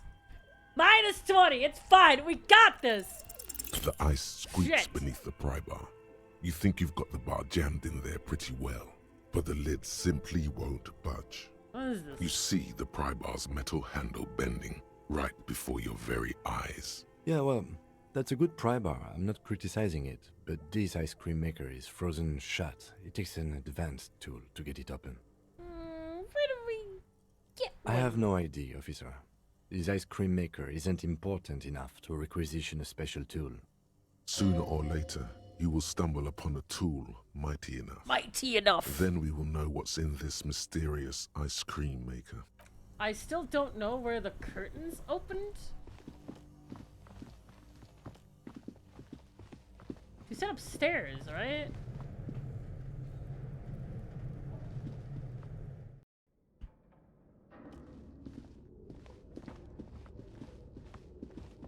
Oh, there. Oh, okay.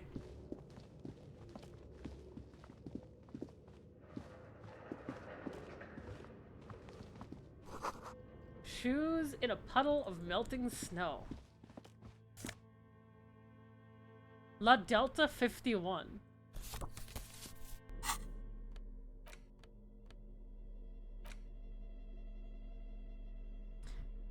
Huh. The sunlight has made the postcard almost completely sepia tone. Midtown traffic passes overhead. The ghost of skyscrapers disappear into a beige midday mist. Vapors. Okay.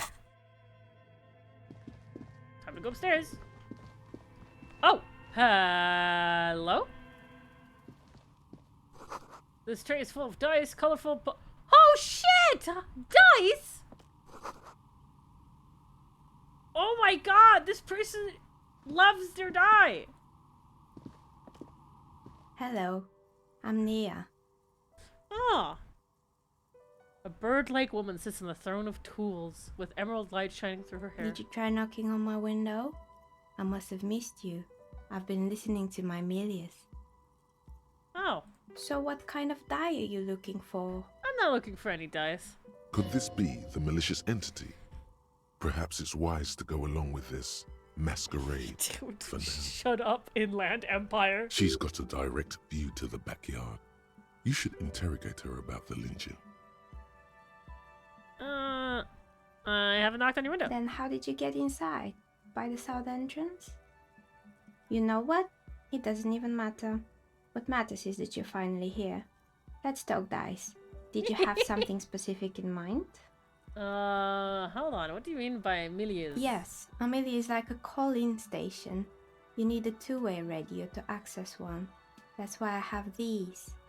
Huh. Mostly, they just teach you to swear in different languages. But some of the stations can be quite interesting.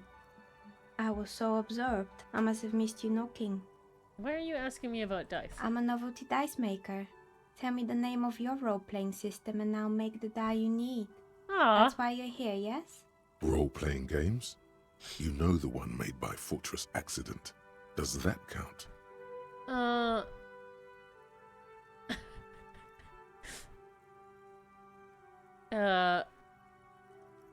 I was looking for something else. Answers? How strange. These days people only come to me for dice and role-playing games. I'm not sure how helpful I'll be, but go ahead and ask. Her voice is also really nice. This person means you, or no one else, absolutely no harm. She will answer freely and honestly. No falsehoods are present. She's a novelty dice maker and doesn't have anything to hide. Ask what you need. Wow, I don't need to ask this, but I want to. How did you become a dice maker? How did I become one?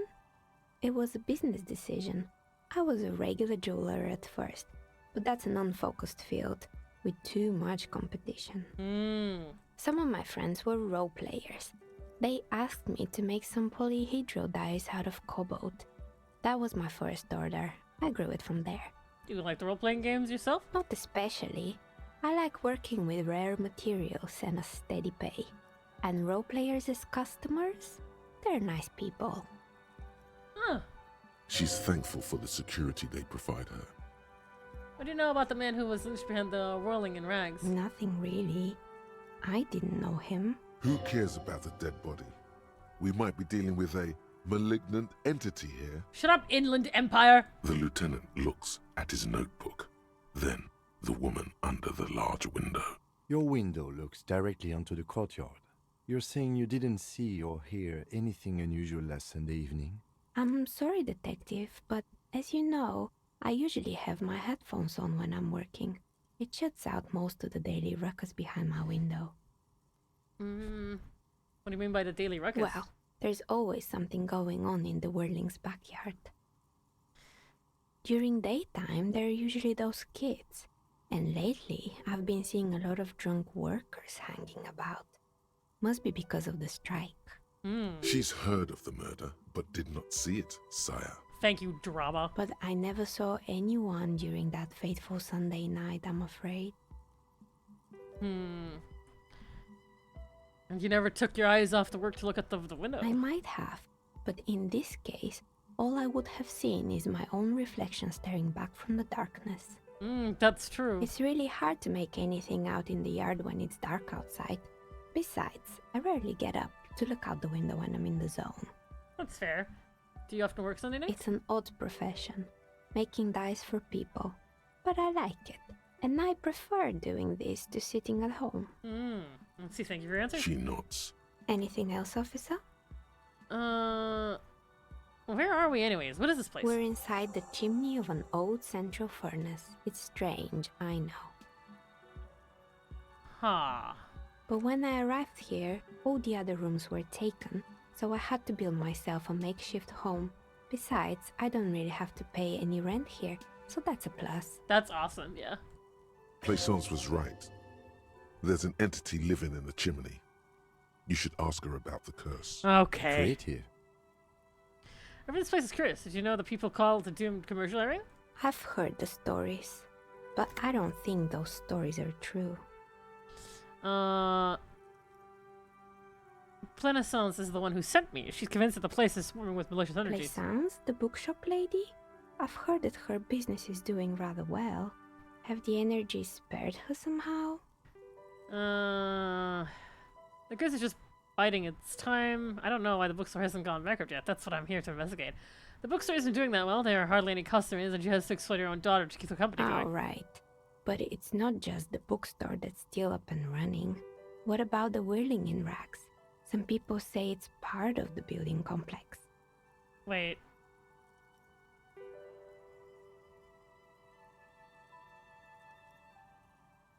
Wait, what?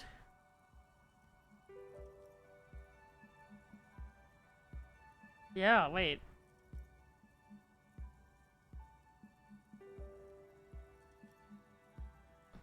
Hold on, the whirling...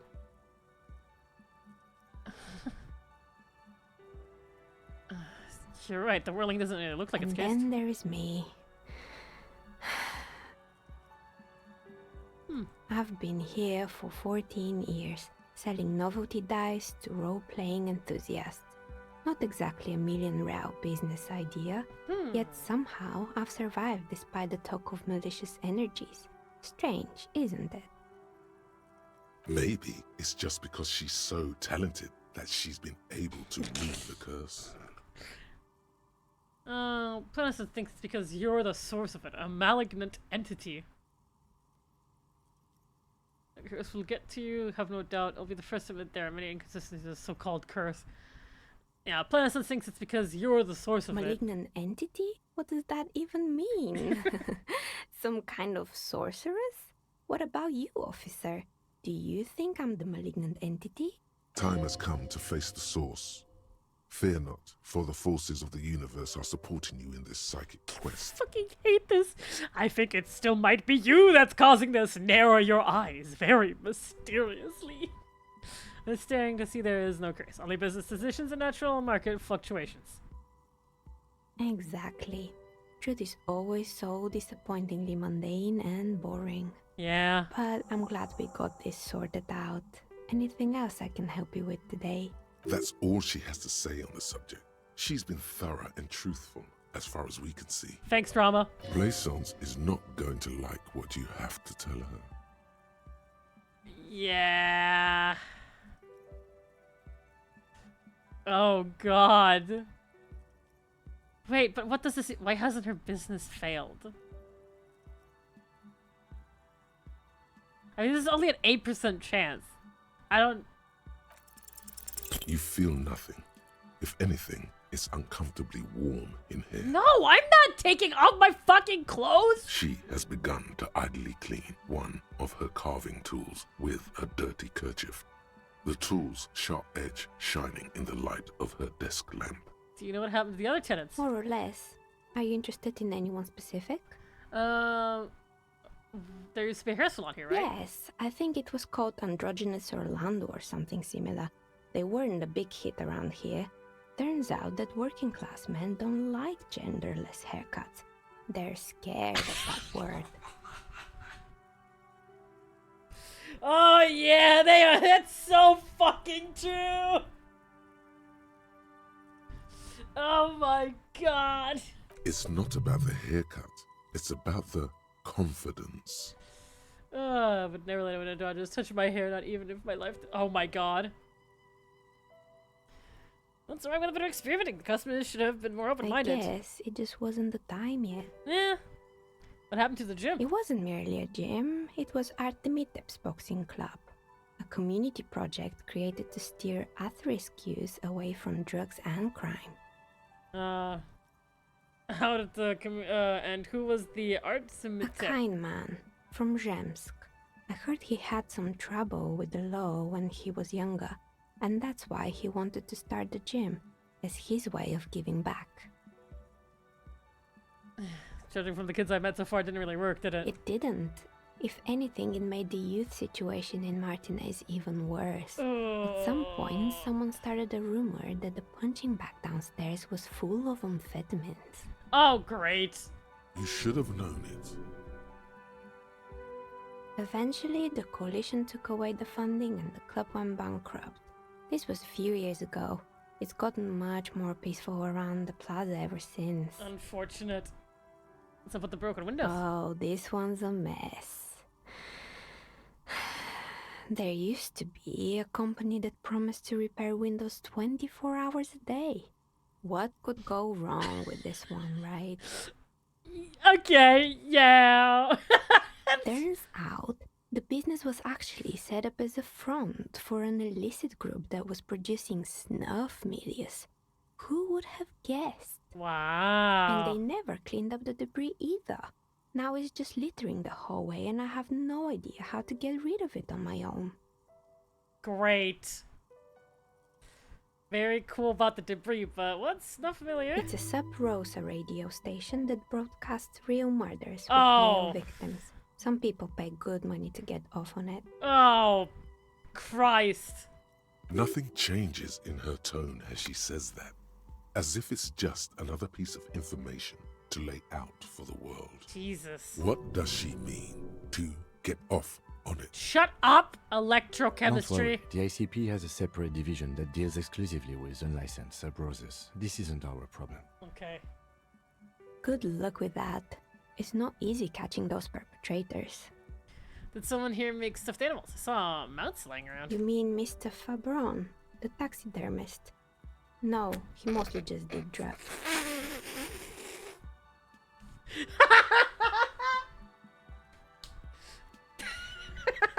But what drugs exactly? Shut up, electrochemistry. Anything else? I found creepy mannequins. There used to be a fashion atelier here, but I have forgotten the head designer's name. They were doing well for a couple I can't of breathe years with this until game. the insect rights activists came. You can't write either. No, that's so mean. I'm sorry. Thank you so much for the 43 months, Zeno. No, not Zeno. Zenpachi. Sorry, I thought that was an O. I couldn't read.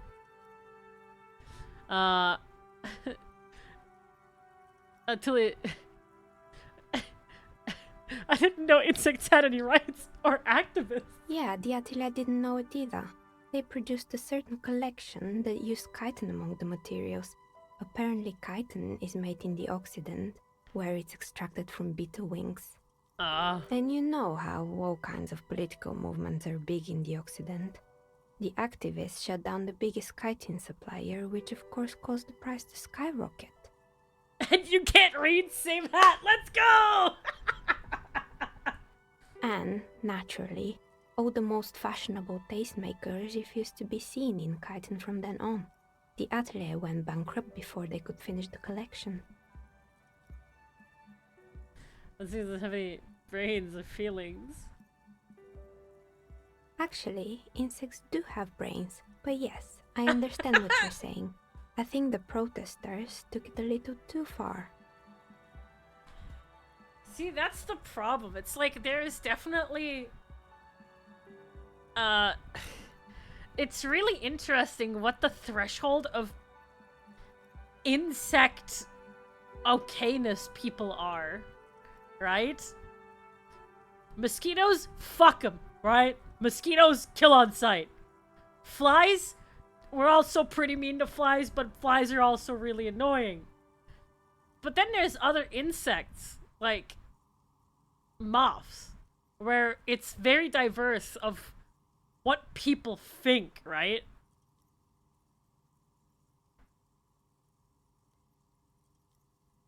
Because I love moths. I fucking love moths. But a lot of people don't like moths. And the same goes for spiders.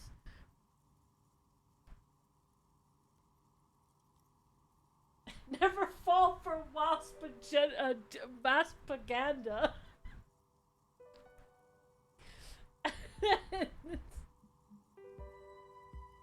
Moths are pretty annoying. In what way? You can just put them outside.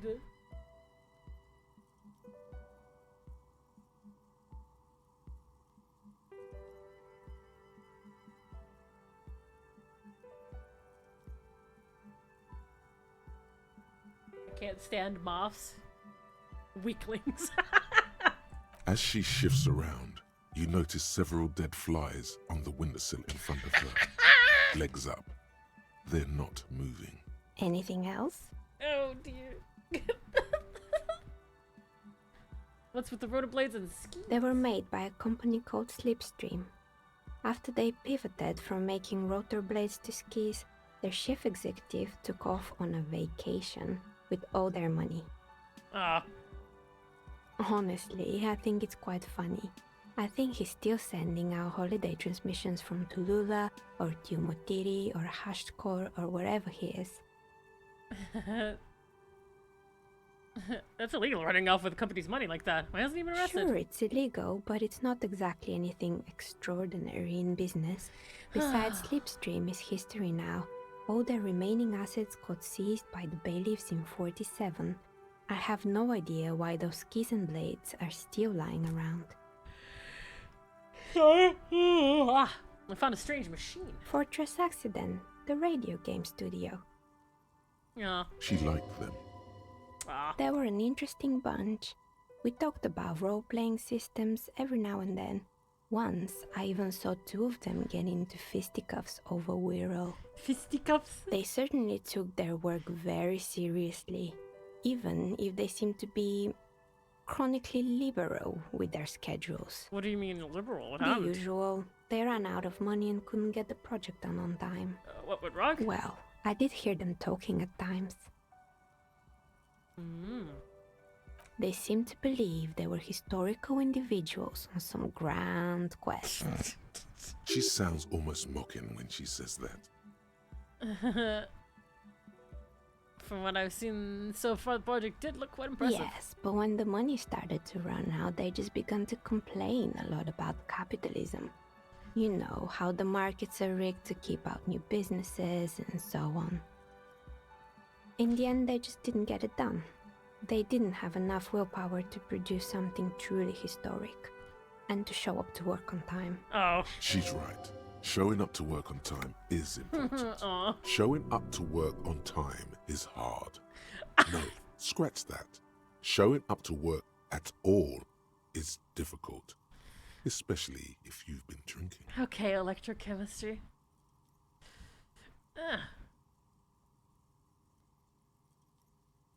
You're right, they should have just tried harder. They had everything they needed to Still, succeed. not everyone is going to make it. True. That's the nature of the game. The result is 1 on a 20-sided die. The dice is black and filled with little silvery flakes, like snowfall. Anything else? There's a terrifying taxidermied bear in the cellar. Oh boy, the fabled Revo Show ICT. You're in for a treat here. Ooh. The place was owned by two guys who had some rather innovative ideas about marketing. The bear was one of them. Now ask me about their other ideas. Alright, what about the other ideas? There was really just one. And it involved picking out the prettiest girls in the neighborhood and paying them 20 cents per hour to man the booth. And by man the booth, I mean slump behind the counter with a face that could maim you if you ever dared to disturb their bored magazine browsing. Sounds like she really didn't like those girls. That's an award-winning idea. How else do you choose? I don't have an opinion on employing teens. I just want to know, did it work out for the business? It didn't. Yeah. Occasionally the girls had their friends over, which doubled the amount of hairspray, skin problems, and mood swings behind the counter. And they already had the bear. What about the bear? The bear. It didn't work out? Of course not. The bear was terrifying. No one wants ice cream guarded by a hostile apex predator. To make matters worse, the fridge didn't work too well either, and half the ice cream came out malformed and partially melted. Eventually, Ravishaw Ice City lost the price war to its rival, Glace 5000. Glace 5000 sold caramel sundaes for only 5 cents a piece, out of regular fridges. I killed the bear. You did what?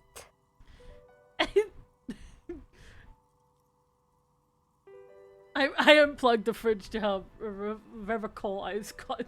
The Ice City cut the rug. Of course they left it plugged in. Even in death, the berry's costing them money. The taxidermist who made it said it was his vision beast. It's a He said he met his taxidermy. vision beast while high on desiccants. He called it Megatherion. Oh god. Megatherion. Megatherion. A mega wild beast. What's a mega wild beast? It's an imaginary beast that guides you through life.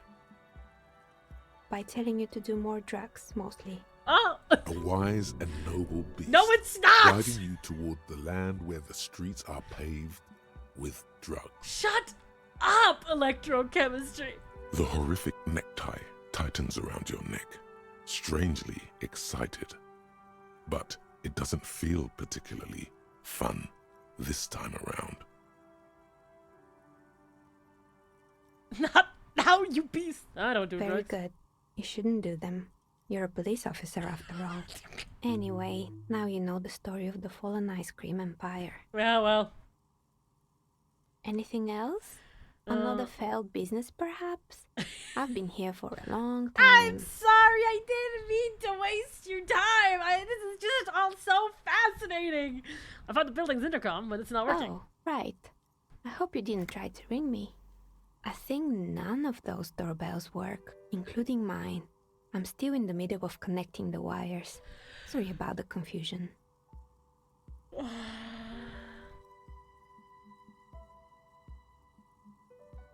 The strange thing happened when I tried calling the company Slipstream Ska. Someone answered. It can't be true. They don't work here anymore. They've been gone for years. Are you sure it was Slipstream SEA? Was it a woman? Maybe it was Plaisance from the bookstore. She said she was from Tricentennial Electrics. Tricentennial Electrics? It used to be a major electric company 100 years ago. Oh. Are you sure it wasn't just some kids playing a prank on you? No, it was something else. It was eerie. It was too real to be just a prank. Either we're dealing with a professional actress, or whatever happened, keep your cool. It's probably better to admit that it was a harmless prank. You're right, I probably just got made fun of. Oh, the kids these days. We were just one of them, and now they're terrorizing us. No solidarity. So you're telling me that the doorbell with the empty name card was yours? That's right. I haven't even written my name there. As I said, it's quite useless right now. It doesn't work yet. I was wondering about the whirling in rags. Is it part of the same building You complex? could say so. Both houses were built at the same time and under the East Delta Commerce Center project. That explains why you can call the whirling from the intercom, albeit I doubt that anyone responds. If the whirling is part of the same building, then it's part of the doomed commercial area. The darkness of this place is there, too. I saw a name, East Delta Pinball and Right. doorbell. It used to be a gaming arcade. This is an ancient failure, before my time. I'm not surprised, however. My advice, don't base your business on a fad. Hypnotism, floriography, trick track, especially pinball. Agreed. Pinball is the worst. His disdain for pinball could not be clearer. Okay. Sure, I'm listening. One more question about the intercom. I'm pretty sure. Okay. Sure. Good. I hope it clarified things a bit. I'm listening. Okay. Good. I hope it clarified things a bit. Of course. Tell me what you have in mind. Tell me about your most extraordinary die. A star that fell from the firmament? Those cost more than 7 real. Are you sure? 7 Alright. Maybe some other die then? Wait. Ooh. Hold on. Let me talk to her.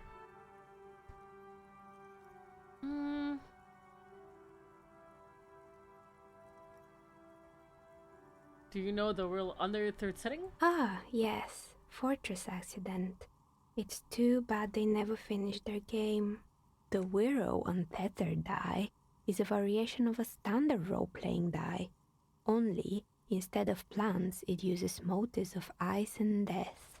and loss, of course. I'm thinking something made from alligator jawbone, cast in black resin. The reptile bone is as white as ice and dead as, well, death. For 7 real, I could have it ready in 8 hours. Maybe you have some other ideas for dyes? I should probably no need to wait. Rush. Yeah. I'll probably buy one when I have more money. Guillaume Le Million. Oh. Oh, the art is Bad crazy. news. Guillaume Le Million did not become a cop. In 1938, he went on a tour to the Sinyao province in Safre, where he died of autoerotic asphyxiation.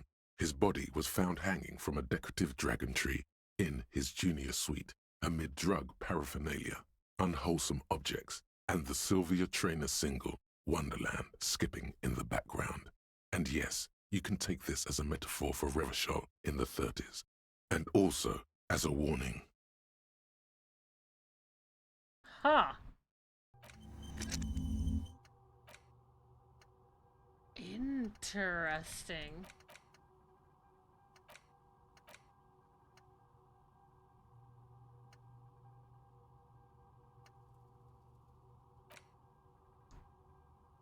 So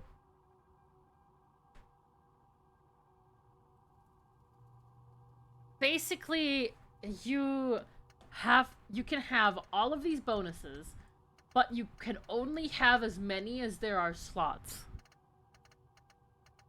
So you would have to forget some. But for right now, they are helping because these are the only ones that I have.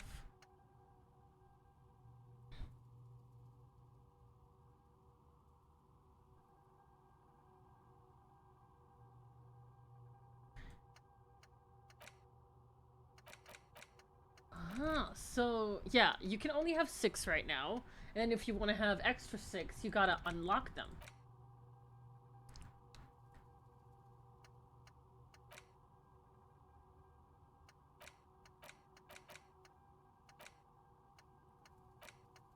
Let's rewind, let's trace your drunken steps back home. Jump across the raised channel bridge southwest of here. Fall over, get up, get off into asphalt in 20 minutes. Shuffle your feet through courtyards, scaring little children. Go under the great raised motor track, the 881, until you reach Le Domaine Eminent in North Dramrock. The streets are frozen this time of the year, caked with ice. Walk down Main to Perdition. There's a side alley. There's, and your footprints in the mud. Okay.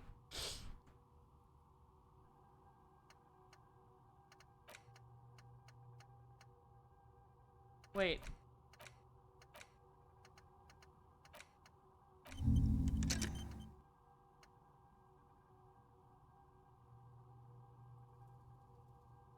Okay. Oh, and then you can connect them. Interesting. I think we did everything here. I'm still out of health, and I feel like I'm dying. Well, we did do our exploring. There's nothing else here.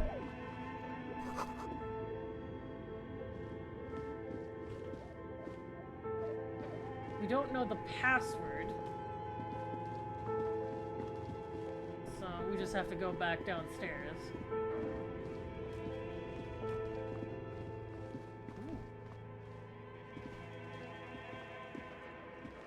A barbell lies on the floor. The color has worn off its weight plates. It's 60 kilograms. Your triceps hum at the sight of these weights. Show the world what kind of beast it's dealing with. Lift them. There are no collars on the barbell. This is a safety hazard. Why does it feel so familiar? Oh, look, Kim, it's a trap. There are no collars in the You're barbell. right. The weight may fall off. Better not touch it then. Well, what kind of bastard would just remove the collars? It would be a violation of EPIS safety regulations if the gym was still operating, but it isn't.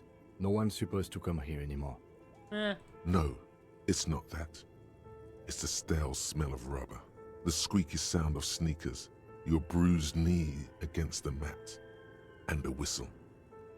Then the feeling is gone. It's just a memory. Okay, no, I'm not touching that. Interesting.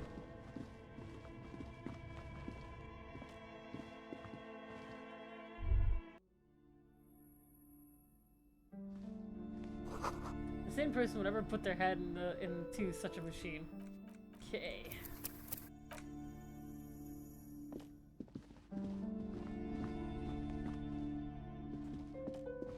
Hello. You're alive and well. Don't keep me waiting now. What's in there? In that dark sarcophagus?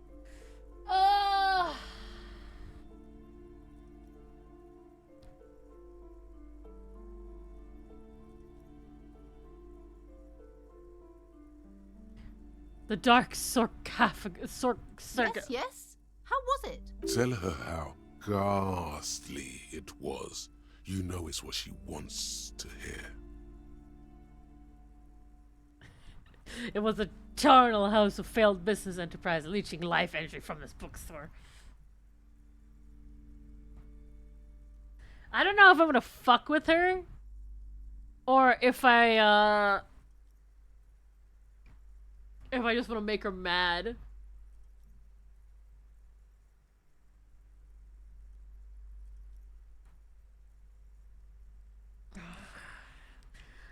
I feel like an asshole.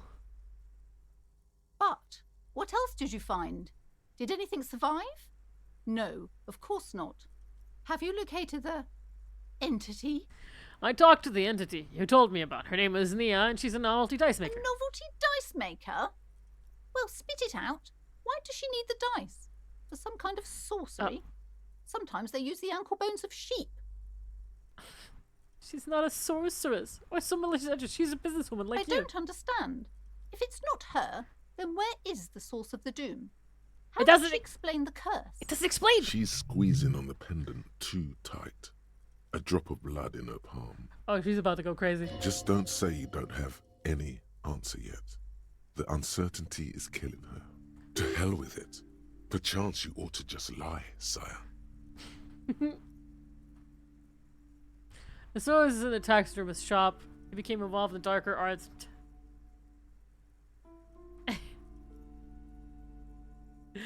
Oh, God.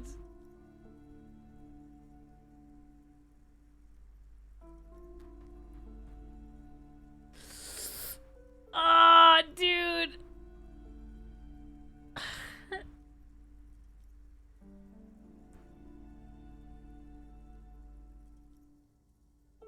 I don't know. I don't know. I don't know. I don't know, dude. I kind of fucking hate her and I want her to get mad.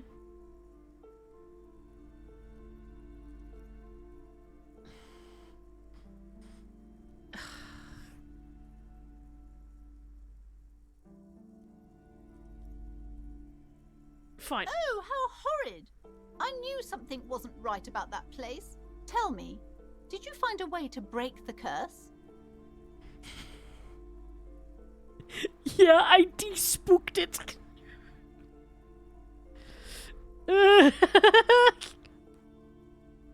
What does that mean? Are you certain? Oh, but who am I to question your methods? All that matters is that the energies are retreating. I can already feel the curse lifting. Uh-huh. It will be a long time until we're fully free of it, of course, but still. Thank you, officer. Truly, you've brought a better psycho-emanation to this humble bookstore, and that's no small achievement. She so badly wants this to be over. She would have believed anything. It will only last a day or two, a week tops. Then her mood will sour and she will feel the curse again. Good. All right then. All's well that ends well. Should we return to our ordinary lives? I don't think anything is ordinary where we're going. Oh, God. Let's go. I don't like that noise. What is that noise? Why are we crickling?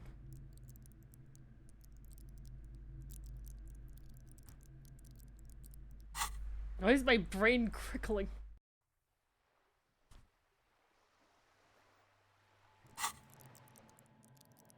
Oh, I hate this. Fucking brainworms.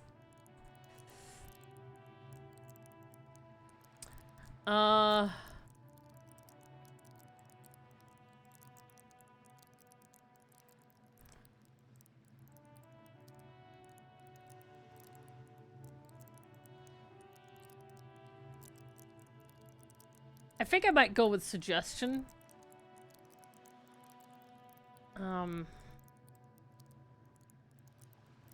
Maybe even perception?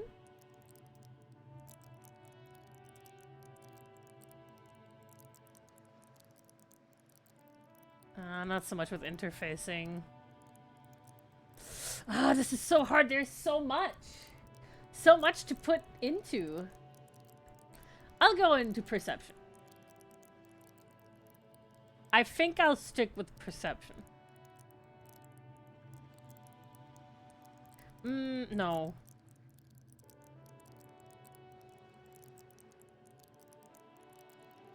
Maybe one of these two? No, I'll stick with perception. I'm gonna stick with my thought.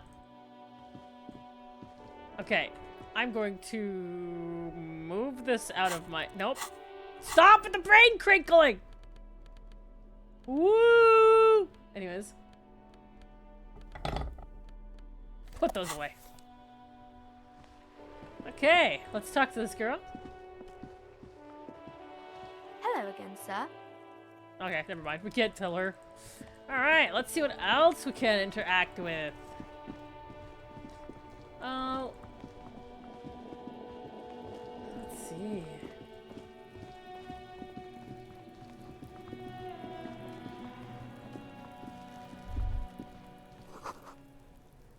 There he still is.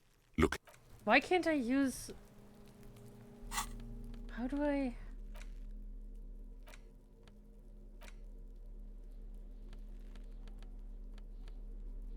How do I use this?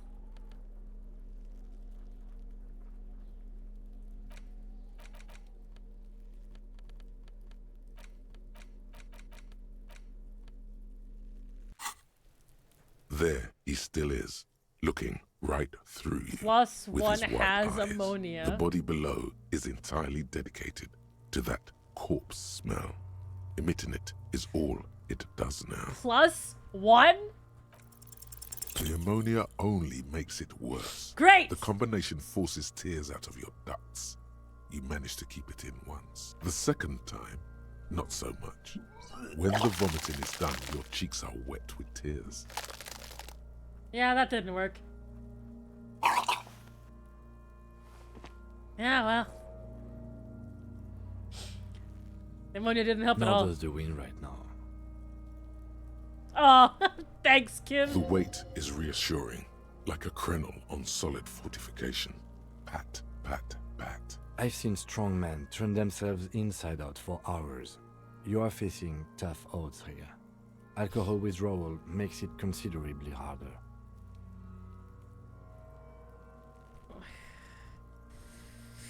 Why can't I keep it in? I'm gonna cut my I've whole seen life. captains puke their guts out.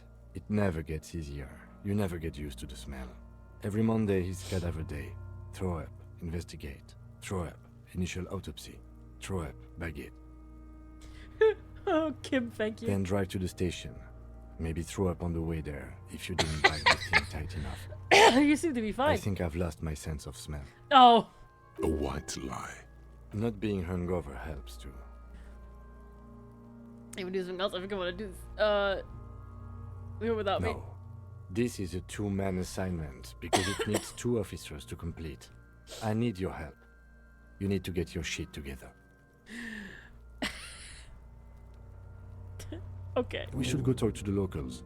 Find something else to do while the wind changes. It's pretty bad right now. You've gained a thought. When this dialogue is over, go to your thought cabinet and internalize it with special bonuses and effects. Thanks. Give it half an hour. Get yourself together. Then come back and have another go. All right.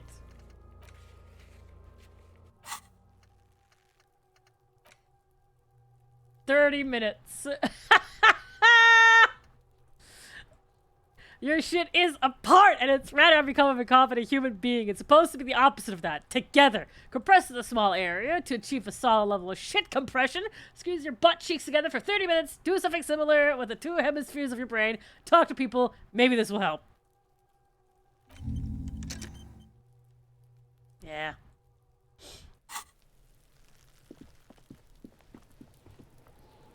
He's right. Gotta keep my shit together.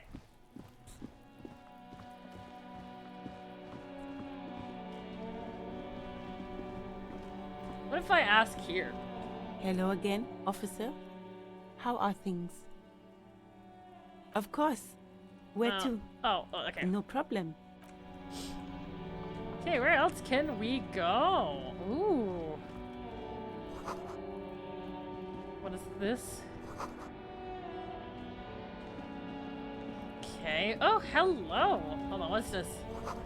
Glossing is the most able-bodied men. This issue is hosted in the top lists. Jump Jams, a popular music mag. Hello. Welcome to Rivachol. Why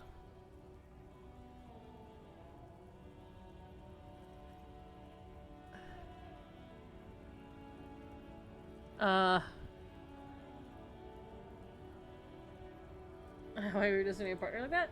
Don't you welcome to Revachol me. My grandfather came here from a 3,000-year-old racist isolationist culture, while your ancestors came to this island a mere 300 years ago. Oh, god damn it. Fucking racist Lori. Every school of thought and government has failed in the city, but I love it nonetheless.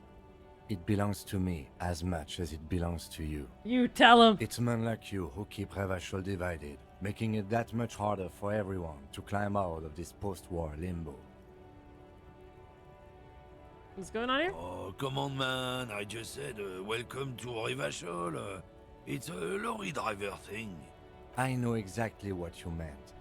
You think my kind doesn't belong here, that I should watch myself and behave. Hey, Kim, you want me to punch that guy? But you see, I'm an officer of the RCN.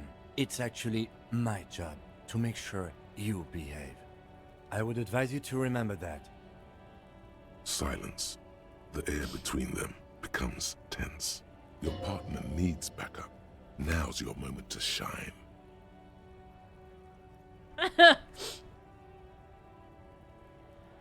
Fucking hey, Kim. I got your back. You two make a cute couple. You know that? Yeah, thanks. The lieutenant exhales and resumes his regular calmness.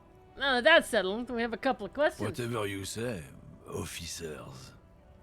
He smells of heavy motor oils, and his breath of high tar content cigarettes, probably Astra Whites. What are you hauling? Oh, not much anymore. I'm here to pick up some cargo, but the dock workers are on strike, so it's a sit and wait on your ass situation. How long has this been going on The then? strike? Oh, they've been at it for a while. A month, 2 months maybe. But this here is just the last week or so. I love my old man amnesiac Yowie. What kind of cargo are you supposed to pick up? Apples. Apples? Yeah, apples. I take it you had other questions? He's given you the runaround. Let's be honest, you were bested. Got a smoke? No. Okay. He's got a smoke right there, in his fucking hand. Snatch that shit out of his fat fingers. You need it after listening to his garbage. Yeah, I'm gonna need the one you're smoking. Can't have it. Hand it over, I'm confiscating as evidence. Evidence of what? I haven't done anything.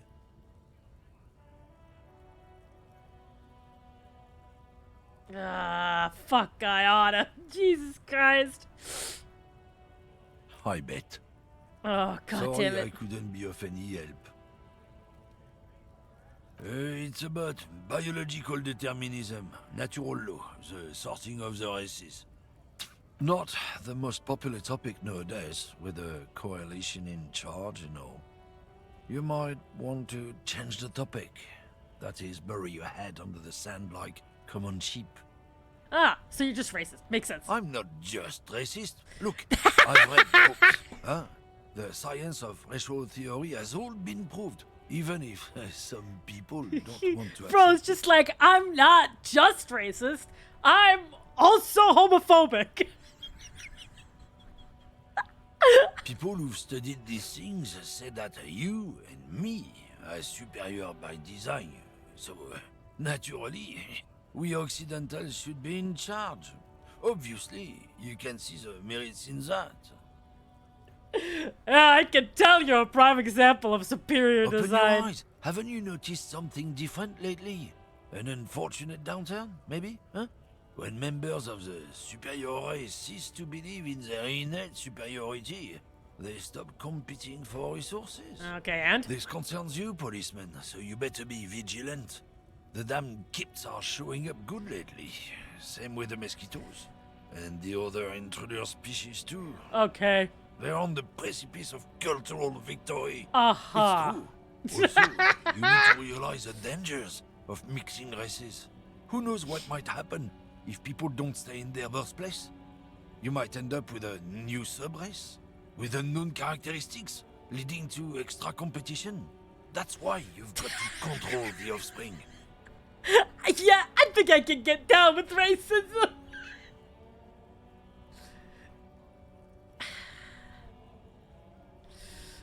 Yeah, I'm not down with this. Why don't you go fuck yourself? Don't push your luck, runt. Sorry. Sorry, my friend. Sorry you had to deal with that motherfucker. Should've punched him. The tear machine stands in the corner.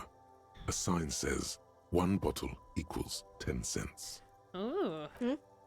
Oh, that's the tear machine. What the fuck are you wearing? Yeah, but what is it? It's a machine for tear.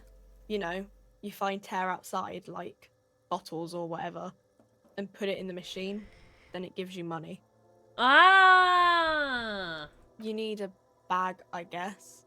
We used to have some, but we gave them all out, so feel free to use it if you find a bag, though. I'm sure there are some out there, somewhere. Oh, it's like a little... Okay, I thought it was like a full jester hat, but it's just like a paper outline.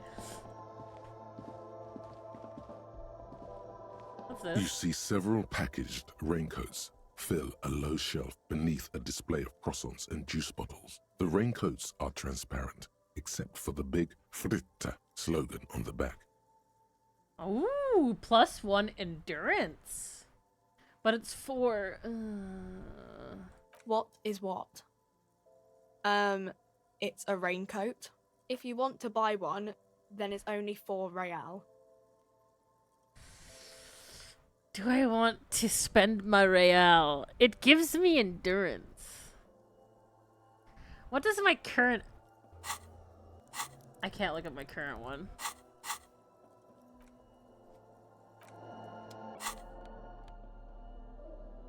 It gives me 1 Esprit de Corpse. Because it's my outfit.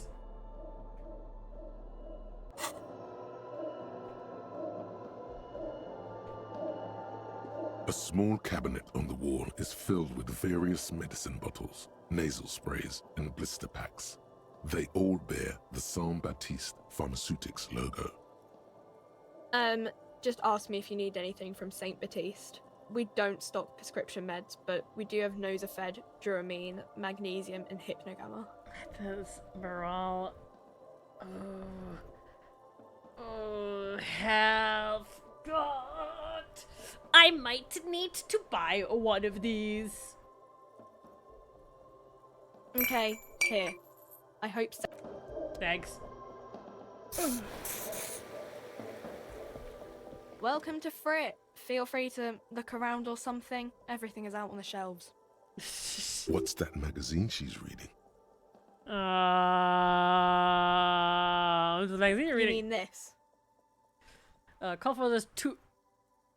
Oh. Oh. This is Pop Stars. It's got, like, famous people in it. It's not for sale. Looks like it also has something called Police de la Mode, featured on page 34. This speaks to you. I approve this. Very futuristic. She pops her raspberry-flavored bubblegum and nods, her shoulders tense. She shuffles back, only slightly.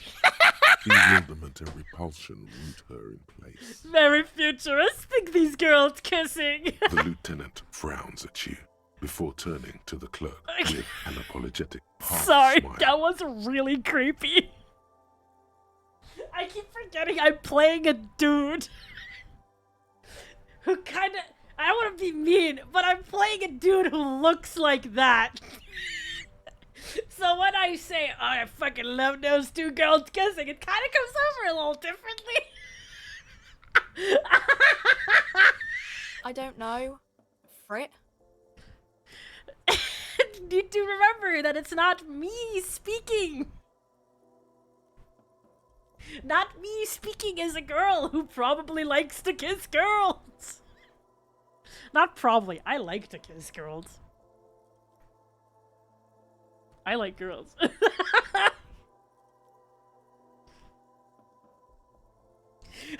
Chat, shut up. I've kissed girls before. I'm not a virgin.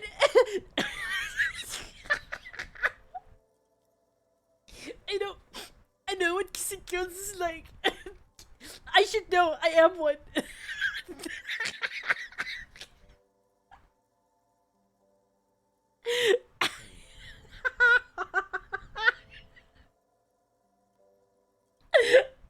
You know, it's really funny. It keeps reminding me of like the fucking post that someone that Discord conversation that was just like, just because you're a lesbian doesn't make it any less pathetic.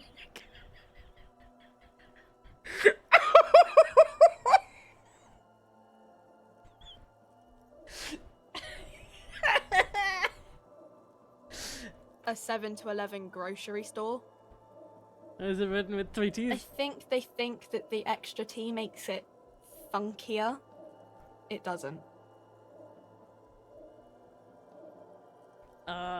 Okay. Girl kisser shakes your hand. Let's go, girl kissers in this chat. Okay.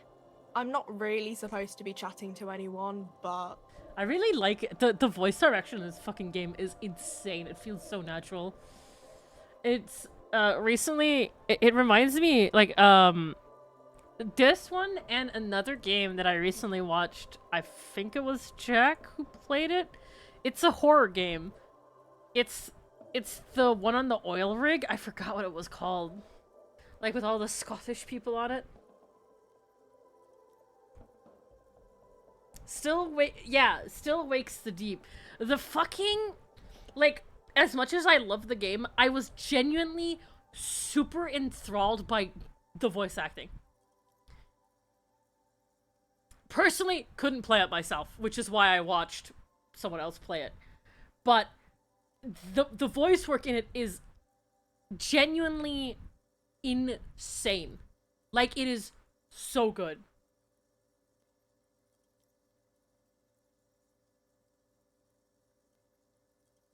It feels natural, it feels emotional. I actually didn't feel bad for once for cussing as much as I do.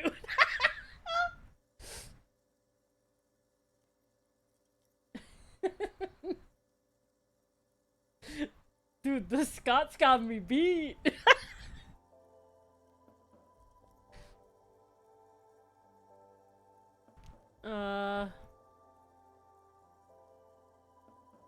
Can you tell me what I don't really know anything. I mean, I know it's there, but I haven't seen it, so... Do you know the man who died? Not really. Not really, as in you knew him a little? No. I didn't know him at all. How long has he been there? I don't know, really long. This fucking girl, what do you think? I don't know. No need to worry. It's just standard procedure for us to ask around. If you hear anything, let us know, okay? Okay. Thank you for help. Can you tell me anything about this? No, that's a fucking weird ass question. A colorful display of cigarettes and alcohol bottles line the shop wall, inviting you closer. The bottles wink at you in the light. The smokes too glitter in their wrapping. It's like looking into a kind of heaven. Your knees are weak.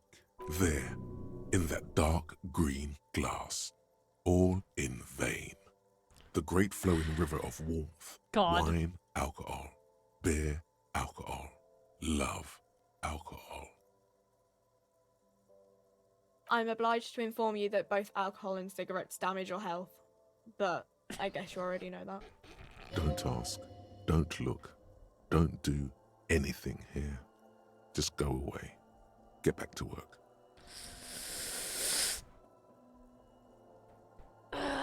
But the smoke.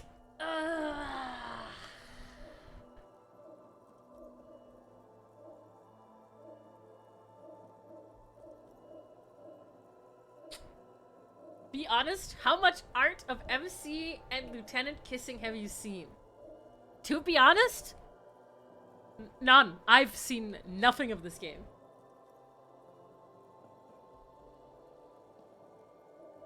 This is the first time. Like, I knew Kim existed, but I knew nothing. Like, I didn't even know his name.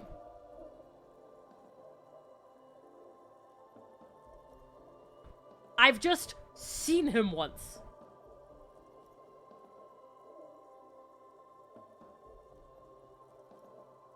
Like, again, the things that I know about this game are nothing.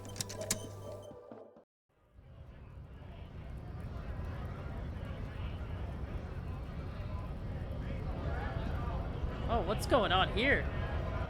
Who's this fucking dude?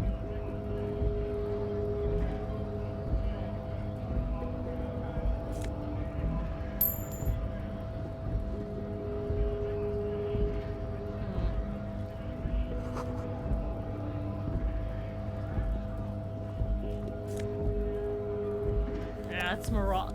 Damn it, I need health. I mean, I could buy it, but I don't really want to.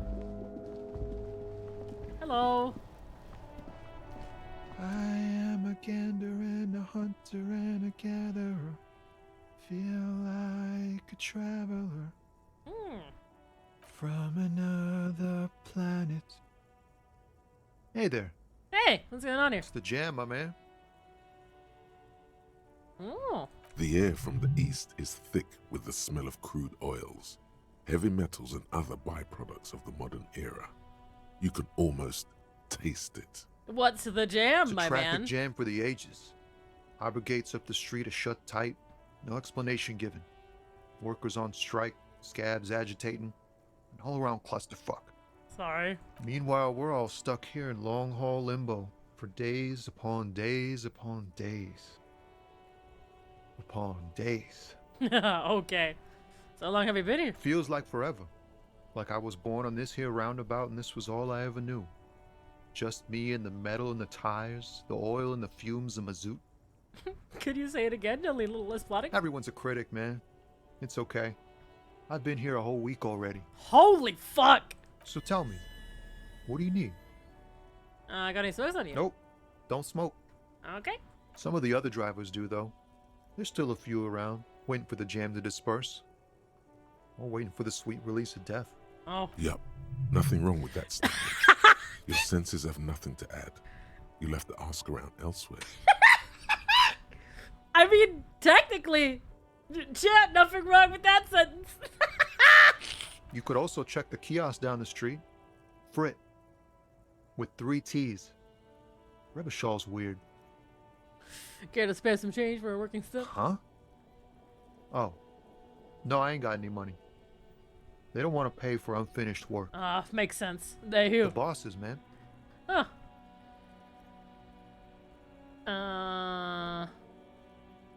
Makes sense. For his work, Makes then pay. sense. It sucks is what it does. No, it's true. I mean that. Maybe don't tell people. The people they don't Aero like arrival. are actually right. No, What I the didn't. Sigma? I didn't mean it Aero like sniff. that. I didn't mean it like that. I said I understand. No, I didn't. I wasn't agreeing! I wasn't agreeing! It's like, whatever's going on over at the docks. Workers got a blockade set up, making demands, no way in or out. That's new Some pretty wild stuff, I hear. Like a giant new power crane in half the company? I forget what exactly. Good on them, I guess. Yeah. I've heard talk there's a company rep in town, too. Like, a strike negotiator type. They'd know what's up. Precise demands and so on. I didn't mean it like yes, that! from the Wild Pines. We'll meet her soon enough, I'm sure. What do you think the company They want wants? to keep that money flowing in, my man. Ka-ching. Yeah. Anything else? Yeah, this ain't really my area of expertise. I just do my job and get paid. I have things to do and places to be. All of us do. Capitalism. Us lorry drivers. Cam, your nurse. You still hang around here waiting for this mess to end. Most have scurried off somewhere to get drunk or high. Or laid. Yeah. Not that I blame them, really. Yeah. Not my thing. Chasing transient pleasures is a drag these days. I prefer the examined life now. Thinking, reflecting, observing. Yeah, I'm the same. There's like some fucking people who are just like, ha, if you don't drink and you don't do drugs or not even get high, then you ain't living. You're like the most boring person. And I'm just like, I think this works the other way around, my guy. If you need to take substances to have fun, I think we found the boring person.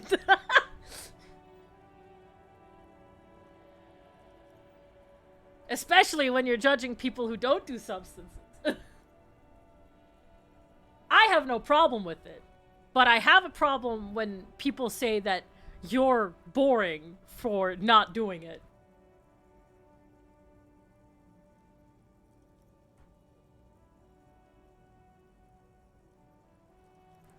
Like, I don't care if people get high. I don't care if people drink, smoke, do whatever they want. You know, I sound like a boomer. Holy fuck. But again, I was in a lot of situations where I was invited socially and people expected me to drink or get high with them, and I don't want it. I don't like that stuff.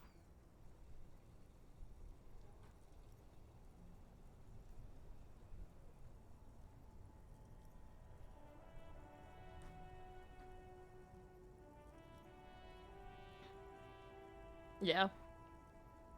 Basically what I'm saying, I have no problem with it. If I've been around a lot of people who do it, but as long as I don't get judged for not doing it, then I have no problem either.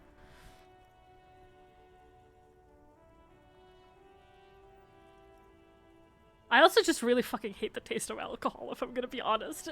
Every single time I try it, I just retch.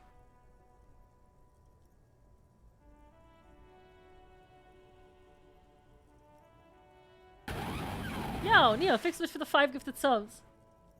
I'm usually the sober one every single time. Back when I was still in Abitur? I don't know what it was called. I would be like the designated driver and stuff.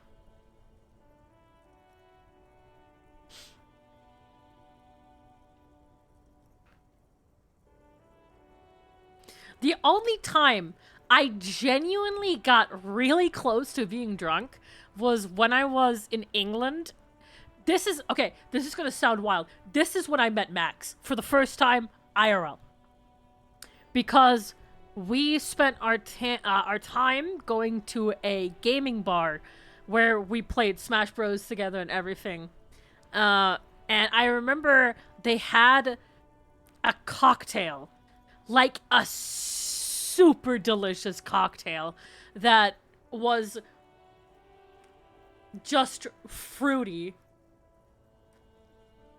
And I barely could taste the alcohol, which is why I was able to indulge in it. Loading bar?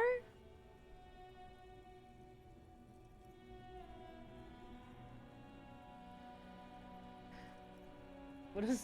I don't remember what it was called.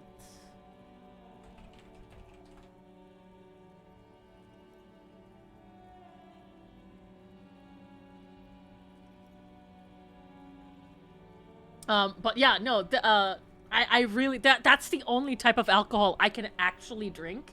But it was so crazy because I remember drinking like 3 or 5 of those and I didn't get drunk. I got tipsy, like I felt woozy, but I didn't get drunk.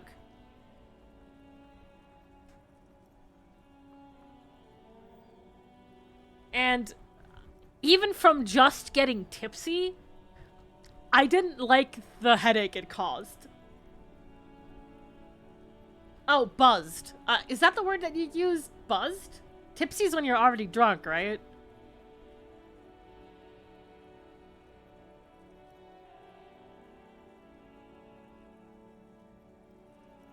No, I stood up. I had like a little swaying moment. But I remember everything vividly. Like everything was fine. I had like I fully remembered it all. Yeah, I was buzzed. And even from just being buzzed, I fucking hated the aftermath. And that's one of the other reasons why I don't drink. I just don't enjoy drinking. Like, not even socially drinking. If people want to socially drink, that's on them, but I probably won't join in. I'll just be the boring one and drink my Coca-Cola on the side. What's better than chasing transient pleasures? The more transient, the better. When one's ended, you can get onto the next one. Man, I feel like I just sounded like super fucking lame in front of everybody on stream.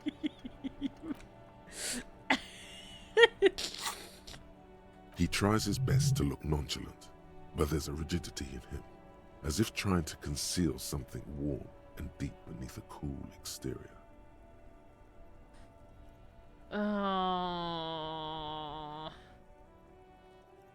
He ain't one of us drivers. I know that. All accounted for. Otherwise, I haven't really asked about that. Been wasting time right here. Keep him busy. Good on you. It's easy to see he's telling the truth. He's kept his nose out of the dark stuff. Alright, never mind The then. man taps his fingers rhythmically against his arm. What are you hauling anyway? Oh, high-grade narcotics, illegal firearms, stuff like that. Oh, cool. Time to arrest him. Okay, and what are you actually hauling? Can't even get a few jokes past you, my man. I've got another haul of found cargo. Mostly sporting goods, tracksuits, and that kind of thing. They usually get shipped to Grodd in the Occident. Though we've been making headway in the Il Moran market lately. Not unless they've illegalized sports equipment while I was on the road. Yes, actually they did. You're coming with me.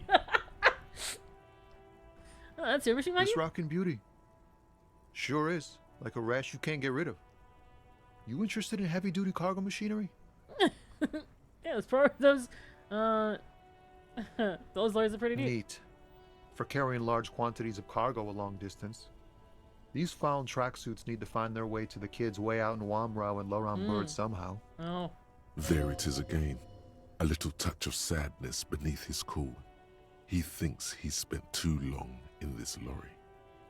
The man taps his fingers rhythmically against his arm.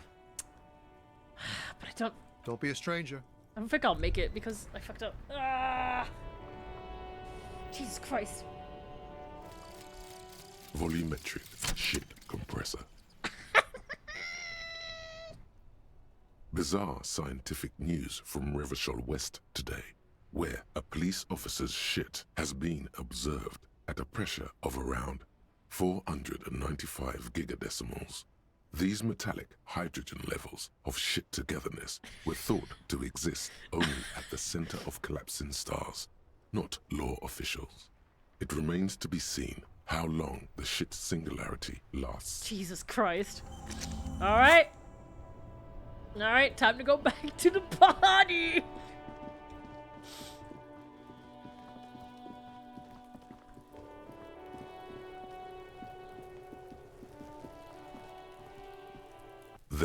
still is, looking right through you. All right. With his white Plus eyes. 6 The body shit below compressed. is entirely dedicated. As you breathe in, the odor comes over you. All it's right. a smell of the mind telling you to run, and your stomach to wring itself empty. With your hands at your sides and your eyes squinting, you stand in it. Do they always do that? They do after 7 days, yes. We are deep in decomposition here. The man before you is naked, but for a pair of underpants and enameled boots. His skin is greenish, marbled with decaying veins, and blotched by lividity. A fading web of tattoos covers his chest and shoulders. The cargo belt used to fasten him to the branch above appears industrial in strength. The material appears to be ceramic. Its clean white stands in stark contrast to the decaying flesh above the knee. The man wore thick polymer socks, probably for padding. A fine array of interlocking plates covers them. Delicate and fragile, they feel alien to the world around you, out of place somehow. Yeah, I don't know what that fucking means. These are clearly not boots. They're armor, possibly part of a larger set. These are just boots, are they? This is the armor he was stripped of. Indeed. Technically speaking, these are sabatons, not boots. What kind of armor is this exactly? Ceramic plate. Zirconium dioxide, most likely. This is where the make would be. Under the heel. Fair weather. Fair weather model T500 VE. I'm guessing that's vitreous enamel. This is advanced stuff. The material looks out of place here. It is. It's expensive. Weird. We've requested similar material for our tactical units for years now. The constabularies deemed it too costly. In that time, we've lost 6 men to semi-automatics. How much are we talking For a about? full set, about 4 years of wages. That's a lot, I take it. As a wage, it's regrettably small. But for a piece of hardware, yes, that's a lot. What's the rest of it? Scavenged by the locals? Piece by piece. He's been out here for 7 days. It would be odd if they didn't. Huh. We should keep a lookout for these pieces. The armor could yield information. Maybe he'll know something. If you wear those pieces, it will help me protect your mortal coil. No! Why does the mortal coil need protecting? Yes, bullets will fly. They always do. Yeah. And the coil is fleshy and mush and permeable. Cast it in ceramic shell. Resist death. Hey, he's cast in ceramic shell. He didn't resist death. The sabatons dangle off the man's decaying form. That's for us to find out. My initial report on the area suggests he was a security guard for the harbor company. But that's just hearsay. Initial report? Just something I scraped together from my station. An area report on Martinez. I'm sure you did the same. He's not actually sure of that. He's just being tactful. I agree. This equipment is way beyond what a guard can afford. A small bell-like sound fills the air, like tapping on the side of a porcelain cup. It's anything but. This material is a kinetic redistributor. It spreads kinetic energy horizontally, from plate to plate, dissipating it entirely. See? Faint, organic lines cover the plates where they separate into smaller ones. These plates then divide into smaller plates until there are hundreds of them altogether. Like the scales of some ancient white monster, cracked and pearly. This feels dangerous. Are you sure? The sabatons dangle. The cadaver slowly twists. The hangman's knot is pulled tight by the weight of the corpse below. Yellow, hard-edged polyester cuts into his neck. Above, a sliding buckle ties the belt to the branch. Industrial strength. The kind used for tying cargo to lorries. I can't come up with anything other than harbor. Yes, it looks like they use whatever was on hand, paying no attention to not incriminating themselves.